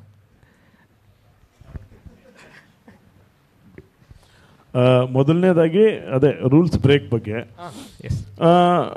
ಎಲ್ಲದಕ್ಕೂ ಅದೇ ರೂಲ್ಸ್ ಇದೆ, ಬಟ್ ರೂಲ್ಸ್ ಬ್ರೇಕ್ ಮಾಡಿದಾಗಲೂ ಅದು ಬೇರೆ ಥರ ಇದು ಕೊಡುತ್ತೆ. ಬಟ್ ನೀವು ಕಾನ್ಫಿಡೆಂಟಾಗಿ ಮಾಡಬೇಕು ರೂಲ್ಸ್ ಬ್ರೇಕ್ನ. ಗೊತ್ತಿಲ್ಲದೆ ಮಾಡಿದರೆ ಅದು ನಿಮಗೆ ಗೊತ್ತಾಗುತ್ತೆ ನಾನು ಮಿಸ್ಟೇಕ್ ಮಾಡಿದ್ದೇನೆ ಅಂತೇಳಿ. ಬಟ್ ಗೊತ್ತಿದ್ದು ಮಿಸ್ಟೇಕ್ ಮಾಡೋದಿದೆ ಗೊತ್ತಾ, ಅಂದರೆ ಮಾಡಿದರೆ ಅದನ್ನು ಕರೆಕ್ಟಾಗಿ ಮಾಡಿಬಿಡಿ, ಆವಾಗ ನಿಮ್ಗೆ ರಿಸಲ್ಟ್ ಬೇರೆ ಥರ ಸಿಗುತ್ತೆ. ಎಡಿಟರ್ಗೆ ಅಂದರೆ ಎಡಿಟಿಂಗಲ್ಲೂ ನೀವು ಅದನ್ನು ಬಟ್ ಯಾವ ವಿಷಯನ ಹೆಂಗೆ ಹೇಳಕ್ಕೆ ಹೊರಟಿದ್ದೀರಾ, ಅದು ನೀವು ನೆಸೆಸಿಟಿ ಇದೆಯಾ ಬ್ರೇಕ್ ಮಾಡೋ. ತಪ್ಪಾಗಿ ಮಾಡಿದರೆ ಅದನ್ನು ಸರಿ ಏನು ಮಾಡ್ಬೋದು, ಬಟ್ ಪರ್ಪಸ್ಲಿ ನಾನು ಹಿಂಗೆ ಮಾಡ್ತೇನೆ ಅಂತ ಕೂತ್ಕೊಂಡ್ರೆ ಅದು ಸ್ಟೈಲ್ ಆಫ್ ಮೇಕಿಂಗಲ್ಲಿ ಬರುತ್ತೆ. ಯಾಕಂದರೆ ಫಾರ್ ಎಕ್ಸಾಂಪಲ್ ಲೈಟ್ ಏನಾಗುತ್ತೆ, ಇದು ಕ್ರಿಯೇಟಿವ್ ಆರ್ಟ್. ಸೊ ಹಿಂಗೆ ಮಾಡಿ ಅಂದರೆ ನಾನು ಹಿಂಗೆ ಮಾಡಲಾಗರು, ನಾನು ಹಿಂಗೆ ಮಾಡ್ತೀನಿ ಅಂತ ಹೇಳೋ ಹಂಗಿರುತ್ತೆ. ಸೊ ಕೆಲವೊಬ್ಬರಿಗೆ ಏನೋ ಬೇಕು, ಹಿಂದೆ ಅದು ಇಡೋದು ಒಂದೊಂದು ಸಲ ಒಂದು ಟ್ರೆಂಡ್ ಬಂದ್ಬಿಡುತ್ತೆ. ಅದು ಯಾಕೆ ಅಂತ ಹೇಳೋದಕ್ಕಿಂತ ಈಗ ಎಲ್ಲರೂ ಬ್ಯಾಗಿ ಪ್ಯಾಂಟ್ ಹಾಕ್ತಾ ಇದ್ರೆ ಒಂದು ಸ್ವಲ್ಪ ದಿನ ಎಲ್ಲರೂ ಬ್ಯಾಗಿ ಪ್ಯಾಂಟ್ ಹಾಕೊಂಡು ಓಡಾಡ್ತಾರೆ. ಆ ಥರ ಅದು ಲೈಟ್ ಇಡೋದು ಅಥವಾ ಇನ್ನೊಂದು ಸುಮ್ಮನೆ ನನ್ನ ಇದು ಕೇಳ್ತಾ ಇರೋದು. ಸೊ ಅದೊಂದ್ಸಲ ಸ್ವಲ್ಪ ದಿನ ನೋಡಿ ಬಿಟ್ಬಿಡ್ಬೇಕು, ಮತ್ತೆ ಯಾರೋ ಹೊಸದೇನಾದ್ರು ಮಾಡ್ತಾನೆ ಅನ್ನೋದನ್ನ ಹುಡುಕ್ತಾ ಇರಬೇಕಷ್ಟೇ. ಬಟ್ ಕೆಲವೊಬ್ಬರು ಇಂಟೆನ್ಷನಲಿ ಅದು ಬೇಕೇ ಬೇಕು ಅಂತ ಥ್ರೂಔಟ್ ಅದನ್ನು ಒಂದು ಪ್ಯಾಟರ್ನ್ ಆಗಿ ಫೀಲ್ ಮಾಡಿ ಮಾಡ್ತಾರೆ. ಇನ್ನೊಬ್ಬರು ಕೆಲವರಿಗೆ ಅದು ಓಕೆ ನಾವು ಇಟ್ಬಿಡೋಣ, ಅದು ನೋಡೋಣ ಅಂತ. ಅದನ್ನು ಹೆಂಗೆ ಅದನ್ನು ಫೈನ್ ಟ್ಯೂನ್ ಮಾಡಿ ಅದನ್ನು ಬೆಟರ್ ಮಾಡ್ತೀವಿ, ಅದು ಯಾವ ಪರ್ಪಸಿಗೆ ನಾನು ಹಾಕಿದ್ದೀನಿ ಅದೆಲ್ಲವೂ ಒಂದು ತಲೆಯಲ್ಲಿ ಇಟ್ಕೊಂಡು ಮಾಡಿದ್ರೆ ಅದು ಇದು 180 360 ಡಿಗ್ರೀಸ್ ಕೇಳಿದ್ರಲ್ಲ, ಫಸ್ಟು ಆ ಥಿಯರಿ ಯಾಕಿದೆ ಅಂತ ಅರ್ಥ ಮಾಡ್ಕೋಬೇಕು. ಓಕೆ, ಅದೇನೋ ಒಂದು ಮ್ಯಾಥ್ಸ್ ಫಾರ್ಮುಲಾ ಸುಮ್ಮನೆ ಏನೋ ಬರೆದಿರೋದಲ್ಲ, ಅದು ನೋಡೋನ್ಗೆ ಅದೊಂದು ಐ ಡಿಸ್ಟರ್ಬೆನ್ಸ್ ಆಗದಿರೋ ಇರೋದಕ್ಕೆ ಅದು ಲಾಜಿಕಲಿ ಅವನ ಅಂದರೆ ನೋಡುಗ ಮತ್ತು ಸ್ಕ್ರೀನ್ ಮಧ್ಯೆ ಒಂದು ಸ್ಪೇಸ್ ಕ್ರಿಯೇಟ್ ಮಾಡೋದಕ್ಕೋಸ್ಕರ ಆ ಥಿಯರಿ ಇರೋದು 180 360 ಡಿಗ್ರಿ. ಈ ಕ್ಯಾರೆಕ್ಟರ್ ಈ ಕಡೆ ಹೋಗಿದ್ದು ಈ ಕಡೆಯಿಂದ ಬರಬೇಕು ಅನ್ನೋದು. ಸೊ ನೀವು ಅದನ್ನು ಬ್ರೇಕ್ ಮಾಡಬೇಕು ಅಂತಾರೆ, ಗೊತ್ತಿಲ್ಲದೆ ಬ್ರೇಕ್ ಮಾಡಿಬಿಟ್ಟು ಇದು ನಾನು ಬೇಕು ಅಂತ ಮಾಡಿದ್ದೀನಿ ಅಂತ ಹೇಳೋದಲ್ಲ. ಫಸ್ಟು ಥಿಯರಿ ಏನಿದೆ ನಾನು ಅದನ್ನು ಅರ್ಥ ಮಾಡ್ಕೋಬೇಕು.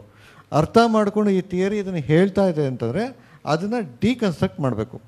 ಸೊ ಆವಾಗ ಅಲ್ಲಿ ಡಿಕನ್ಸ್ಟ್ರಕ್ಷನ್ ಥಿಯರಿ ಅಪ್ಲೈ ಆಗುತ್ತೆ. ಸೊ ನಾನು ಇದು ಥಿಯರಿ ಇದು ಹೇಳುತ್ತೆ, ಇದು ಈ ಕಡೆ ಹೋಗಿ ಈ ಕ್ಯಾರೆಕ್ಟ್ರು ಮತ್ತೆ ಅಲ್ಲೇ ಬರಬೇಕು, ಈ ಕಡೆಯಿಂದ ಬರಬೇಕು ಅಂತ ಹೇಳೋದನ್ನು, ಇಲ್ಲ ನನ್ನ ಕ್ಯಾರೆಕ್ಟ್ರ್ ಈ ಕಡೆ ಹೋಗಿ ನನ್ನ ಸಬ್ಜೆಕ್ಟ್ ಪ್ರಕಾರ ಅವನು ಅಲ್ಲೇ ಬರ್ತಾನೆ. ಸೊ ನಾನು ಆ ಥಿಯರಿನ ಬ್ರೇಕ್ ಮಾಡ್ತೀನಿ ಅಂತ. ಫಸ್ಟು ನಾವು ಅಂದರೆ ABCD ಕಲ್ತ್ರೇ ಅದರಲ್ಲಿ ವರ್ಡ್ಸ್ ಕ್ರಿಯೇಟ್ ಮಾಡೋಕ್ಕಾಗೋದು. ಸೊ ನಾನು ABCD ಕಲಿತೀರಾ, ಇಷ್ಟ ಬಂದಿದ್ದ ಅಕ್ಷರಗಳನ್ನೆಲ್ಲ ಜೋಡಿಸ್ಬಿಟ್ಟು ಇದೇ ನನ್ನ ವರ್ಡು ಅಂತಂದರೆ ಅದಕ್ಕೆ ನಿಮ್ಮ ಹತ್ರ ಒಂದು ರೀಸನ್ ಇಲ್ಲ ಅಂತಂದರೆ ಆವಾಗ ನಿಮ್ಮ ಎಕ್ಸ್ಪರಿಮೆಂಟ್ ಅನ್ನೋದು ಬಿದ್ದೋಗುತ್ತೆ. ಸೊ ನಾವು ಏನು ಮಾಡ್ತಾಯಿದ್ದೀವಿ ಅನ್ನೋದ್ರ ಬಗ್ಗೆ ನಮ್ಮ ಕಾನ್ಷಿಯಸ್ನೆಸ್ಸು ತುಂಬ ಇಂಪಾರ್ಟೆಂಟ್ ಆಗುತ್ತೆ. So next question. Hello sir, ನನಗೆ ಈಗ AI ಎಲ್ಲ ಜಾಬ್ನು ರಿಪ್ಲೇಸ್ ಮಾಡ್ತಿದೆ. ನೆಕ್ಸ್ಟು ರೋಬೋಟಿಕ್ಸ್ ಬರುತ್ತೆ. AI ಆ್ಯಂಡ್ ರೋಬೋಟಿಕ್ಸ್ ಎರಡು ನೆಕ್ಸ್ಟು ದಯವಿಟ್ಟು ಫೋಟೋಗ್ರಫಿ ಆಗಕ್ಕೆ ಶುರು ಆದರೆ ಏನಾಗ್ಬೋದು?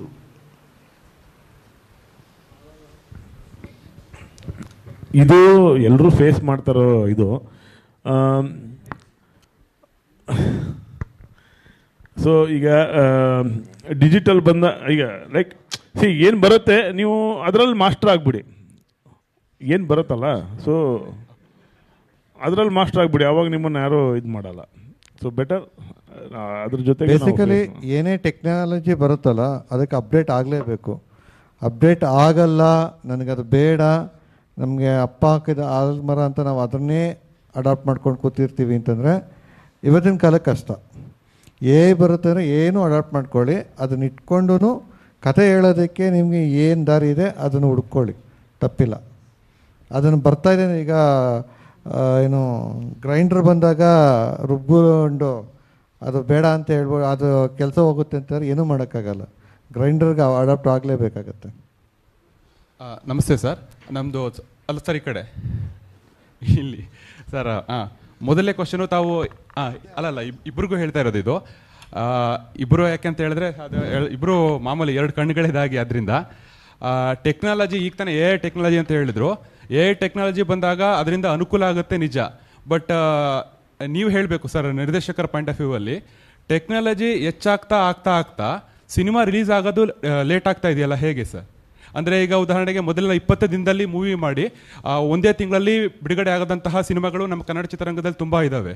ಸೊ ಅಂದರೆ ದಿನೇಶ್ ಬಾಬು ಅವರು ಇರ್ಬೋದು, ಅವರೆಲ್ಲ ತುಂಬ ಬೇಗ ಚಿತ್ರವನ್ನು ಮುಗಿಸ್ತಾ ಇದ್ರು. ಬಟ್ ಈಗ ಅಂದರೆ ಅವ್ರು ಹೇಳಿದಾಗೆ ಮೊದಲು ನಮಗೆ ರೀಲ್ಸ್ ಎಲ್ಲ ಅಂದರೆ ಮಾಮೂಲಿ ಈಗ ಇಷ್ಟೊಂದು ಟೆಕ್ನಾಲಜಿಗಳು ಇರಲಿಲ್ಲ. ಆಗಿನ ಕಾಲಕ್ಕೆ ಬೇಗ ಚಿತ್ರಗಳು ಬರ್ತಾ ಇದ್ದು, ಈಗ ಅಷ್ಟೊಂದು ಟೆಕ್ನಾಲಜಿಗಳಿದ್ದು ಇನ್ನೂ ಹೆಚ್ಚಿಗೆ ಟೆಕ್ನಾಲಜಿ ಬರ್ತಾ ಬಹುಶಃ ಅಂದರೆ ಚಿತ್ರಗಳು ಲೇಟ್ ಆಗ್ತಿರೋದಕ್ಕೆ ಕಾರಣಗಳು ಏನಿರ್ಬೋದು ಸರ್? ಮೊದಲನೇ ಕ್ವಶನ್ನು. ಅಲ್ಲ, ಅದು ಏನು ಅಂತಾರೆ, ಇವತ್ತಿಗೂ ಸಿನಿಮಾ ಮಾಡೋದು ಮುಗಿಸೋದು ರಿಲೀಸ್ ಮಾಡೋದು ತುಂಬ ಈಗಲೂ ಅರ್ಜೆಂಟಾಗಿ ಮಾಡ್ಬೋದು. ಒಂದಷ್ಟು ಎಕ್ಸ್ಪರಿಮೆಂಟ್ಗಳು ತುಂಬ ಜನ ಮಾಡ್ತಾ ಇರ್ತಾರೆ. ನಾವು 30 ದಿವಸದಲ್ಲಿ ಸಿನಿಮಾ ಮಾಡಿ ರಿಲೀಸ್ ಮಾಡ್ತೀವಿ, ಏನು 60 ದಿವಸದಲ್ಲಿ ಸಿನಿಮಾ ಮಾಡಿ ರಿಲೀಸ್ ಮಾಡ್ತೀವಿ ಅಂತ ಎಕ್ಸ್ಪರಿಮೆಂಟ್ಗಳು ಮಾಡಬೇಕು ಅಂದ್ಕೊಂಡಿರೋರು ಮಾಡ್ತಾ ಇರ್ತಾರೆ. ಬಟ್ ನಿಮಗೆ ಆವತ್ತಿನ ಕಾಲಕ್ಕೆ ಕಂಪೇರ್ ಮಾಡಿದ್ರೆ ಇವತ್ತು ಕಾಲಕ್ಕೆ ಒಂದು ಸಿನಿಮಾನ ಪ್ರೆಸೆಂಟ್ ಮಾಡೋದಕ್ಕೆ ಚಾಲೆಂಜಸ್ ತುಂಬ ಇದೆ. ನಿಮಗೆ ಅದು ಸಿನಿಮಾ ಬರೀ ಸಿನಿಮಾಗೆ ಉಳ್ಕೊಳ್ಳಲ್ಲ, ಅದ್ರ ಕ್ವಾಲಿಟಿ, ಪ್ರೆಸೆಂಟೇಷನ್ನು, ಅಂದರೆ ಆ ಎಲ್ಲದಕ್ಕೂ ಟೈಮ್ ಕೊಡಲೇಬೇಕಾಗತ್ತೆ.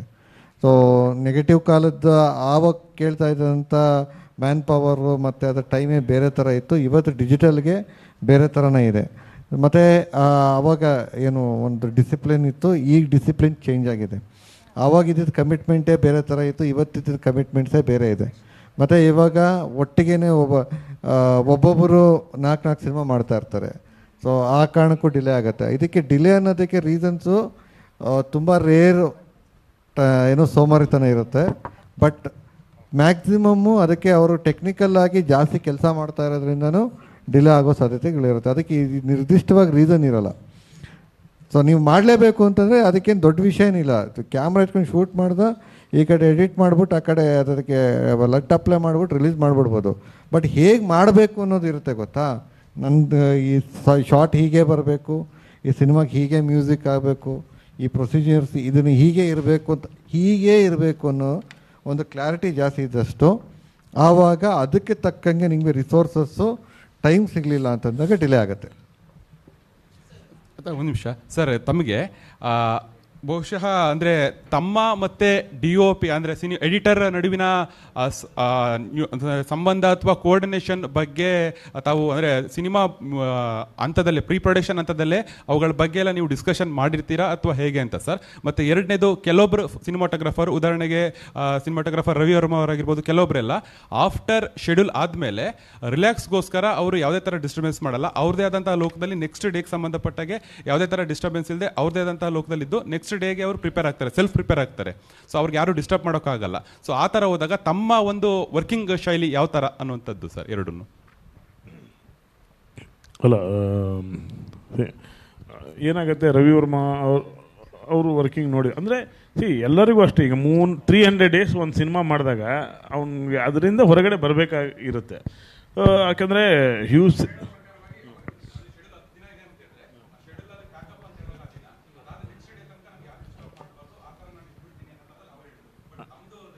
ಅದು ಏನು ಗೊತ್ತಾ, ಈಗ ನನಗೆ ಈಗ 45 ಮಾಡ್ತಾ ಇದ್ದೀನಿ, ನಾಳೆಯಿಂದ ನಾನು ಎಕ್ಕಾಗಿ ಹೋಗಬೇಕು. ಸೊ ಶೆಡ್ಯೂಲ್ ಹಂಗಿರುತ್ತೆ. ಸೊ ಅದು ವರ್ಕ್ ಅವ್ರಿಗೂ ಆ ಥರ ಶೆಡ್ಯೂಲ್ ಇದ್ದಾಗ ಹಂಗೆ ಬರುತ್ತೆ. ಬಟ್ ಏನಂದರೆ ಡಿಪೆಂಡ್ ಅಪಾನ್ ಸಿನಿಮಾಟೋಗ್ರಫರ್. ನಾವು ಪ್ಲ್ಯಾನ್ ಪ್ರಕಾರ ಎಲ್ಲ ಆದರೆ ಗ್ಯಾಪ್ ಸಿಗುತ್ತೆ, ರಿಲ್ಯಾಕ್ಸ್ ಮಾಡ್ತಾ ಇರ್ತಾರೆ. ಸೊ ಪ್ರೊಡಕ್ಷನ್ ಹೌಸಿಂದ ಸ್ವಲ್ಪ ಡಿಲೇ ಆದಾಗ ಸ್ವಲ್ಪ ಬ್ಯಾಕ್ ಟು ಬ್ಯಾಕ್ ವರ್ಕ್ ಮಾಡಬೇಕಾಗತ್ತೆ. ಅದು ನಾವು ಮೆಂಟಲಿ ಅದನ್ನು ಪ್ರಿಪೇರ್ ಆಗಿ ಇದು ಮಾಡೋದು. ಬಟ್ ಏನಂದರೆ ನೀವು ಎಡಿಟರ್ ಬಗ್ಗೆ ಏನು ಕೇಳ್ತಾ ಇದ್ರಿ?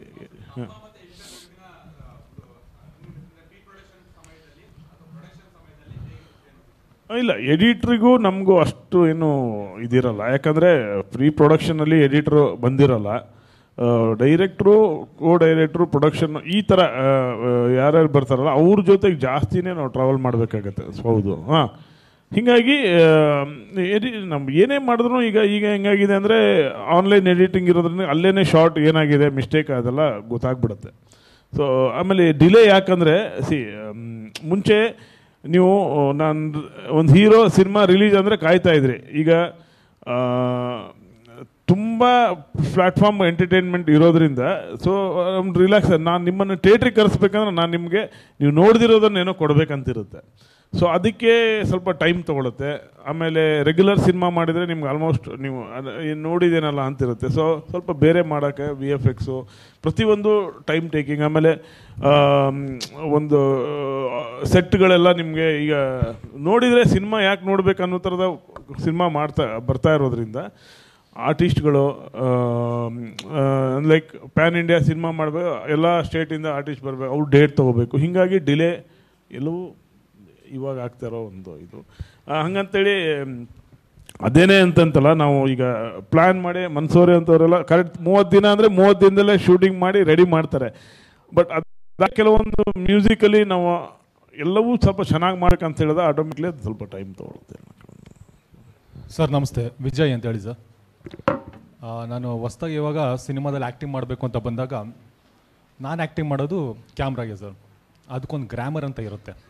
ಥಿಯೇಟ್ರಲ್ಲಿ ಮಾಡಿ ಬಂದಾಗ ಇಲ್ಲಿ ಜನಗಳಿಗೆ ಮಾಡಿರ್ತೀನಿ, ಕ್ಯಾಮ್ರಾಗೆ ಮಾಡಬೇಕು ಅಂದರೆ ಒಂದು ಗ್ರಾಮರ್ ಅಂತ ಇರುತ್ತೆ, ಅದು ನನಗೆ ಗೊತ್ತಿರೋದಿಲ್ಲ.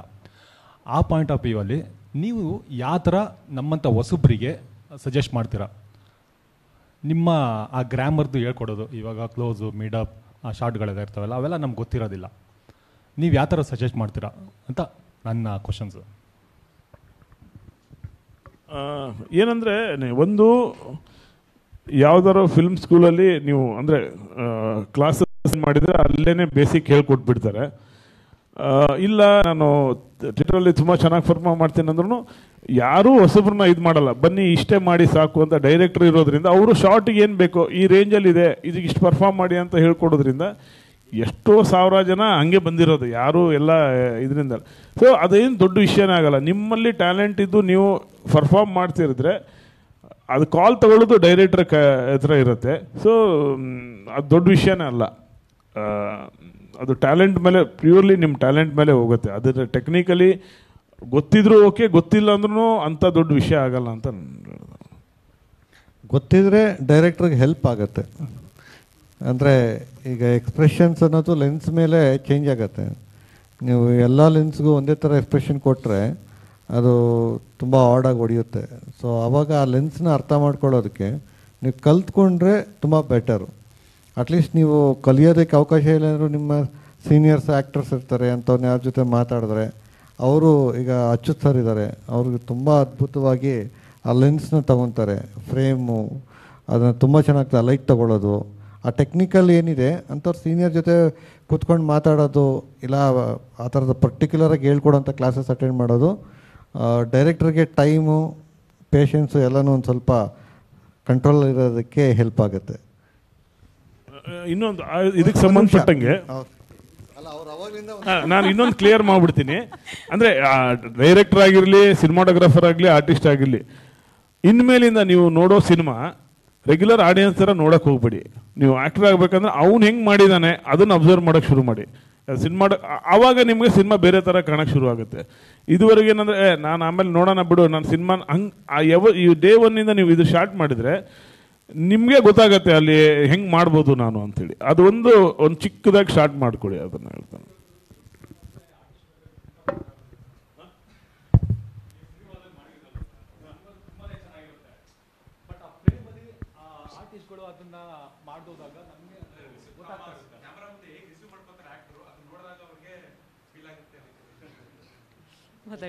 ಸರ್ ನಮಸ್ತೆ, ನಾನು Rohini, an artist. Pre production ಲೆವೆಲಲ್ಲೇ ಒಂದು ಸ್ಟೋರಿ ಅಂತ, ಸ್ಕ್ರೀನ್ ಪ್ಲೇ ಅಂತ ಆದಾಗ್ಲೇ ಅಲ್ಲಿ ಒಂದು ಸ್ಟೋರಿ ಬೋರ್ಡ್ ಅಂತ ಮಾಡ್ಕೋತೀರಲ್ವಾ. ಸೊ ಈ ಎಲ್ಲ ಹಂತದಲ್ಲೂ ನೀವು ಅಂದರೆ ಅವರು ಎರಡು ಕಣ್ಣು ಅಂತ ಹೇಳಿದ್ರು, ನಿರ್ದೇಶಕ ಹಾಗೂ ಕ್ಯಾಮ್ರಾಮನ್ ಅಂತ, ನಾನು ಗಂಡ ಹೆಂಡತಿ ಥರ ಅಂತ ಹೇಳ್ತೀನಿ. ನಿಮ್ಮಲ್ಲಿರೋ ಒಂದು ಏನದು ಜಗಳಗಳಲ್ಲ, ಒಂದು ಅಂಡರ್ಸ್ಟ್ಯಾಂಡಿಂಗ್ ಇದೆಯಲ್ಲ, ಅದು ರೀಡಿಂಗ್ ಲೆವೆಲಲ್ಲೇ ಇರೋಲ್ವಾ, ಅಥವಾ ಎಲ್ಲವೂ ರೆಡಿ ಆದಮೇಲೆ ನೀವು ಹೋಗಿ ಕತೆ ಕೇಳ್ಕೊಂಡು ಎಕ್ದಮ್ ಫ್ಲೋರಿಗೆ ಹೋಗೋದಾ, ಅಥವಾ ಫ್ಲೋರ್ ಹೋಗೋ ಮುನ್ನ ಈ ಕ್ಲಾರಿಟಿ ಇರಲ್ವಾ ಅಂತ. ಮತ್ತು ಆ ಲೊಕೇಶನ್ ಹೋದಾಗ ಫ್ರೇಮಿಂಗ್ ಬಗ್ಗೆ ಎಲ್ಲ ಮಾತಾಡಿದ್ರಿ ನೀವು, ಅದ್ರ ಬಗ್ಗೆ ಹೇಳಿದಾಗ ಈ ಸ್ಟೋರಿ ಬೋರ್ಡ್ ಮಾಡಿದಾಗ್ಲೇ ಹಿಂಗೆ ಬೇಕು ಅನ್ನೋದು ಕ್ಲಾರಿಟಿ ಇರುತ್ತಲ್ವಾ, ಮತ್ತ್ಯಾಕೆ ಅಲ್ಲಿ ಸರ್ಪ್ರೈಸಿಂಗ್ ಆಗಿರುತ್ತೆ ನಿಮ್ಗೆ ಎಲಿಮೆಂಟ್ಗಳು ಅಂತ. ಅಂದರೆ ಲೊಕೇಶನ್ ನೀವು ನೋಡಿರಲ್ವಾ, ಜೊತೆಲಿ ಹೋಗಿರಲ್ವಾ, ಆ ಮಟ್ಟಿಗೆ ಇನ್ವಾಲ್ವ್ಮೆಂಟ್ ಇರಲ್ವಾ ಕ್ಯಾಮ್ರಾಮನ್ಗೆ, ಅಥವಾ ಹೆಂಗೆ ಅಂತ. ಅಲ್ಲ, ಅದು ಏನಾಗತ್ತೆ ಅಂತಂದರೆ ಈಗ ಒಂದೊಂದು ಡೈರೆಕ್ಷನ್ ಟೀಮ್ ಜೊತೆ ಒಂದೊಂದು ಥರ ವರ್ಕಿಂಗ್ ಮೆಥಡ್ ಇರುತ್ತೆ. ಸೊ ಆ ಡೈರೆಕ್ಟರ್ ಮೇಲೆ ಸಿನಿಮಾಟೋಗ್ರಾಫರ್ ಕಂಫರ್ಟ್ ಝೋನ್ ಕ್ರಿಯೇಟ್ ಆಗುತ್ತೆ. ಈಗ ನನ್ನ ಜೊತೆ ಕೆಲಸ ಮಾಡೋದು ಅಂತಂದರೆ, ಈಗ ನಾವು ಮಿನಿಮಮ್ ಒಂದು 2 to 3 ಟೈಮ್ಸು ನಾವು ಲೊಕೇಶನ್ ರೆಕ್ಕಿ ಮಾಡ್ತೀವಿ. ಓಕೆ, ಫಸ್ಟು ಜನರಲ್ಲಾಗಿ ಓಡಾಡ್ತೀವಿ. ಓಕೆ, ಸುಮ್ಮನೆ ರ್ಯಾಂಡಮ್ ಆಗಿ ಎಲ್ಲ ನೋಡ್ತೀವಿ. ಆಮೇಲೆ ಬಂದ್ಬಿಟ್ಟು ಸ್ಕ್ರಿಪ್ಟನ್ನು ಓದ್ತೀವಿ. ಸ್ಕ್ರಿಪ್ಟ್ ಹೋದ್ಮೇಲೆ ನಮಗೆ ಯಾವುದು ಸೆಟ್ ಆಗುತ್ತೆ ಅನ್ನೋದನ್ನು ಮಾರ್ಕ್ ಮಾಡಿಕೊಂಡು ಇದು ಸೆಟ್ ಆಗುತ್ತಾ ಇಲ್ವಾ ಅಂತ ಇನ್ನೊಂದು ರೌಂಡ್ ಹೋಗ್ತೀವಿ. ಬರೀ ಆ ಜಾಗಗಳಿಗೆ ರ್ಯಾಂಡಮಾಗಿ ಹೋಗೋಲ್ಲ.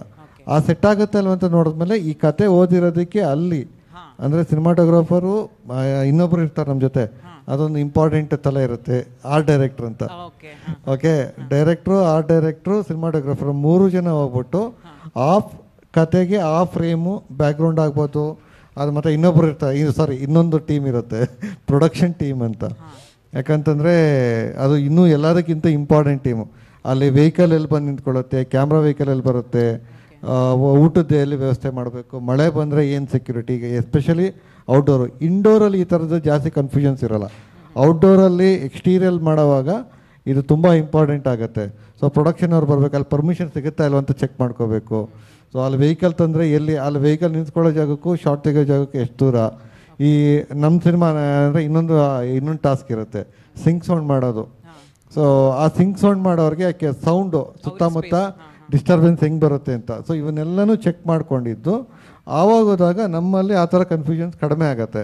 ಸೊ ಇಷ್ಟು ಪ್ರಿಪ್ರೇಷನ್ನು ಎಲ್ಲ ಟೀಮಲ್ಲೂ ಸಿಗದೆ ಹೋದಾಗ ಸಿನಿಮಾಟೋಗ್ರಾಫರು ಆನ್ ಸ್ಪಾಟಲ್ಲಿ ಕಾಲ್ ತಗೊಳ್ಳೇಬೇಕಾದ ಅನಿವಾರ್ಯತೆ ಬರುತ್ತೆ. ಹಾಗೆ ಈಗ ನಿಮಗೆ ನನ್ನ ಕತೆನಲ್ಲಿ ಒಂದು ಸ್ಕೆಲಿಟನ್ ಇರುತ್ತೆ. ನಿರ್ದೇಶಕ should be focus on that skeleton ಅಷ್ಟೇ. ಅಂದರೆ ಈ ಒಂದು ಹುಡುಗ ಇಲ್ಲಿಂದ ಬರ್ತಾನೆ ಏನೋ ಮೆಸೇಜ್ ಹೇಳೋಕ್ಕೆ ಅಂದರೆ ಅವ್ನು ಎದ್ದು ಬಿದ್ದು ಬರ್ತಾನ, ಇಫ್ ಕತೆ ಡಿಮಾಂಡ್ಸ್ ಅದು ಹಾಗೆ ಎದ್ದು ಬಿದ್ದು ಬರ್ತಾನ, ಅಥವಾ ಮಳೆ ನೆನ್ಕೊಂಡು ಬರ್ತಾನ, ಹಾಡು ಹೇಳ್ಕೊಂಡು ಬರ್ತಾನ ಅನ್ನೋ ಕ್ರಿಯೇಟಿವಿಟಿನ ಕ್ಯಾಮ್ರಾಮನ್ಗೆ ಬಿಟ್ಕೊಟ್ಟು ಆ ಸ್ಕೆಲಿಟನ್ ಮಾತ್ರ ನನಗೆ ಈ ಸೀನಲ್ಲಿ ಕತೆಯ ಮುಂದುವರಿಕೆ ಇದೆಯಲ್ಲ, ಹಂತವಾಗಿ ಈ ಸೀನಲ್ಲಿ ಕತೆ ಮುಂದುವರ್ಕೊಂಡು ನೆಕ್ಸ್ಟ್ ಅಲ್ಲಿಗೆ ಹೋಗ್ಬೇಕಂತ ಅಷ್ಟನ್ನು ಮಾತ್ರ ನೀವು ಹೇಳಿ ಈ ಸೀನಲ್ಲಿ ನಂಗೆ ಇಷ್ಟು ಕೊಡು ಅಂತ ಹೇಳಿ ಬಿಡೋಕ್ಕಾಗುತ್ತಾ? ಉಳಿದಿದ್ದ ಜಾಗನ ಆ ಸ್ಕೆಲಿಟನ್ ಉಳಿದಿದ್ದನ್ನ ಅವ್ರು ಫಿಲ್ ಮಾಡಕ್ಕೆ ಅಲ್ಲಿ ಅವರಿಗೆ ಕ್ರಿಯೇಟಿವಿಟಿಗೆ ಜಾಗ ಇದೆಯಾ? ಆ ಸ್ಪೇಸ್ ಖಂಡಿತ ಇದೆ. ಅಂದರೆ ಈಗ ನನಗೆ ಸರೆಂಡರ್ ಆಗೋ ಇದು ಮನಸ್ಥಿತಿ ತುಂಬ ಇದೆ. ನನಗೇನೋ ಗೊತ್ತಾಗ್ತಾ ಇಲ್ಲ ಅಂತಾರೆ, ನಾನು ಸಿನಿಮಾಟೋಗ್ರಾಫರ್ಗೆ ಹೇಳ್ಬಿಡ್ತೀನಿ. ಯಾಕಂದರೆ ನಮ್ಮದು ಸರ್ ಜೊತೆನೂ, ಸತ್ಯ ಸರ್ ಜೊತೆನೂ ಇದೆ, ಚಂದ್ರು ಸರ್ ಜೊತೆನೂ ವರ್ಕ್ ಮಾಡಿರೋದ್ರಿಂದ ಅಲ್ಲಿ ಡೈರೆಕ್ಟ್ರು ಅವ್ನ ಕ್ಲಾರಿಟಿ ಇದ್ದಾಗ ಅವ್ರಿಗೆ ಈಸಿ ಆಗುತ್ತೆ. ಇಲ್ಲ ಅವ್ರ ಕ್ಲಾರಿಟಿ ಬಂದಾಗ ಡೈರೆಕ್ಟರ್ ಸರೆಂಡರ್ ಆಗಲೇಬೇಕು. ಅದು ಬಿಟ್ಬಿಟ್ಟು ಇಲ್ಲ ನಾನು ಹೇಳಿದ್ದೆ ನಡಿಬೇಕು, ಇಲ್ಲ ನನಗೆ ಇದೇ ಬೇಕು ಅನ್ನೋದಕ್ಕಿಂತ ಇಬ್ಬರೂ ಕೆಲಸ ಮಾಡಬೇಕಾಗಿರೋದು ಯಾವುದಕ್ಕೆ ಅಂತಂದರೆ ಸ್ಕ್ರೀನ್ಗೆ. Ultimate result is screen. ಆ ಸ್ಕ್ರೀನ್ಗೆ ಏನು ಬೇಕು ಅನ್ನೋದಕ್ಕೆ ಟೀಮ್ ಕೆಲಸ ಮಾಡಿದ್ರೆ ಆವಾಗ ಸಿನಿಮಾ ಚೆನ್ನಾಗಾಗತ್ತೆ. ಸೊ ಅದರಲ್ಲಿ ಸರೆಂಡರ್ ಆಗೋದು ತಪ್ಪೇನಿಲ್ಲ. ಈ ಸೆಷನ್ ನೀವು ಕೇಳಿದ್ರಲ್ಲ ಡೌಟು ಎಲ್ಲರಿಗೂ ಬರುತ್ತೆ, ಯಾಕಂದ್ರೆ ನಾವು ಇದರಲ್ಲಿ ಹೇಳ್ಬಿಡ್ತೀವಿ. ಈಗ ಇದೇ ಅಮೃತಾನಂದ ಕ್ಯಾಂಪಸ್ನ ನಾವು ಡೈರೆಕ್ಟ್ ನೋಡಿ ಸ್ಟೋರಿ ಬೋರ್ಡಲ್ಲಿ ಇದೇ ಥರ ಇದೆ, ಕಾಲೇಜ್ ಕ್ಯಾಂಪಸ್ ಇದೆ ಅಂತ ಎಲ್ಲ ಆಗಿರುತ್ತೆ. ಬಟ್ ಏನೋ ಪ್ರಾಬ್ಲಮ್ಮು ಎಲ್ಲ ಓಕೆ ಆಗಿರುತ್ತೆ. ಇನ್ನೇನು ನಾಳೆ ಶೂಟಿಂಗ್ ಬರಬೇಕಂದ ತಕ್ಷಣ ಇಲ್ಲ ಸರ್ ಅದೇನೋ ಪ್ರೊಡಕ್ಷನ್ ಅದೇ ದುಡ್ಡು ಜಾಸ್ತಿ ಹೇಳಿದ್ರು ಅಥವಾ ಅದೇನೋ ಫಂಕ್ಷನ್ ಇದೆಯೋ ಏನೋ ಒಂದು ಆಗ್ಬಿಟ್ಟು ಸಿಗೋದೇ ಇಲ್ಲ.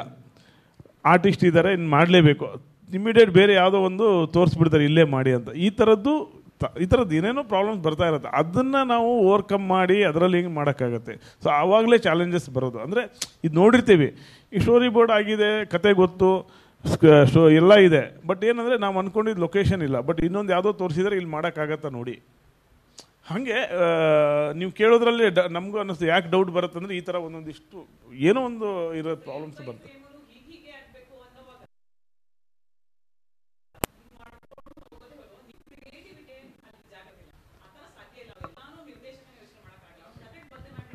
ಹೌದು, ಅಲ್ಲ ಮ್ಯೂಚುವಲ್ ಅಂಡರ್ಸ್ಟ್ಯಾಂಡಿಂಗ್ ಚೆನ್ನಾಗಿದ್ರೆ ಕೆಲಸ ಚೆನ್ನಾಗಾಗತ್ತೆ. ಈ ಸೆಷನಲ್ಲಿ ಇನ್ನು 2 ಕ್ವಶನ್ ತಗೋತಾ ಇದ್ದೀವಿ. ಓಕೆ, ಮಧ್ಯಾಹ್ನ ಮತ್ತೊಬ್ಬರು ಸಿನಿಮಾಟೋಗ್ರಾಫರ್ ಜೊತೆ ಮಾತುಕತೆ ಇರೋದ್ರಿಂದ ಓಕೆ, ಮುಂದೆಯಿಂದ ಒಂದು ಕ್ವಶನು ಮತ್ತು ಬ್ಯಾಕ್ ಸೈಡಿಂದ ಒಂದು ಕ್ವಶನು, ಆಮೇಲೆ ಮಧ್ಯಾಹ್ನದ್ದು ಓಕೆ 4 ಕ್ವಶನ್ ಅಂತೆ ಟೋಟಲ್. 4 ಕ್ವಶನ್ ತಗೋತಾ ಇದ್ದೀವಿ. ಸೆಕೆಂಡ್ ಮಧ್ಯಾಹ್ನದ ಸೆಷನಲ್ಲಿ ಇನ್ನೂ ಸಿನಿಮಾಟೋಗ್ರಾಫರ್ ಕೇಳ್ಬೋದು. ಎಲ್ಲ ಒಬ್ಬರಿಗೆ ಕೇಳಿದ್ರೆ ಮತ್ತೆ ಮಧ್ಯಾಹ್ನಕ್ಕೆ ಸ್ಟಾಕ್ ಇರಲಿಲ್ಲ ನಿಮ್ಮ ಹತ್ರ. ಸೊ ಸ್ವಲ್ಪ ಹ್ಯೂಮರ್ ಆಗಿ ಕೇಳ್ತಾ ನಾನೇ ಶುರು ಮಾಡ್ತಾ ಇದ್ದೀನಿ ಸರ್. ಒಂದು ಸಿನಿಮಾ ಮುಗಿಯೋಷ್ಟರಲ್ಲಿ ನಿರ್ದೇಶಕರ ಜೊತೆ ಎಷ್ಟು ಸರಿ ಜಗಳ ಆಡಿರ್ತೀರಾ ಅಂತ?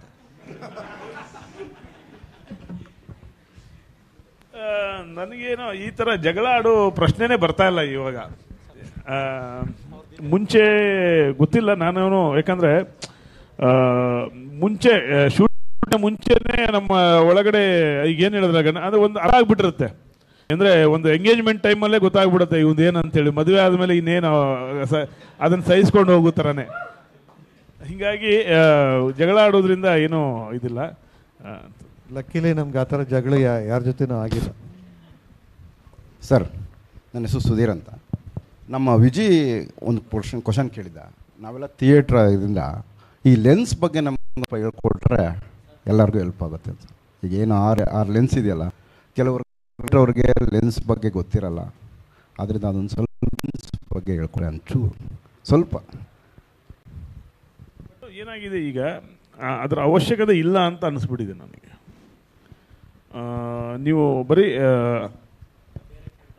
ಅಂದರೆ ಗೊತ್ತಿಲ್ಲ ನಾನು ಹೆಂಗೆ ಹೇಳ್ಬೇಕಂತ. ಈಗ ಏನಾಗಿದೆ ಅಂದರೆ ನಾವು ಥಿಯೇಟ್ರವರು 50 ಅದಕ್ಕೆಲ್ಲ ಸುಮ್ಮನೆ ಕೈ ಎಲ್ಲ ಹೀಗೆ ಅಂದ್ಬಿಡ್ತೀವಿ, ಔಟ್ ಆಫ್ ಫೋಕಸ್ ಆಗೋಗ್ತೀವಿ, ಕೆಲವೊಂದು ಸಮಯ ಆಗ್ತಾ ಇರ್ತೀವಿ. ಅದನ್ನು ನೀವು ಸ್ವಲ್ಪ ಹೇಳಿದ್ರೆ ಲೆನ್ಸ್ ಇದೆ, ಅದು ಆಕ್ಟಿಂಗ್ ವರ್ಕ್ಶಾಪ್ ಅಲ್ಲಿ ಮಾಡಬೇಕು ಸಣ್ಣದಾಗೆ ನಮ್ಮ. ಅಲ್ಲ ನಾನು ಹೇಳೋದು ಯಾಕೆ ಅಂತ ಹೇಳಿದ್ರೆ ಇದು ಬರೀ ಅವರ ಸಿನಿಮಾಟೋಗ್ರಾಫರ್ ಕಂಪೋಸಿಷನ್ ಒಂದೇ ಮ್ಯಾಟರ್ ಆಗಲ್ಲ. ಸೊ ಸಿನಿಮಾಟೋಗ್ರಫಿ ಯಾಕಂತಂದ್ರೆ ಅದನ್ನ ಅವ್ರಿಗಿಂತ ನಾನು ಸ್ವಲ್ಪ ಸರಳವಾಗಿ ಹೇಳಕ್ ಟ್ರೈ ಮಾಡ್ತಾ ಇದ್ದೀನಿ. ಲೆನ್ಸ್ ನಂಬರ್ ಏನಿದೆ ಅಂತಂದರೆ ಎಷ್ಟು ದೂರದಿಂದ ನೋಡ್ತೀರಾ, ಎಷ್ಟು ಹತ್ತಿರದಿಂದ ನೋಡ್ತೀರಾ ಸರ್. ಸೊ ನೀವು ಅದನ್ನು ಅರ್ಥ ಮಾಡ್ಕೋಬೇಕು. ಓಕೆ, ನಾನು ನಿಮ್ಮನ್ನ ತುಂಬ ಹತ್ತಿರದಿಂದ ಬಂದು ನೋಡ್ತಾ ಇದ್ದೀನ, ತುಂಬ ದೂರದಿಂದ ನೋಡ್ತಾ ಇದ್ದೀನಿ ಅಂತ. ಲೆನ್ಸ್ ಬೇಸಿಕಲಿ ಅಷ್ಟೇ, ವೈಡಲ್ಲಿ ನೋಡ್ತಾ ಇದ್ದೀವ, ಕ್ಲೋಸಲ್ಲಿ ನೋಡ್ತಾ ಇದ್ದೀವಿ ಅಂತ. ಸೊ ನಾನು ನಿಮ್ಮನ್ನ ಹತ್ತಿರ ಬಂದಾಗಲೂ ನೀವು ನಾನು ದೂರದಿಂದ, ಈಗ ನಾನು ಇಲ್ಲಿಂದ ಮಾತಾಡ್ತೀನಿ ಅಂತಂದರೆ ಮೈಕ್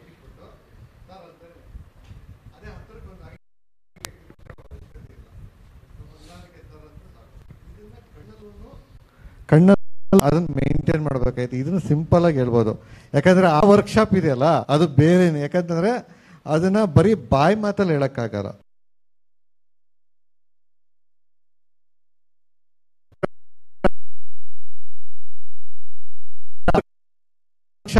ಇದೆಯಲ್ಲ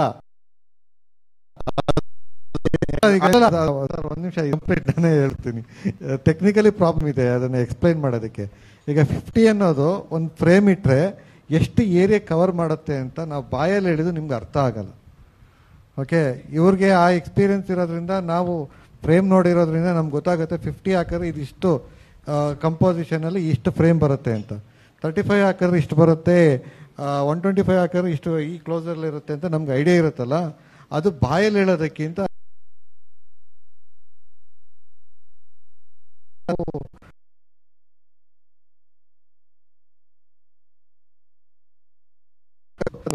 ಪ್ರಾಕ್ಟಿಕಲಿ ಅದನ್ನ ಎಕ್ಸ್ಪ್ಲೇನ್ ಮಾಡಿದ್ರೆ ನಿಮ್ಗೆ ಅದು ಯೂಸ್ ಆಗುತ್ತೆ.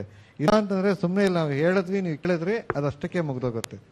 ಸೊ ಹಾಗಾಗಿ ಅದನ್ನ ಬೇರೆ ವರ್ಕ್ಶಾಪಲ್ಲಿ ಅಟೆಂಡ್ ಮಾಡಿ ಕಲ್ತ್ಕೊಳ್ಳೋದು, ಇಲ್ಲ ನೀವೇ ನಿಮ್ಮ ಮೊಬೈಲಲ್ಲಿ ವ್ಯೂ ಫೈಂಡರ್ ಅಂತ ಒಂದು ಆ್ಯಪ್ ಬರುತ್ತೆ, ಅದನ್ನ ಡೌನ್ಲೋಡ್ ಮಾಡ್ಕೊಳ್ಳಿ. ಅದರಲ್ಲಿ ಲೆನ್ಸ್ ನಂಬರ್ಗಳು ತೋರಿಸುತ್ತೆ. ಓಕೆ, ಇನ್ನೂ ಸಿಂಪಲ್ ಆಗಿ ಹೇಳ್ತಾ ಇದ್ದೀನಿ, ಲೆನ್ಸ್ ನಂಬರ್ ತೋರಿಸ್ತದೆ 50, 35 ಅಂತ. ಅದನ್ನ ಝೂಮ್ ಇನ್ನು ಝೂಮ್ ಔಟ್ ಮಾಡೋದ್ರಿಂದ ನಿಮಗೆ ಫ್ರೇಮ್ ವೈಡ್ ಆಗುತ್ತೆ, ಕ್ಲೋಸ್ ಅಪ್ ಬರುತ್ತೆ. ಸೊ ಅದರಲ್ಲಿ ನೀವು ಬೇಸಿಕಲಿ ನೀವು ಅರ್ಥ ಮಾಡ್ಕೋಬಹುದು. Thank you. ಹಲೋ ಸರ್, ನಮಸ್ಕಾರ. ಸಂದೀಪ್ ಅಂತ ಸರ್ ನನ್ನ ಹೆಸರು. ಪ್ರಶ್ನೆ ಅವ್ರಿಗೆ ಅಲ್ಲ, ಆದಷ್ಟು ಪ್ರಶ್ನೆ ಸಿನಿಮಾಟೋಗ್ರಾಫರ್ಗೆ ಇರಲಿ. Okay sir. ಸರ್, ನನ್ನ ಆ್ಯಕ್ಚುಲಿ ನಾನು ಫಿಲಮ್ಸ್ ಕಾಮನ್ ಆಗಿ ನೋಡೋದು ಯಾವಾಗಲೂ ಯಾವ ಡೈರೆಕ್ಟರ್ ಮಾಡಿದ್ದಾರೆ ಅಂತ ನೋಡಿ ಕಾಮನ್ ಆಗಿ ನೋಡ್ತೀನಿ. ಹೀರೋ ಅಂತೂ ನೋಡಲಿಕ್ಕೆ ಹೋಗಲ್ಲ. ಎಲ್ಲ ಫಿಲಮ್ಗಳನ್ನು ಅದದೇ ಭಾಷೆಗಳಲ್ಲಿ ಕಾಮನ್ ಆಗಿ ನೋಡ್ತೀನಿ. ನನ್ನ ಒಂದು ಪ್ರಶ್ನೆ ಅಂದರೆ ಸರ್, ಈ ಡೈರೆಕ್ಟ್ರಿಗೆ ಎಷ್ಟೋ ಹಿಟ್ ಫಿಲಮ್ಗಳು ಕೊಟ್ಟಿರ್ತಾರೆ, ಎಷ್ಟೋ ಮಾಡ್ತಾ ಇರ್ತಾರೆ. ಕೆಲವ್ರಿಗೆ ನನ್ನ ಫಿಲಮ್ ಅಂತ ನನ್ನದು ಅಂತ ಎಲ್ಲೋ ಕೊನೆಗೆ ಜಡ್ಜ್ಮೆಂಟ್ ಹೊಟ್ಟೋಗುತ್ತಾ, ಈ ಫಿಲಮ್ ಚೆನ್ನಾಗಾಗುತ್ತಾ ಇಲ್ವಾ. ಒಂದು ಚಿಕ್ಕ ಎಕ್ಸಾಂಪಲ್ ಹೇಳ್ಬೇಕಂದ್ರೆ, ರೀಸೆಂಟಾಗಿ ಗುಡ್ ಬ್ಯಾಡ್ ಅಗ್ಲಿ ಅಂತ ಫಿಲಮ್ಗೆ, ತಮಿಳ್ ಫಿಲಮ್ಗೆ ಹೋಗಿದ್ದೆ. 5 ಮಿನಿಟ್ಸ್ ಇಲ್ಲ, ನಾನೇ ನನ್ನ ಕ್ರಿಟಿಕ್ಸ್ ತಪ್ಪಾಗಿದೆಯಾ ಇಲ್ಲ, ಅದು ಅವ್ರಿಗೆ ಜಡ್ಜ್ಮೆಂಟ್. ಒಂದು 35 ವರ್ಷ 40 ವರ್ಷ ಫಿಲಮ್ ಫೀಲ್ಡ್ ಅಲ್ಲಿ ಕೆಲಸ ಮಾಡಿ ಆ ರೀತಿ ಒಂದು ಫಿಲಮ್ ತೆಗಿಯೋಕ್ಕಾಗತ್ತಾ ಅಂದ್ರೆ, ಅವರು ನಾವು ಈ ಫಿಲಮ್ ಚೆನ್ನಾಗಿ ಹೋಗುತ್ತೆ ಅಂದ್ರೆ ಆಗುತ್ತಾ ಇಲ್ಲ ಅಂತ ಅವ್ರಿಗೆ ನನ್ನದು ಅಂತ ಪ್ರೀತಿಯಿಂದ ಅದು ಜಡ್ಜ್ಮೆಂಟ್, ಆ ಫೀಡ್ಬ್ಯಾಕ್ ಬರಲ್ವಾ ಫಿಲಮ್ ಮುಗಿಯೋವರೆಗೂ? ಅಷ್ಟು ಕೆಟ್ಟದಾಗೂ ಮಾಡೋಕ್ಕಾಗತ್ತಾ ಇಲ್ಲ ನನ್ನ ಅಭಿಪ್ರಾಯನೇ ತಪ್ಪಾಗಿರ್ಬೋದು. ದಯವಿಟ್ಟು ಇದ್ರ ಬಗ್ಗೆ ಹೇಳ್ತೀರಾ ಸರ್? ಇದು ತುಂಬ ಕ್ಲಿಷ್ಟಕರವಾದ ಪ್ರಶ್ನೆ. ನೀವು ಸಿನಿಮಾಟೋಗ್ರಾಫರ್ ಕೇಳಿ ಅಂದರೆ ಡೈರೆಕ್ಟರ್ಗೆ ಕೇಳ್ತಾ ಇದ್ದೀರಾ. ಓಕೆ, ಯಾಕೆ ಅದು ಕ್ಲಿಷ್ಟಕರವಾದ ಪ್ರಶ್ನೆ ಅಂತಂದರೆ, ಯಾವುದೇ ಒಂದು ಸಿನಿಮಾನ ಕೆಟ್ಟದಾಗಿ ಮಾಡಬೇಕು ಅಂತ ಯಾರೂ ಮಾಡಲ್ಲ. ಓಕೆ, ಇದು ಹಾಳು ಮಾಡಬೇಕು, ಇದನ್ನು ತುಂಬ ಕೆಟ್ಟದಾಗಿ ಜನಗಳಿಗೆ ತೋರಿಸ್ಬೇಕು ಅನ್ನೋ ಉದ್ದೇಶಕ್ಕೆ ಯಾರೂ ಸಿನಿಮಾ ಮಾಡಲ್ಲ. ಓಕೆ, ಎಲ್ಲರೂ ಒಂದು ಒಳ್ಳೆ ಸಿನಿಮಾ ಮಾಡಬೇಕು ಅಂತಲೇ ಮಾಡ್ತಾರೆ. ಈ ಒಳ್ಳೆಯ ಅನ್ನೋ ಪದಕ್ಕೆ ಬೇರೆ ಬೇರೆ ಡೆಫಿನೇಷನ್ಸ್ ಇರುತ್ತೆ. ಒಬ್ಬೊಬ್ಬ ಡೈರೆಕ್ಟರ್ ಡೆಫಿನೇಷನ್ ಒಂದೊಂದು ಥರ ಇರುತ್ತೆ, ಒಂದೊಂದು ಪ್ರೊಡಕ್ಷನ್ ಹೌಸ್ ಡೆಫಿನೇಷನ್ ಒಂದೊಂದು ಥರ ಇರುತ್ತೆ. ಈ ಒಳ್ಳೆಯ ಸಿನಿಮಾ ಅಂತ ಅಂದರೆ, ಈಗ ಯಶ್ರಾಜ್ ಫಿಲಿಮ್ಸ್ದು ಡೆಫಿನೇಷನ್ ಒಂಥರ ಇದ್ದರೆ, ಹೊಂಬಾಳೆದ ಡೆಫಿನೇಷನ್ ಬೇರೆ ಥರ ಇರುತ್ತೆ. ಇನ್ಯಾವುದೋ ಒಂದು ಪ್ರೊಡಕ್ಷನ್ ಜಯಣ್ಣ ಅವ್ರದ್ದು ಡೆಫಿನೇಷನ್ ಒಂಥರ ಇದ್ದರೆ, ಮೈತ್ರಿ ಮೂವಿ ಮೇಕರ್ಸ್ದು ಡೆಫಿನೇಷನ್ ಒಂಥರ ಇರುತ್ತೆ. ಸೊ ನಿಮಗೆ ಪ್ರೊಡಕ್ಷನ್ ಹೌಸು ಡೈರೆಕ್ಟರ್ದು ಡೆಫಿನೇಷನ್ಸ್ ಮೇಲೆ ಆ ಸಿನಿಮಾದ ಕತೆ ಸಿದ್ಧವಾಗುತ್ತೆ. ಆ ಕತೆ ಸಿದ್ಧವಾದ ಮೇಲೆ ಅಲ್ಲಿ ಆ್ಯಕ್ಟರ್ಸು 2 ಥರದಲ್ಲಿ ಕೆಲಸ ಮಾಡ್ತಾರೆ. ಒಂದು, ಪ್ರೊಡಕ್ಷನ್ ಹೌಸ್ ಆ ಡೈರೆಕ್ಟರ್ ಮೇಲೆ ನಂಬಿಕೆ ಇಟ್ಟು ಕೆಲಸ ಮಾಡ್ತಾರೆ, ಇಲ್ಲ ಕಥೆನ ನಂಬಿ ಕೆಲಸ ಮಾಡ್ತಾರೆ. ಸೊ ಈ ಥರದ ಚಾಯ್ಸಸ್ಸು ಬೇರೆ ಬೇರೆ ಇರೋದ್ರಿಂದ ಯಾರೂ ಅದನ್ನು ಕೆಟ್ಟ ಸಿನಿಮಾ ಮಾಡಬೇಕು ಅಂತ ಮಾಡಿರಲ್ಲ. ಒಂದು, ಈಗ ನೀವು ಹೇಳಿದ ಸಿನಿಮಾ ನಾನು ನೋಡಿಲ್ಲ, ಸೊ ಆ ಸಿನಿಮಾ ಬಗ್ಗೆ ಕಮೆಂಟ್ ಮಾಡೋಕ್ಕೂ ಆಗಲ್ಲ. ಬಟ್ ಒಂದೇನಾಗುತ್ತೆ ಅಂತಂದರೆ, ಅಲ್ಲಿ ಮಾಡೋವಾಗ ಏನೋ ಬೇರೆ ಒಂದು ಎಕ್ಸ್ಪರಿಮೆಂಟ್ ಮಾಡೋಣ ಅನ್ನೋ ಒಂದು ಉದ್ದೇಶದಲ್ಲಿ ಮಾಡಿರ್ತಾರೆ. ಕೆಲವರು ಏನು ಮಾಡ್ತಾರೆ, ಸಾಫ್ಟ್ ಸಿನಿಮಾಗಳು ಜಾಸ್ತಿ ಆಯಿತು, ರಕ್ತ ಹರಿಸೋಣ ಅಂತಲೇ ಮಾಡ್ತಾರೆ, ರಕ್ತ ಹರಿಸ್ಲೇಬೇಕು ಅಂತಲೇ ಮಾಡ್ತಾರೆ. ಆ ರಕ್ತ ಹರಿಸಿರೋ ಜಾಸ್ತಿ ಆಗಿಬಿಟ್ಟಾಗ ಹಿಂದಿಯಲ್ಲಿ ರೀಸೆಂಟಾಗಿ ಒಂದು ಸಿನಿಮಾ ಬಂತು, ಆ ರಕ್ತ ಹರಿಸೋದನ್ನೇ ಒಂದು ಸಟೈರಿಕಲ್ ಆಗಿ ಒಂದು ಸಿನಿಮಾ ಮಾಡಿಬಿಟ್ರು. ಇನ್ನು ಯಾರೂ ಹಿಂದಿಯಲ್ಲಿ ರಕ್ತನೇ ಹರಿಸ್ಬಾರ್ದು, ಆ ಥರದ ಸಟೈರಿಕಲ್ ಆಗಿ ಒಂದು ಸಿನಿಮಾ ಮಾಡಿದ್ರು. ಸೊ ಈ ಥರದ ಒಂದು ಎಕ್ಸ್ಪರಿಮೆಂಟ್ಗಳು ನಡೀತಾನೆ ಇರುತ್ತೆ. ಮತ್ತು ಇನ್ನೊಂದು ಕೆಲವೊಂದು ಕಡೆ ಏನಾಗುತ್ತೆ, ಈಗ ನೀವು ಹೇಳಿದ ಸಿನಿಮಾ ಡೈರೆಕ್ಟರ್ದು ಪ್ರೀವಿಯಸ್ ಸಿನಿಮಾ ಸಿಕ್ಕಾಪಟ್ಟೆ ಹಿಟ್ಟಾಗೋಯ್ತು. ಸೊ ಆ ಸಕ್ಸಸ್ ಏನಾಯಿತು, ಪ್ರೊಡಕ್ಷನ್ ಹೌಸ್ ಅವ್ರಿಗೆ ಹೇಳಿರುತ್ತೆ ಇದಕ್ಕಿಂತ ಕ್ರೇಜಿಯಾಗಿ ಇನ್ನೊಂದು ಸಿನಿಮಾ ಮಾಡ್ಬೋದಾ ಅಂತ. ಸೊ ಐಡಿಯಾ ಪ್ರೊಡಕ್ಷನ್ ಹೌಸ್ಗೂ ಇಷ್ಟ ಆಗಿರುತ್ತೆ, ಹೀರೋಗೂ ಇಷ್ಟ ಆಗಿರುತ್ತೆ, ಇದೇನೋ ಕ್ರೇಜಿಯಾಗಿದೆ ಮಾಡೋಣ. ಸೊ ಈ ಥರದಲ್ಲಿ ಹೋಗುತ್ತೆ. ಮತ್ತು ಅದು ದೊಡ್ಡ ಸ್ಟಾರ್ಗಳಿಗೆ ಅದಕ್ಕೆಲ್ಲ ಟ್ರೈ ಮಾಡ್ಬೋದು, ಇಲ್ಲ ಕಂಪ್ಲೀಟ್ ಝೀರೋ ಅಲ್ಲಿ ಮಾಡ್ಬೋದು. ಇನ್ನು ಮಿಡ್ಡಲ್ಲಿರೋರಿಗೆ ಈ ಥರ ಎಲ್ಲ ಧೈರ್ಯ ಬರೋದು ತುಂಬ ಕಷ್ಟ. Thank you sir. ನಮಸ್ತೆ, ನನ್ನ ಹೆಸರು ವಿಜಯ್ ಅಂತ. ಸರ್, ನಮ್ಮ ಚೈಲ್ಡ್ಹುಡ್ಡಲ್ಲಿ ಸಿನಿಮಾಗಳು ಅಂತಂದರೆ ತುಂಬ ಎಂಜಾಯ್ ಮಾಡ್ಕೊಂಡು ಸಿನಿಮಾ ನೋಡ್ತಿದ್ವಿ, ಪಾಪ್ಕಾರ್ನ್ ತಗೊಂಡು ಹೋಗಿ. ಈಗ ಏನಾಗಿದೆ ಅಂತಂದರೆ ಪ್ರತಿಯೊಬ್ಬ ಪ್ರೇಕ್ಷಕನೂ ಕೂಡ ತುಂಬ ಈಗ ಸಿನಿಮಾಟೋಗ್ರಫಿ ಬಗ್ಗೆ ಮಾತಾಡ್ತಾರೆ, BGM ಬಗ್ಗೆ ಮಾತಾಡ್ತಾರೆ, ಎಡಿಟಿಂಗ್ ಬಗ್ಗೆ ಮಾತಾಡ್ತಾರೆ. ಆಸ್ ಎ ಡೈರೆಕ್ಟರ್ ಈಗ ನಾನು ಯೋಚನೆ ಮಾಡ್ತೀನಿ, ಏನನ್ನು ಯೋಚನೆ ಮಾಡ್ತೀನಿ ಅಂತಂದರೆ, ನಾನು ಕಂಟೆಂಟ್ ಅನ್ನೋ ಒಂದು ಸೋಲ್ ಇಟ್ಕೊಂಡು ಸಿನಿಮಾ ಮಾಡಬೇಕಾ, ಅಥವಾ ಈ ಒದ್ದಾಟ ಸಿನಿಮಾಟೋಗ್ರಫಿ ಎಡಿಟಿಂಗ್ ಬಗ್ಗೆ ತುಂಬ ತಲೆ ಕೆಡಿಸ್ಕೊಂಡು ಸಿನಿಮಾ ಮಾಡಬೇಕಾ ಅಂದರೆ ತುಂಬ ಕನ್ಫ್ಯೂಷನ್ ಇದೆ. ಯಾವುದನ್ನ ಈ ಗೊಂದಲನ ಹೆಂಗೆ ಬಗೆಹರಿಸ್ಕೊಳ್ಳೋದು? ಕಂಟೆಂಟ್ನ ಇಟ್ಕೊಂಡಿದ್ದೀನಿ ನಾನು, ಯಾವುದೋ ಈಗ FX3 ನಾನು ಮಾಡಬೇಕು ಅನ್ನೋದು ನನ್ನ ಕೈಲಿ ಆಗಲ್ಲ. ಯಾವುದೋ ತುಂಬ ಒಂದೊಳ್ಳೆ ಕ್ಯಾಮ್ರಾ ಇಟ್ಕೊಂಡು ಮಾಡ್ತೀನಿ. ಇದನ್ನೆಲ್ಲ ಹೆಂಗೆ ಆಡಿಯನ್ಸ್ ಯಾಕೆ ಇದು ಮಾಡ್ತಾ ಇದ್ದಾರೆ ಅನ್ನೋದು ಅಂದರೆ ಗೊಂದಲ ಇದೆ ನನಗೆ. ಯಾವ ಬ್ಯಾಲೆನ್ಸ್ ಮಾಡೋದು ತುಂಬ ಇಂಪಾರ್ಟೆಂಟಾ? ಈಗ ಕ್ವಾಲಿಟಿ ಮತ್ತೆ ಇದ್ರ ಬಗ್ಗೆ ಸಿಂಪಲ್ ಆಗಿ ನಾನು ಒಂದು ಎಕ್ಸಾಂಪಲ್ ಹೇಳ್ತೀನಿ. ನೀವು ವೆಜ್ಜಾ ನಾನ್ ವೆಜ್ಜಾ? ಹಾಂ, ನಾನ್ ವೆಜ್ಜು. ನಿಮ್ಗೆ ಒಂದು ಒಳ್ಳೆ ದಮ್ ಬಿರಿಯಾನಿ ಮಾಡಬೇಕು ಅಂತ ಆಸೆ ಆಗುತ್ತೆ. ಸೊ ದಮ್ ಬಿರಿಯಾನಿ ಮಾಡಬೇಕು ಅಂತಂದರೆ ಅದಕ್ಕೆ ಒಂದಷ್ಟು ಮಸಾಲೆಗಳು ಬೇಕಾಗತ್ತೆ. ಓಕೆ, ಮಟನ್ನು ಚಿಕನ್ ತಗೊತೀರಾ, ಮಸಾಲೆ ಪದಾರ್ಥ ತಗೊತೀರಾ, ಅಕ್ಕಿ ತಗೊತೀರಾ. ಸೊ ನೀವು ಅದೊಂದು ದಮ್ ಬಿರಿಯಾನಿ ಆಗ್ಬೇಕಾದ್ರೆ ಯಾವ ಥರ ಅಕ್ಕಿ ಬೇಕು ಅನ್ನೋದು ಐಡಿಯಾ ನಿಮ್ಗೆ ಇರಬೇಕು. ಅದಕ್ಕೆ ಬಾಸ್ಮತಿ ಹಾಕ್ತೀರಾ, ಜೀರಾ ರೈಸ್ ಹಾಕ್ತೀರಾ, ಯಾವ ಅಕ್ಕಿ ಬೇಕು ಅನ್ನೋದು ಅಕ್ಕಿ ಅನ್ನೋ ಐಡಿಯಾ ನಿಮ್ಗೆ ಇರಬೇಕು. ಅದಕ್ಕೆ ಪಲಾವ್ ಎಲೆ ಹಾಕ್ಬೇಕಾ, ಇನ್ಯಾವುದೋ ಏನು ಶುಂಠಿ ಎಲೆ ಬರುತ್ತೆ ಅದನ್ನು ಹಾಕ್ಬೇಕಾ, ಅದು ಎಲೆ ಏನು ಅನ್ನೋದು ಗೊತ್ತಿರಬೇಕು. ಓಕೆ, ಸೊ ದಮ್ ಬಿರಿಯಾನಿ ಮಾಡಬೇಕು ಅಂದರೆ ಅದಕ್ಕೆ ಏನೇನು ಮಸಾಲೆಗಳು ಹಾಕ್ತಾರಲ್ಲ ಅದ್ರ ಬಗ್ಗೆ ಐಡಿಯಾ ಇರಬೇಕು. ಅದು ನೀವೇ ಬೆಳಿಬೇಕು ಅಂತಲ್ಲ, ಅದು ಏನು ಕೆಲಸ ಮಾಡಬೇಕು ಅದು ಕೆಲಸ ಮಾಡುತ್ತೆ. ಅದನ್ನು ತಗೊಬಂದು ಅದು ಪಾತ್ರೆಯಲ್ಲಿ ಹಾಕ್ತಿರಲ್ಲ, ಅದೇ ಒಂದು ಪ್ರೊಡಕ್ಷನ್ನ ಪ್ಲ್ಯಾನಿಂಗ್ ಅಂತ ಅಂದ್ಕೊಳ್ಳಿ. ಒಂದು ಒಳ್ಳೆ ಅದಕ್ಕೆ ಸ್ಮೆಲ್ ಬರಬೇಕು. ಒಂದು ಪಲಾವ್ ಎಲೆ ತರ್ತೀರ, ಅದಕ್ಕೆ ರುಚಿ ಬರಬೇಕು, ಉಪ್ಪು ತರ್ತೀರ. ಓಕೆ, ಅದಕ್ಕೊಂಚೂರು ಸ್ಪೈಸಿ ಬೇಕು, ಖಾರ ತರ್ತೀರ, ಒಂದು ಸ್ವಲ್ಪ ಹುಳಿ ಬೇಕು, ಮೊಸರು ತಗೊಬರ್ತೀರ. ಸೊ ಈ ಥರದನ್ನೆಲ್ಲ ನಿಮಗೆ ಅದು ಏನು ಟೇಸ್ಟ್ ಇದೆ ಇವನ್ನೆಲ್ಲನೂ ಟೆಕ್ನಿಷಿಯನ್ಸ್ ಅಂತ ಅಂದ್ಕೊಳ್ಳಿ. ಅದು ಟೆಕ್ನಿಷಿಯನ್ಸ್ ಅಂದ್ಕೊಳ್ಳಿ. ಅಂದರೆ ನಿಮಗೆ ಒಳ್ಳೆ ಎಡಿಟರ್ ಯಾರು, ಒಳ್ಳೆ ಸಿನಿಮಾಟೋಗ್ರಾಫರ್ ಯಾರು, ಒಳ್ಳೆ ಮ್ಯೂಸಿಕ್ ಡೈರೆಕ್ಟರ್ ಯಾರು ಅನ್ನೋದು ನಿಮಗೆ ಆ ಟೇಸ್ಟ್ನ ಐಡಿಯಾ ಇದ್ದಾಗ ನೀವು ಅವ್ರನ್ನೆಲ್ಲ ಕರ್ಕೊಬಂದು ಒಂದು ಪಾತ್ರೆಲಿ ಹಾಕಿದ್ರೆ ಅದು ಒಳ್ಳೆ ದಮ್ ಬಿರಿಯಾನಿ ಆಗುತ್ತೆ. ನಿಮ್ಗೆ ಆ ಟೇಸ್ಟೇ ಗೊತ್ತಿಲ್ಲ ಅಂದರೆ ಯಾವ್ದು ಒಳ್ಳೆಯದು, ಯಾರು ಟೆಕ್ನಿಷಿಯನ್ಸ್ ಯಾರು, ಅದು ಐಡಿಯಾನೇ ಇಲ್ಲ ಅಂತಂದಾಗ ನೀವು ದಮ್ ಬಿರಿಯಾನಿ ಮಾಡೋಕ್ಕಾಗಲ್ಲ, ಅದು ಇನ್ನೇನೋ ಬಿರಿಯಾನಿ ಆಗಿರುತ್ತೆ. ಸೊ ಅದಕ್ಕೆ ಟೆಕ್ನಿಕಲ್ ಆಗಿ ನೀವು ಒಂದಷ್ಟು ನಾಲೆಡ್ಜ್ ಇರೋದು ನಿಮಗೆ ಒಳ್ಳೆಯದೇ ಹೊರತು ಅದು ನಿಮ್ಗೆ ಅದು ಸ್ಟ್ರೆಸ್ ಆಗಬಾರ್ದು. Thank you. ಮತ್ತು ಒಂದು ರಿಕ್ವೆಸ್ಟು, ದಯವಿಟ್ಟು ನೆಕ್ಸ್ಟ್ ಸೆಷನ್ನಲ್ಲಿ ಆದಷ್ಟು ಪ್ರಶ್ನೆಗಳನ್ನ ಸಿನಿಮಾಟೋಗ್ರಾಫರ್ ಕೇಳಿ, ನನಗೆ ಬಿಟ್ಬಿಡಿ. ಸತ್ಯ ಸರ್, ನನ್ನ ಹೆಸರು ಸೋಮು ಅಂತ. ಸರ್, ಮೊದಲನೇದಾಗಿ ಶಾರ್ಟ್ ಫಿಲಿಮ್ಗಳಿಗೆ ಅಂತಲೇ ಒಂದು ಪ್ಲಾಟ್ಫಾರ್ಮ್ ಕ್ರಿಯೇಟ್ ಮಾಡಿದ್ರಿ. ಸೊ ಆ ಪ್ಲಾಟ್ಫಾರ್ಮ್ ಕ್ರಿಯೇಟ್ ಮಾಡಬೇಕು ಅಂತ ಯಾಕೆ ಅನಿಸ್ತು? ನಿಮ್ಮ ಸತ್ಯ ಹೆಗ್ಡೆ ಯೂಟ್ಯೂಬ್ ಚಾನಲ್ ಕ್ರಿಯೇಟ್ ಮಾಡೋದಕ್ಕೆ ಮೋಟಿವ್ ಏನು? ಮತ್ತು ಶಾರ್ಟ್ ಫಿಲಿಮ್ಸ್ಗೋಸ್ಕರನೇ ಅಂತಲೇ ಪರ್ಟಿಕ್ಯುಲರ್ ಆಗಿ ಅದನ್ನ ಏನಕ್ಕೆ ಮಾಡಿದ್ರಿ ಅನ್ನೋದು ತಿಳ್ಕೊಬೇಕು ನಾವು ಸರ್. ಓಕೆ, ಒಂದು ಮೇನು ನಾನು ಯಾವಾಗಲೂ ಸೆಟ್ಟಲ್ಲಿ ಅಸಿಸ್ಟೆಂಟ್ ಡೈರೆಕ್ಟರ್ಗಳಿಗೆ ಅಥವಾ ಎಲ್ಲ ಸ್ವಲ್ಪ ಅಂದರೆ ಕೆಲಸ ಮಾಡಿ ಸರಿಯಾಗಿ ಒಂದು ಆ ಥರ ಒಂದು ಇದೆ. ಯಾಕಂದರೆ ಸ್ವಲ್ಪ ಇನ್ಸ್ಟಿಟ್ಯೂಟಿಂದನೋ ಅಥವಾ ಸ್ವಲ್ಪ ಬೇಸಿಕ್ ಗೊತ್ತಿದ್ದು ಬಂದು ವರ್ಕ್ ಮಾಡ್ತಾ ಇದ್ರೆ ಇರ್ತಿತ್ತು. ಸೊ ಪ್ರತಿ ಸಲ ನಾನು ಅದಕ್ಕೆ ಅಟ್ಲೀಸ್ಟ್ ಒಂದು ಶಾರ್ಟ್ ಫಿಲ್ಮ್ ಮಾಡಿ ತಿಳ್ಕೊಳ್ಳಿ ಪ್ರಾಸೆಸ್ ಹೆಂಗಿರುತ್ತೆ. ಸೊ ಆ ಥರ ಶಾರ್ಟ್ ಫಿಲ್ಮಿಂದ ಬಂದಿರೋ ಅಸಿಸ್ಟೆಂಟ್ ಡೈರೆಕ್ಟರ್ಗಳು ನಮಗೆ ಸಿನಿಮಾದಲ್ಲಿದ್ದರೆ ಡೈರೆಕ್ಟ್ರಿಗೆ ಹೆಲ್ಪ್ ಆಗುತ್ತೆ. ಯಾಕಂದರೆ ಎಲ್ಲವೂ ಡೈರೆಕ್ಟರ್ ಒಬ್ಬರೇ ಹ್ಯಾಂಡಲ್ ಮಾಡೋದಕ್ಕಿಂತ ಸ್ವಲ್ಪ ಆ ಥರ ಆ್ಯಕ್ಟಿವ್ ಆಗಿರೋ ಹುಡುಗರು ಬರಬೇಕು ಇಂಡಸ್ಟ್ರಿಗೆ. ಆ ಥರದ್ದು ಕೊರತೆ ನಮಗಿದೆ. ಸುಮ್ಮನೆ ನಾನು ಅಸಿಸ್ಟೆಂಟ್ ಡೈರೆಕ್ಟರ್ಗೆ ಸೇರಿಸ್ಕೊಂಬಿಡಿ ಅಂತ ಬಂದಿರ್ತಾರೆ. ಬಂದಮೇಲೆ ಅವರು ಹೆಂಗೋ ಮಾಡಿ ಒಂದಿಷ್ಟು ಪ್ರೊಡ್ಯೂಸರ್ ಹಿಡಿದು ಸಿನಿಮಾ ಮಾಡಿ ತುಂಬ ಆ ಥರ ನನ್ನ ಪೀರಿಯಡಲ್ಲಿ ನಡೀತಾ ಇತ್ತು. ಅದನ್ನು ಸೊ ನಾನು ಏನು ಮಾಡ್ಬೋದು, ಸೊ ಅಟ್ಲೀಸ್ಟ್ ನಾವೇ ಒಂದಿಷ್ಟು ಪ್ರೊಡಕ್ಷನ್ ಸ್ಟಾರ್ಟ್ ಮಾಡಿ ಒಂದಿಷ್ಟು ಅದು ಥರ ಇರೋ ಅಟ್ಲೀಸ್ಟ್ ಹುಡುಗರಿಗೆ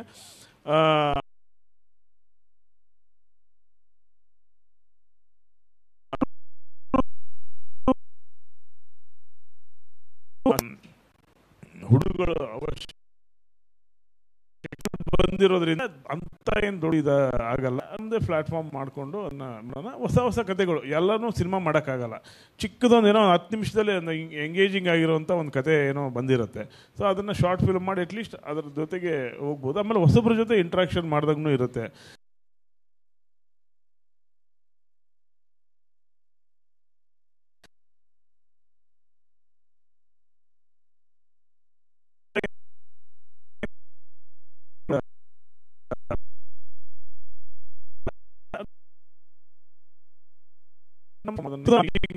ಸಿನಿಮಾ ಅಂತೂ ಮಾಡೋಕ್ಕಾಗಲ್ಲ. ಯಾಕಂದ್ರೆ ಪ್ರತಿನೂ ಮಾಡಕ್ ಹೋದ್ರೆ ಅದು ದೊಡ್ಡ ಕಮರ್ಷಿಯಲ್ ಆಗಿ ಅದು ಬರೀ ಸೈನ್ಸು ಆರ್ಟ್ ಜೊತೆಗೆ ಕಾಮರ್ಸು ಬಂದ್ಬಿಡುತ್ತೆ ಅದರಲ್ಲಿ. ಇದರಲ್ಲಾದ್ರೆ ಅಟ್ಲೀಸ್ಟ್ ನಾನು ಮ್ಯಾನೇಜ್ ಮಾಡ್ಕೋಬಹುದು ಅಂತ ಸ್ಟಾರ್ಟ್ ಮಾಡಿದ್ದು.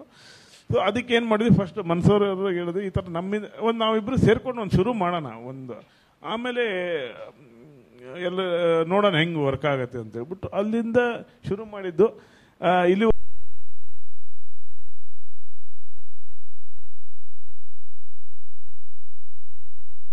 ಹೋಗ್ತಾ ಇದ್ದೀನಿ.